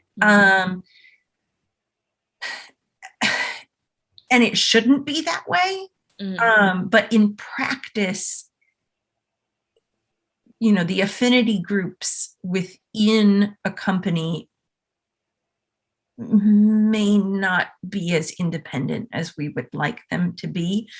So I think that the tech industry, somebody else in one of the earlier panels said that, actually the tech industry is pretty good in terms of inclusivity, and I would agree with that, right? Like my prior careers in finance and public education, much less room to be your full self in those careers. But I do think that it's worth considering that you want to seek out communities that are independent of corporate sponsorship. I think it's really great. I hadn't thought of it that way. If you're trying to seek refuge at work and then your refuge is at work, that's it's such a double-edged sword. Like you want support from inside your community, at work, people who share those experiences, but you also just, I think for your own well-being, you need to be able to get support from outside as well. And there's tons of awesome communities that offer it. That's really great advice. I love that. Well, thanks to Josephine and Julia for your enlightening talks and for joining me on this discussion. You all did a wonderful job. Thank you so much for answering all these questions. Now, don't forget to ask speaker questions in the post linked below in the schedule. Just click on that talk title to pull up the post, and you can leave your questions right in the comments. And you might hear an answer live on an upcoming panel. So make sure you continue to do that. Now, here at CodeLand, we are all about feedback, and we can't wait to hear your comments about our event this year. So much so that we will be randomly raffling off an Apple Watch. That's right, an Apple Watch. And a few other prizes to those of you who fill out our survey. We won't be sending that out until the end of the day tomorrow, but I wanted to give you that heads up so you have a chance to win and send us your very honest, very candid thoughts about how CodeLand is going for you. Now, we have one more live speaker discussion today. It'll feature Tracy Berg Fulton, whose talk we played earlier, and it will be co-moderated by Ali Spittle, Senior Developer Advocate at AWS. But first, let's take a quick break and meet back here in a few minutes.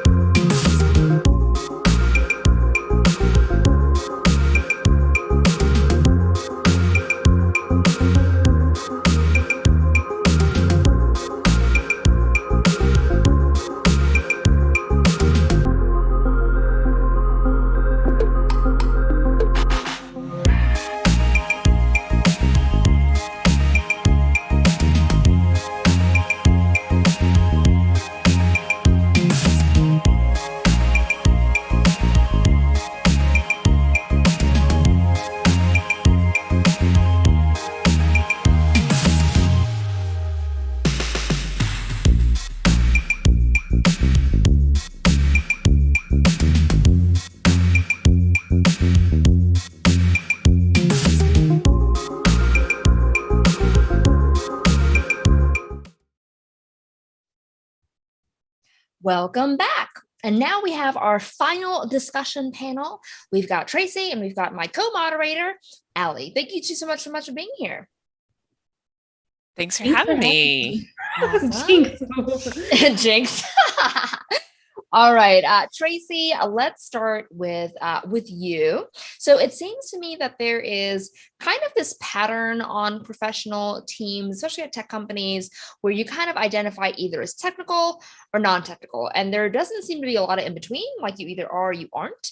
And I'm wondering, how do you feel about that pattern? How do you feel about kind of drawing that delineation, making that delineation between technical and non-technical folks? Ooh. I have a lot of feels about this. Let's dig in. Let's dig in. Let's do it. I saw a thing, and I apologize, I can't remember who wrote it, that was like, everybody is technical. And I truly feel that way. And a good part of me feels like the real happy spot for teams is maybe if we embraced a little bit of each part. Right? Like the non-technical bits, the writing bits, the people organizing bits, plus your technical bits. Like, I think that's what makes us like good humans and like good teammates. Like, I don't like a super strong delineation, right? Like, obviously some people really thrive in like the deep coding bits and that's like their happy spot. And other people are like, hey, let me organize the people. I don't really care so much about algorithms right now. But I think that there's room to like be in the middle for everybody. And I think that like as humans, like we didn't, take our first steps writing code, right? Like that was no one walked into kindergarten writing code. If you did, like, that's cool. That's awesome. I apologize for the assumption, but like, we all start out, just building skills, and like we build them through our whole lives in like many different ways. And I think that it's, when we're at our best, we're really bringing kind of that whole like history kind of with us and going, oh, I actually really remember how to do this because someone showed me how to do this one time, and I can use that here. So I don't know. I love being like kind of in the squishy gray middle. Right? Like I love that I get to write docs. I love that I get to like talk about process. I don't mind a meeting. And I also love like, there's also days where I'm like, meetings are great, right? Like people are cool. And like, I also like, deleting 500 lines of code sometimes. It feels real good.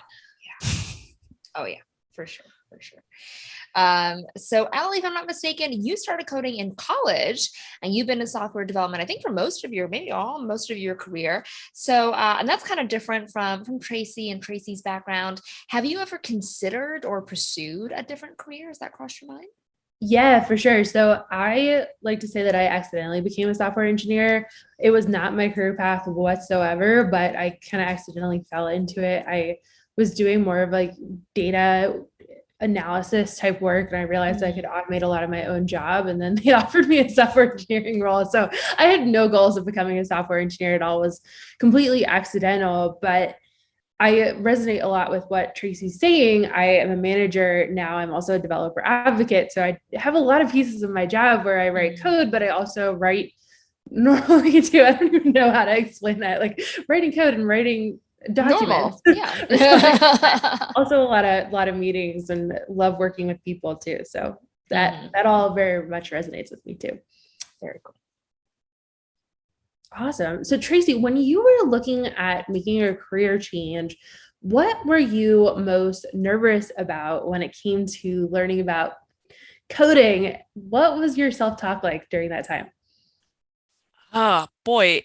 So something that PJ actually mentioned in his panel was like, we've kind of been conditioned to have this fear of failure. There we go. And like, I had always been told in my educational experience that like, you're not good at math. And I had like a lot of like math anxiety when I was learning to code. Like, am I going to be up to par on this? Am I going to be able to absorb this? And like, that was really like a thing that I was not sure if I was going to even enjoy, because I'd spent my whole, career working on visuals and working with like words and research. And I was like, oh, if this is all math, then like I am sunk. It's like, but it's interesting in the way that our brains kind of make mental maps of things. And like, for sure, there is absolutely like a math component to these things. But when I started learning, I was like, oh, well, this is just like learning French. This is just like learning Spanish. This is just like learning another foreign language. You just got to find out, like, you got to identify the structure, right? Like, this is what a verb is. This is what a noun is. This is how they go together. And it's like, oh, well, I have that map in my brain and I have that structure in my brain and that's familiar to me. So I'm going to lean on that rather than like, well, guess I got to go remember how to do calculus. Oof. That does not sound like fun. Yeah, and like for some people, like, yeah, their calculus brain, real fresh, real sharp. For other people, it might be fun. I don't know. I don't know. No, I think that's great because I got into coding, a little further into my career. Coding was not my first job. It wasn't even my second or third job. But it didn't feel mathy to me. That was the biggest surprise. Like when I was learning how to code, I was doing it, starting HTML and moving into Ruby. There was no part of it that felt like calculus or algebra. Like none of the math topics that I learned about really came into play. Like it just didn't, and I was happy about that. I was like, it just felt like its own thing, like just its own world, its own, framework, its own wiring. And I didn't see that I didn't experience that math connection personally, which I'm very okay with. All right. So Tracy, I love what you said about not owing your employer all of yourself or your superpowers. I thought that was very, very interesting. And I want to know, where do you think that pressure comes from? I think we all feel that pressure to, do our best work, bring everything we have, all our skills, just kind of put it on the table, put it to good use. Where do you think that pressure comes from? Is it the employer? Is it just us? What is that about? I mean, I think part of it is a good portion of it is probably like from ourselves. And I think, from my perspective as a career changer, it was like, I have to prove to you that I am a worthy hire. I have to show you that this like random art historian who washed up on your doorstep is going to like be able to do this thing. Let me show you all the various ways in which I can do the thing. But the problem is like, it's very hard to do all of the things. Like, it's very hard to like kind of spread your life so thin like that. And I think from an employer perspective, their pressure is like, oh, hey, look, I've got this multilingual person on my team. I can get free translation out of them. And it's like, you hired them to be an engineer, right? Just because they happen to speak multiple languages doesn't mean that they have to. Right. Like, I think it's like perhaps a natural business impulse to be like, oh, well, I hired this person. They're just look at all these value adds they bring to me. Right.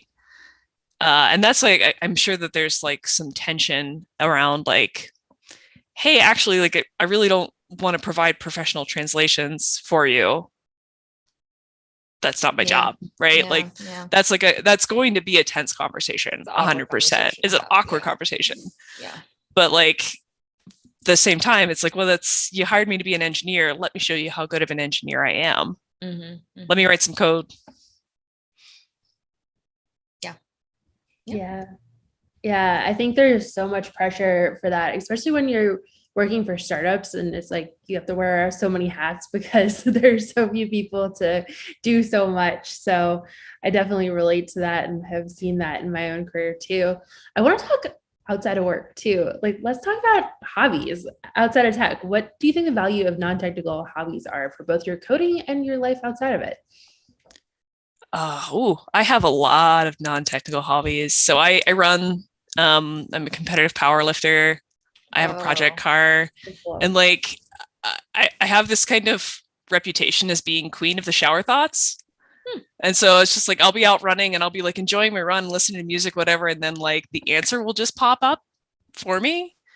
Like I can never like sit here and like just grind on it for hours. It doesn't work for me.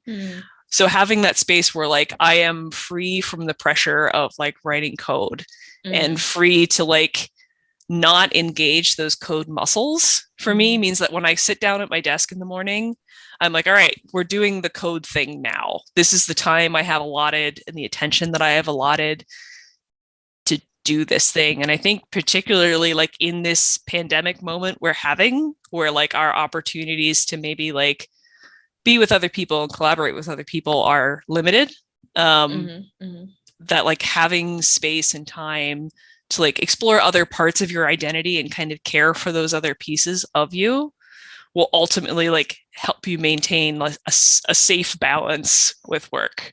Right. Because I think like definitely I had impulses when we first started, when the whole thing started, where it's just like, I just have to work all the time.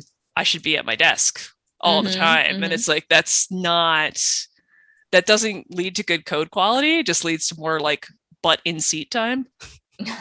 Which is like those things do not new metric, go together. new business metric, butt in seat time. Butt in seat time. BIST, BIST. We'll call it BIST. Yeah, I want to explore this hobby topic a little bit more, because I think one of the things that makes it hard for software developers is we love coding. Like, we love coding so much. We do it for fun. We do it on the side. A lot of us got into coding professionally because we were doing it on the side. And so our life just becomes just all code, right? Like our lives are just entirely just overwhelmed with nothing but code. Do you think that is a problem? Do you think that we should intentionally actively be seeking hobbies that are non-technical, that are non-coding related?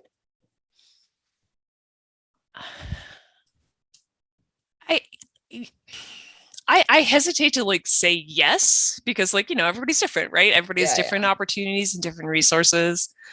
I think like seeking opportunities to like explore creativity in whatever form that is for someone, to explore like the movement of your body. I think all of these things are really kind of critical for taking care of like your body and like not only like your physical like corpus here, right? But like taking care of like the thing that moves your brain, that moves your fingers, that writes the code.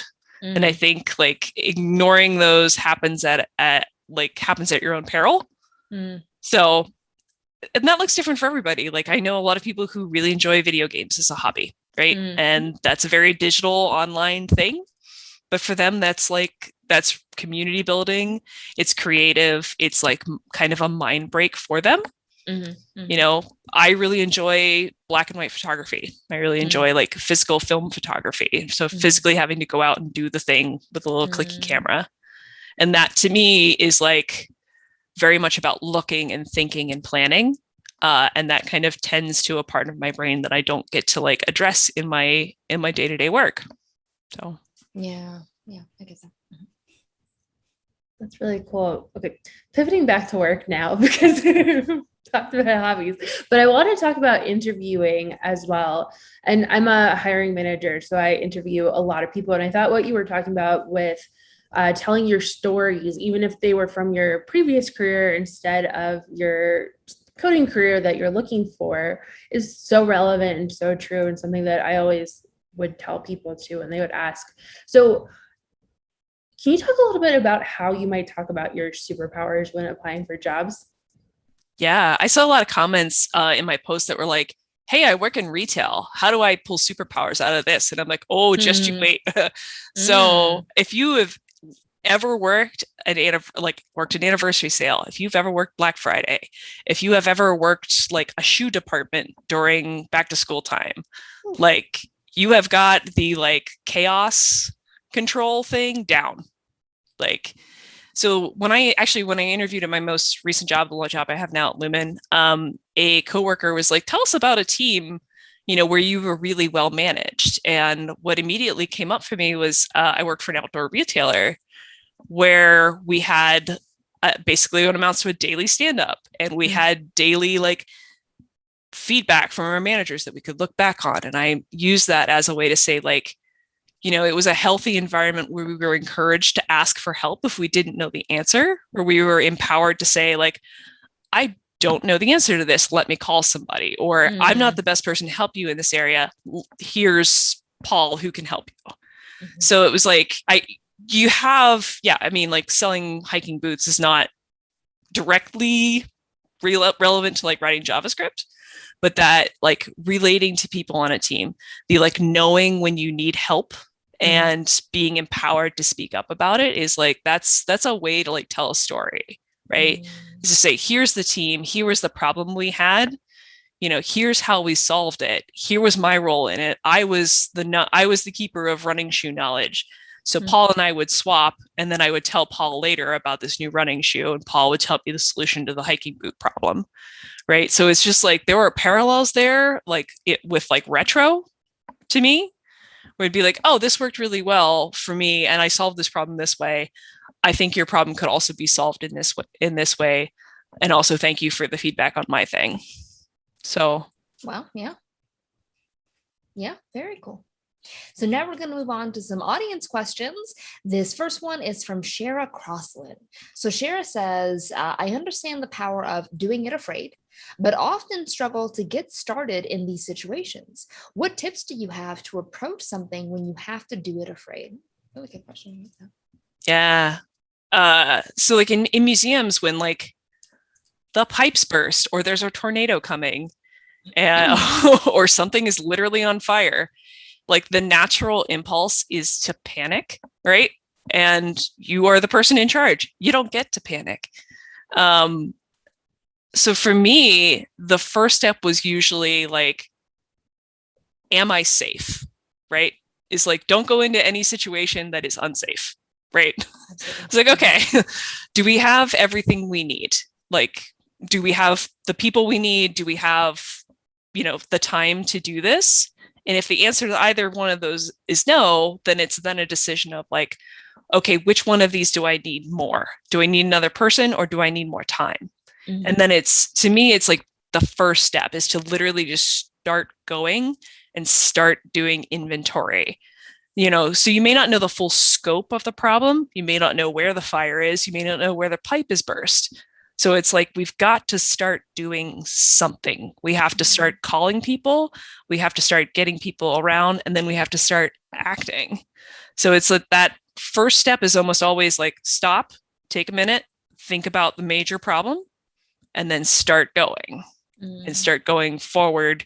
And like when you're doing it afraid, and when you're doing like a truly like unknown scenario or truly unknown thing, you have to like lean back on your best instincts. You have to lean back on like the nuggets of information that you've picked up along the way, and just make your best judgment about things, right? Because especially if you're doing something that's never been done before, or you're not sure how to do and no one else knows how to do it either, you're going to have to make compromises, and you're going to have to just like start making decisions, even if they later turn out to be like not the optimal solution.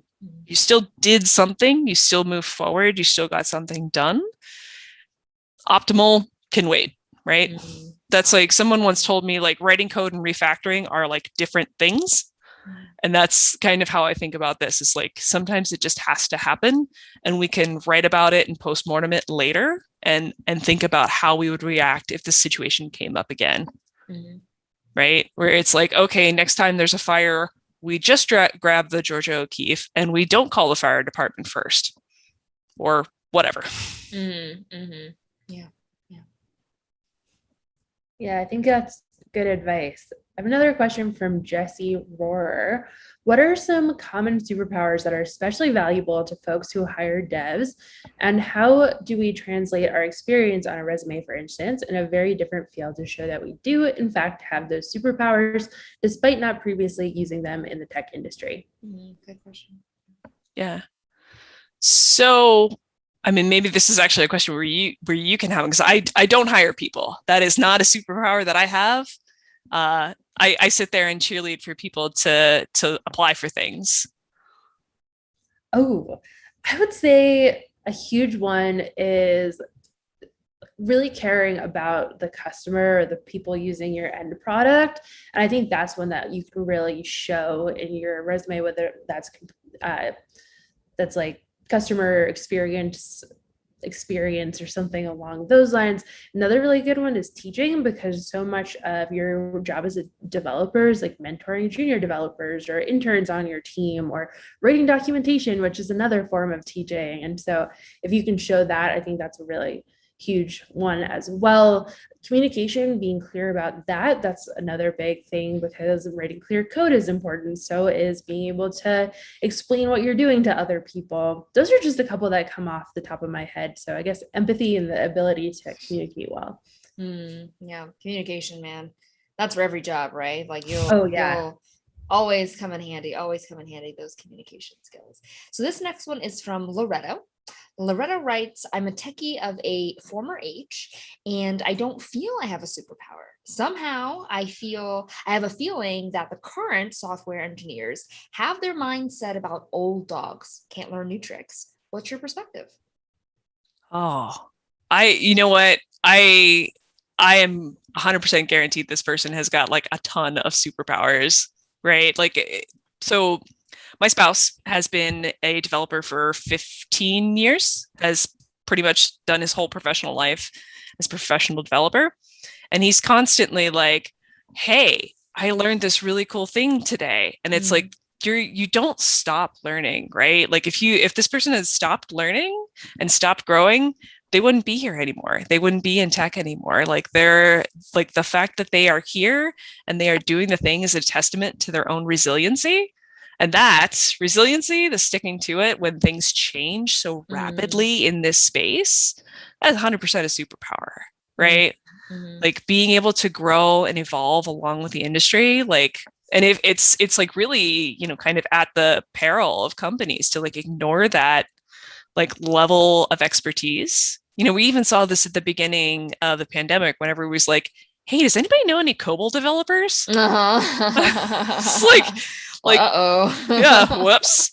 Like those, I mean, like that, like longevity of knowledge and longevity of experience is like, I mean, that's a superpower in itself, right? Yeah, fair. Yeah, for sure. I have another one from Rady Ping PhD. Wait a minute, your dad is really a Zamboni mechanic? That's a really cool job. So my dad has been a mechanic for his entire life. Like literally came out of high school, went to mechanic school, and has done that for his entire life and is retired as a mechanic. And so he was the designated Zamboni mechanic for his boss, who owned an ice rink. So that's so cool. Yeah, my dad's he always says that he's not technical. And again, I come down to this, like, there is no such thing as not technical, because it's just like there's a billion computer pieces in this thing, and diagnosing that is just like debugging to me. It's like, well, does the light up here? Does it have power here? Why is it smoking over there? That doesn't make any sense, right? It's a big machine. Yeah. It's a big machine. Yeah. So yes, my dad is really a Zamboni mechanic. That's cool. That's really cool. Last question of our panel is from Kaloum Reed. Do you think hobbies are worth mentioning in an interview or on a resume? If they are technical versus non-technical hobbies, does this change anything? And actually, I'm going to direct that to both of you. Tracy, I'm curious to see if you have an opinion. And then Allie, as a hiring manager, I'm curious to hear what you have to say. I think for me, like when I look at like potential people to join my team, like I love seeing what people are into, right? Whether it's like a casual mention, like on your website, right? Where it's like, hey, because mine is always like, I run silly distances, lift weights, and I have this dog, right? Like I like, to me, that's like, oh, this is a whole person that I'm seeing. And like if they're technical, that's cool too. Like I love seeing, what people noodle on in their side and their spare time. I just think, like, I don't know. I like people a whole lot. And I think like having hobbies, like whether you put them on your resume or you somehow otherwise allude to them in your like application materials, I don't think that that's a problem, unless, I can't think of a hobby that would be like super unsavory to put on your resume. No unsavory hobbies, but no unsavory hobbies. They're probably safe. Yeah, cool. Well, thank you, Ali and Tracy, so much for being part of our last panel for day one of CodeLand. And that does it for our day one speaker panels. I hope you enjoyed these discussions as much as I did. This day has completely flown by for me, but it's not over yet. Pop into the CodeLand hallway and say hi to another attendee. You can also comment with your thoughts on day one of CodeLand 2021, so make sure to visit that hallway. You can find the link to that hallway above this video stream. So just look up and click there and join the conversation. Now we're going to take a quick water break before our final keynote. We got to stay hydrated. So I'll see you back here at 2:20 Pacific time, 5:20 Eastern time, and 9:20 p.m. UTC. I think I got that right. See you all soon.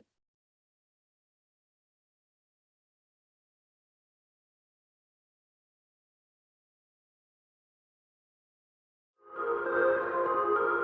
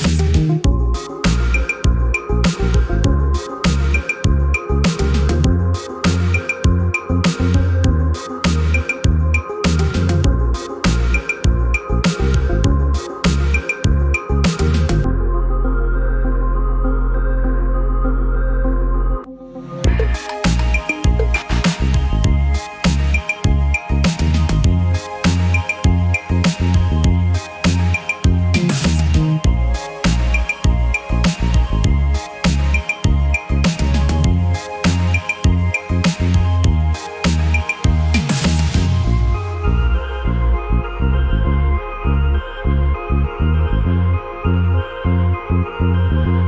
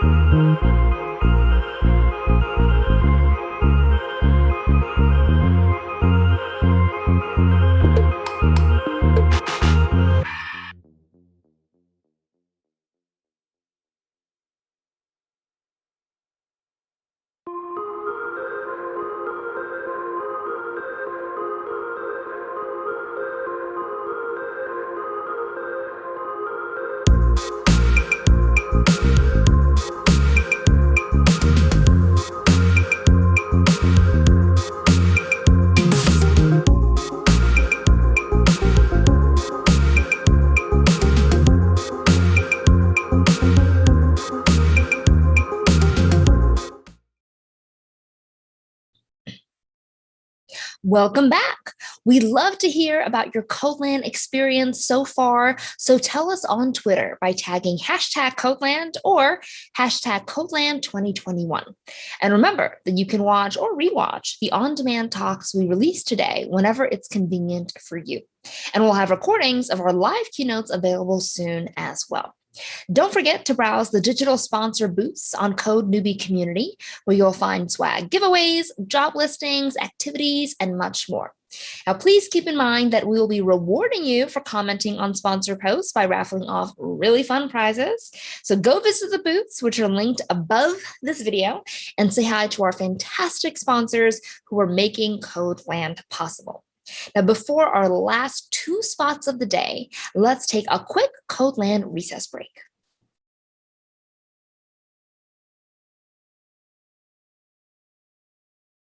Code Newbie shout out to Sandy Metz, who's one of my all-time favorite speakers and writers and teachers in this space. And I want to specifically highlight that Sandy was actually a speaker at the first coding meetup I ever went to in New York City. And at the time, I didn't even really know what a coding meetup was, but I just wandered in. I didn't know who Sandy was, what the topic was going to be, but, you know, her talk was all about code complexity and interfaces and, you know, how to do pragmatic, you know, hiding of complexity as needed. And it really was what I needed at the time as a software developer in terms of content that just found me when I needed it. I was very lucky to attend a meetup where Sandy was talking because she was a pretty big deal, and it was pretty awesome. And I'm very, very lucky to have stumbled on to a great line of thinking early on in my career. I went on to buy her book and read a lot of her work, and she was a big influence on my software career. So shout out for coming along when I really needed it. Hi, my name is Bami. I am a software developer from Nigeria. Today, I want to give a big shout out to Code Newbie for giving me the opportunity to make this video. And also, I want to give a shout out to Shecode Africa. Shecode Africa is amazing. They have been super amazing. They are so supportive. Throughout my 1-year journey, they have been super supportive. I also want to thank my family and my friends. I want to make a special shout out to my boyfriend. He has been so amazingly supportive. He didn't give up on me. Even when I gave up, he didn't stop pushing me. He didn't stop encouraging me. He didn't even stop getting me resources to learn. So he has been super amazing. I want to say a big thank you. Thank you. I love those shout outs, and we'd love to know who you want to shout out as well. So tell us by tweeting at CodeLandConf and tagging hashtag CodeLand. Now, let's turn to another one of CodeLand's generous patron sponsors, New Relic, for a lightning talk by Jonan Scheffler. Here's Jonan. Hello, I'm Jonan. I am the Director of Developer Relations at New Relic, and I am joined by my daughter, Rook, today with an unexpected childcare situation. Rook, say hello. It's your time. Say, what do you say? Hello. Hello. You're a rookie, that's right. And Rook is going to help me with my lightning talk, but mostly by eating all of the snacks I can stuff in her face while we talk for 5 minutes. Okay, so I am Jonan, and I work at this one place, New Relic, and I am very proud to be here with you all today. You're an incredible community of humans, so driven, and I have so much respect for all of your hard work. Lovely place to be sponsoring, and we're proud to do it. I thought that I might share some advice with you all that I have gleaned over my career. I came through a code school myself about a decade ago, and over the past 10 years, I have collected some small bits of advice that were helpful to me. And I hope they are helpful to you, but where they are not, please leave them behind. In general, people will have a lot of advice for you over your life. Some of it will resonate and some of it will not. It's up to you to decide which is which and leave the bits on the floor. I hope this is helpful. And on the off chance that it is not, please leave it behind. So my first bit of advice for you is to be nice to yourself, offer yourself grace. This is a very difficult thing that you have signed up to do here. In learning to code, you have agreed to learn for the rest of your life. It's a huge challenge to overcome. And in any given moment, you're going to feel like you don't know what you're doing, and none of us do. That's fine. Get used to the uncertainty of that. That's what you've signed up for. Congratulations, you get to learn for the rest of your life. Bad news, you're going to be learning for the rest of your life. We have seek first to understand. In your code, I bet, because I do it still, you run your test suite sometimes and you see red pop up. And when you see the red lines pop up, you hop back over to your editor and you change the thing that you broke. And you're certain that was it, except when you go back to your test suite, now you have 2 red lines. You should read the error message in your code. And you should read the error messages that you have in your communications around the workplace. I think a very common mistake for people when they're just starting out is assuming malice in conversation. It is one possibility that the person in that meeting who said that mean thing about your work really hates your dumb face and wants you to be sad. But I bet it's more likely that they have a different goal. It maybe has not been well communicated or understood. And to the degree to which you're able to have empathy for that situation and find common ground is largely the degree to which you will find success in this industry. It is a function of empathy. Seek first to understand. They are not out to get you, I promise. That person who gave you that remark on the code review, they probably didn't even think of it as mean. And you're going to have a much better time in life understanding the errors, and in the workplace, understanding the errors in communication as though you were understanding errors in code. Feedback is a gift. It is genuinely a gift, and we are proud, fallible beings. And when someone gives you feedback, your face is going to turn red, and you're going to feel a little bit, I think, maybe shy or ashamed about whatever it is that feedback is about, and you're going to step away for a second, hopefully. You can take a deep breath, and you come back and say thank you. Because it is a gift. Feedback is a gift. If that person didn't care about you or your success, they wouldn't have bothered, right? And like all gifts, if you stop appreciating them, they will stop coming. And that's not going to serve you very well over your career. So appreciate the feedback you get. Take a moment before you respond when you get new feedback. And my last piece of advice for you is to eat cookies. Eat cookies all the time. Just eat cookies. My last piece of advice for you is that negativity is easy. It's really easy to be negative. It's really easy to find all the reasons that something can't work. You can show up to the meeting with all of the ideas about why the plan is wrong and broken and this won't succeed, or you can show up with criticism and alternatives. And I have to tell you that the people who show up with solutions, alternatives, they're going to be more popular in those meetings and you're going to have a more successful career. It's very easy to be negative and find things to criticize about anything, but it's much more challenging to find the solution through all of that. Finally, you should measure everything. Early on in my career, a coworker of mine, Ben, left the team. We'll call him Ben the Betrayer. As he was leaving, he sent an email to us all.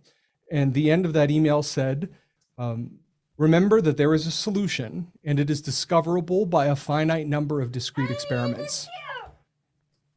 Finite in that there are a finite number of steps between here and there. It may take you 5 steps or 100 steps, but you're making progress. Every no leads to yes, as long as you're conducting discrete experiments. As to say, don't do the same thing twice, as many of us do. Running the test suite again, hoping it's going to magically turn green, is not going to generate any magic for you. Which conveniently leads me to my overarching thought here, which is to measure everything. To measure your progress, take stock of where you are in your career, look around and be proud. You've already accomplished so much, and it's easy to forget what it took for you to get here today, but we're all so glad you're here. Welcome to software. You're going to crush it. If you like measuring things, you will like New Relic, and you can go to this URL until the end of the day. At 12 p.m. Pacific time, I'm going to turn this code off, but if you go to trynewrelic.com CodeLand, we'll make sure that you get double your data allowance for the lifetime of your new account that you set up. So again, welcome to software. I'm really glad you're here. Get out there and crush it. Bye.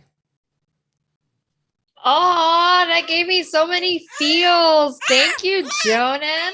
And thank you to your lovely child for joining us for this talk. So many things I loved about that. I love the feedback as a gift. I love that we are fallible beings. Definitely love eat cookies. We'll always be supportive of eating some cookies. So many wise words. And I'm just super excited for all those feelings. And also the perk of getting those extra credits, I think is awesome. So big shout out to New Relic for their leadership, for their support, for them just, being such great partners for us for CodeLand. We really literally would not be able to do things like this without our partners. So, and our sponsors. So thank you so much. So now that we have finished our last lightning talk, we are going to move on to our final keynoter of the day. This is going to be a real treat. We have Analytical. Analytical is a coder, developer experience engineer at Google, and a drag performer whose work focuses on the fun and artistic side of coding for an early career developer audience. So let's hear it for Analytical. I'm clapping for myself because I deserve it. As also I try to figure out how to present. So nice to meet you, Saran. Thank you for the lovely introduction. I'm a huge fan of the Code Newbie podcast, so I'm so happy to be a part of this and finally get to chit chat. Can everyone see my screen? Are we ready, or is everything all good? Okay, I can start my introduction if everything's all good. And you can all just also take in my beauty while we wait and get everything settled. Some details on my gloves. I put A's for A+ in computer science. All right. Hi, I'm Analytical, the sickeningly entertaining and educational coding drag queen. And as I was just saying to everyone here, I am so excited to join you all at CodeLand. This is an event that wants to empower you on your learning journey and to motivate you to stick through those hard times along the process, which is something I spend a lot of time doing. So allow me to introduce myself. Day to day, I'm Billy. I'm an engineer at Google. I work on the cloud developer experience team. I create tutorials, I give talks about databases, but then I transform into the glamorous drag queen Analytical. That's me right now. And I create educational technical content for people early on in their coding journey. I make videos with entertaining code examples and stories about my programming journey. I talk about issues facing the LGBTQ+ people in tech, such as terrible gender forms like this one, which allows you to say that your gender is a tax entity.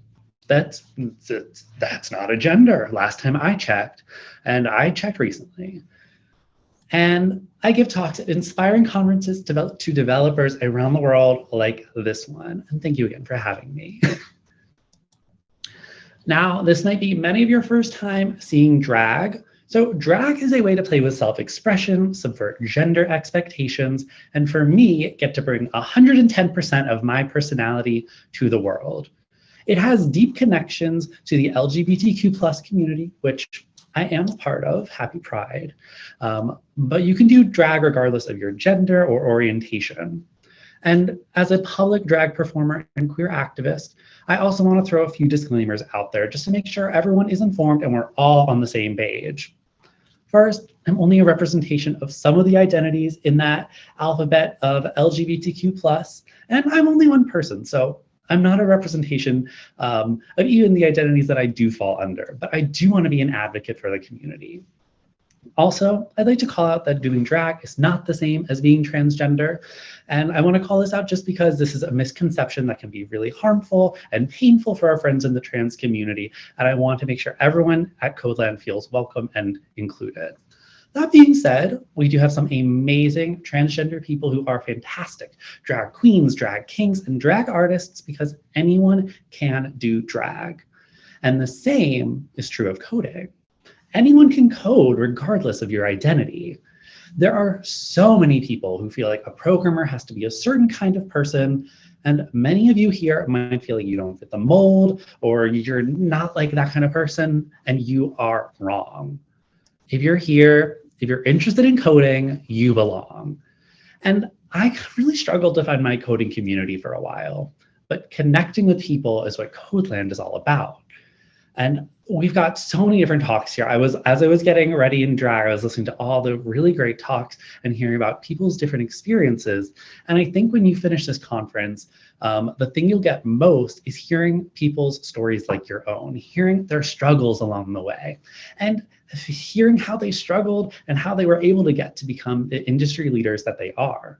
You know, it's very easy to see someone far into their career and not know how to get there. I like to look for the seams. On a learning journey, though, this can be kind of hard. When something is so well made, it could be an app, a website, a meal, a dress, or even someone's success in their career. It's hard to see those little bits that look like something you can do. So I love that this event is a space where presenters and attendees can be vulnerable about our struggles and things we don't know. I have a very literal example here of looking for the seams. The Infinity Dress by Iris Van Herpen. It is a feat of fashion and engineering all rolled into one perfected garment. And I really want to hone my engineering and my drag skills to create something like this. So the other evening, I was talking to a friend of mine who went to fashion school, and I said, I really want to make this dress. And he knew about it because it's kind of like, I don't even want to say infamous, it's famous, it's iconic, it is the moment, it's everything. And his first response was, that's impossible. And that really just made me mad. You know, coding and technology are tools, just like hammers, sewing machines, scissors. I don't want people to look at a technical problem and think it's impossible. It could be hard, it could be tedious, it could be time consuming, it could be expensive, but it is not impossible. Someone, Iris, and her huge team of collaborators has done it. So it's not impossible, it's been done. I said, okay, what if we break down this problem a little bit? It's kind of hard to find the seams here, but what if we simplify it a little bit? What about a dress that can have something spinning around it, some sort of motor, and maybe we can conceal the motor into the dress? And he kind of thought about it for a minute and he was like, yeah, I guess we could do that. That could be a good start. And in that moment, we found a way to unlock creating something special. Instead of having this problem make a whole dress, we now have two problems. Make a dress that can conceal a motor and figure out how to program a motor. Both of these are concepts that we could handle. I just don't want to hear that something's impossible. You know, everyone at this conference is smart and you really care about learning.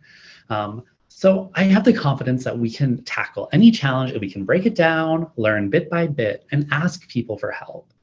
There are so many times on our coding journeys where you feel like you can't do something, you don't understand a concept, or you don't know how to go from your introductory level skills to building an actual thing.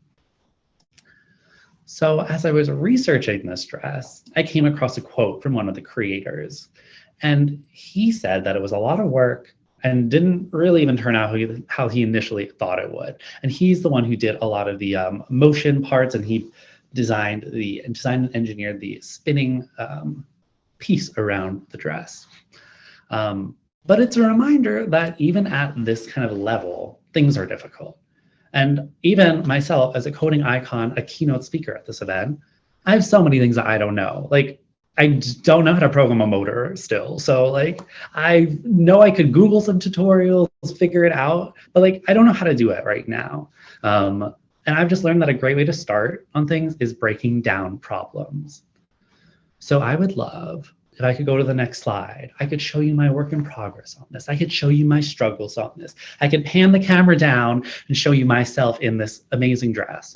But I can't do that. I have not begun working on this. It's just a good idea. It's something that's exciting me to learn. And I wanted to include you all in this process of something where I'm looking at a problem, I have some ideas on steps to solve it, but I haven't started yet. And I'm just excited and how I'm breaking down this new problem. But definitely stay tuned. We'll see if I make any progress. Maybe next year at CodeLand, I'll present it. So, I'm still on my learning journey. And I've thought a lot about this. One of the things that helps me learn and helps people who watch my videos learn is looking at things from a different perspective. Finding a new motivation, finding a new challenge, finding a way to connect problems in a way that you can care about them and connect to them.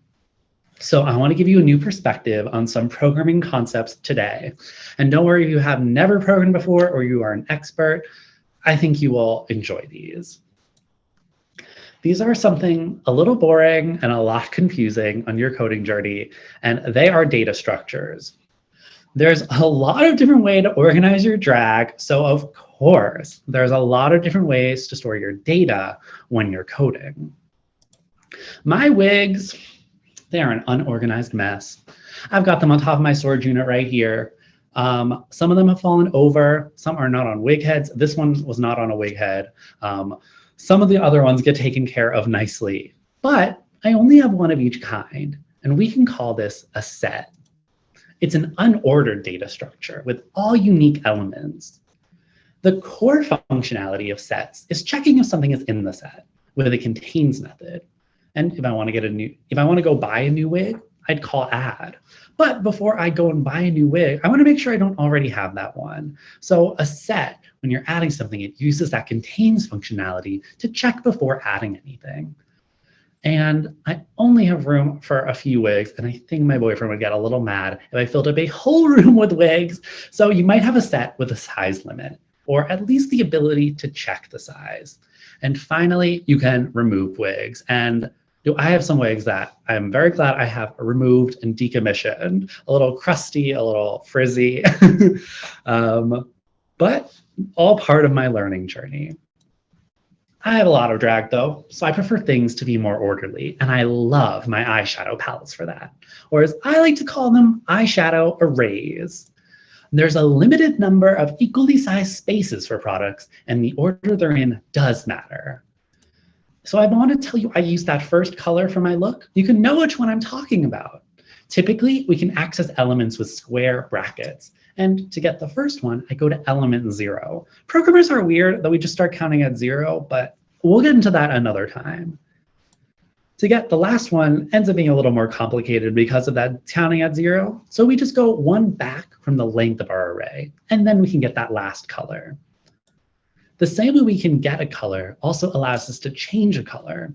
Here, I'll set the first element to purple because purple just makes everything better. When we're ready to start applying our makeup, we can use a queue. This is another ordered data structure. The things I put in first are the things that come out first. And do I know something about coming out as a queer engineer?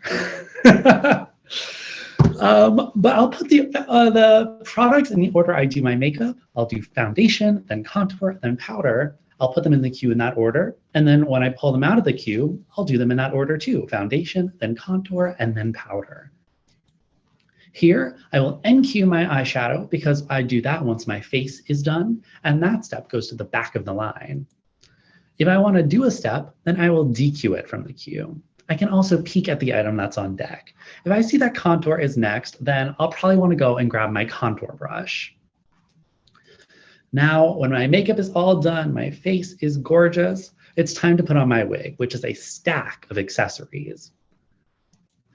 The first one I put on is the last one I take off, and the last one I put on is the first one I take off, which is the opposite of a queue. So to add an item to a stack, we push it. Here, I'll push my headband onto the queue, or rather onto the stack. And a great way to remember this is my headband keeps my hair pushed back underneath all my wigs. So that method for adding things into a stack is called push. Then I'll push on my wig cap. And finally, I'll push on the wig. To take an item off, we can pop it from the stack. And sometimes stacks will also have a peek method so you can see what's on top. Who knew that data structures could be so glamorous? I think this is honestly one of the hardest concepts when learning to code initially, But a lot of coding concepts were designed to represent things in the real world. So it only makes sense to connect the real world back to the code. And I connected it to something that I'm passionate about. You know, coding can be hard, but if you're able to connect it to something you know and understand, it helps it click. Use your imagination and see the world around you like code. All of you watching must have something you love, and that's a great way to think of a concept.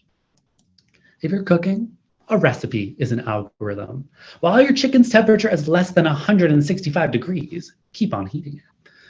Then take it out and enjoy. If you're playing baseball, every time you score a run, you've got an increment operation.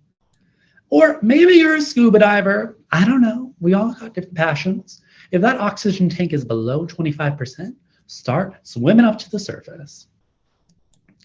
I want everyone to be able to access computer science fundamentals and feel like there are people like them in the space. Because when I was learning to code, I didn't have these things, and I didn't have a community. So I want to show you my coding journey, get a little meta, show you where the inspiration for what I do comes from, as well as show you all of my scratches and bumps along the way. We are going back. I'm just looking at the preview for my next slide. We're going back to like 8th and 9th grade. You know, I did not wake up this glamorous and this good at coding. I want to take you back. We're going back to like 9th grade before I could even code. And here, I still loved math and science and theater and music, and I also loved technology. I would run home when there were new iPhone launches coming out, and I'd have like 10 blogs open, reading them to make sure I wouldn't miss a detail. But I never put it together that I could build things like that or have a career working in technology. And I'd even seen things that were coding before. I did some coding in classes with Turtle programming and Scratch, and in games like Neopets and Second Life, which now if you're learning to code in games, you're probably doing Roblox and Minecraft. So I'd seen coding, but I couldn't really connect the dots of these things to building an iPhone app or a social media platform or making my own game. So a few years after that, I was in my junior year of high school, and I'd succumbed to the fact that I wouldn't have a career in tech. I would just go do something maybe with my math skills or my science skills.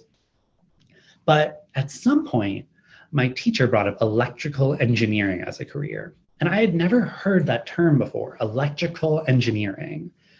Some reason I went to the Wikipedia page and it made everything click for me. It was so clear that this is something that people study. It requires some math and science knowledge that is already part of my curriculum and already things I've been doing. I was on the right track and I didn't even know it. I realized the majority of people don't even do that much computer science or engineering in high school. But I found this kind of frustrating. I was like, how am I going to know if I would like this? So I wanted to try it out, and I signed up for a summer introductory electrical engineering course.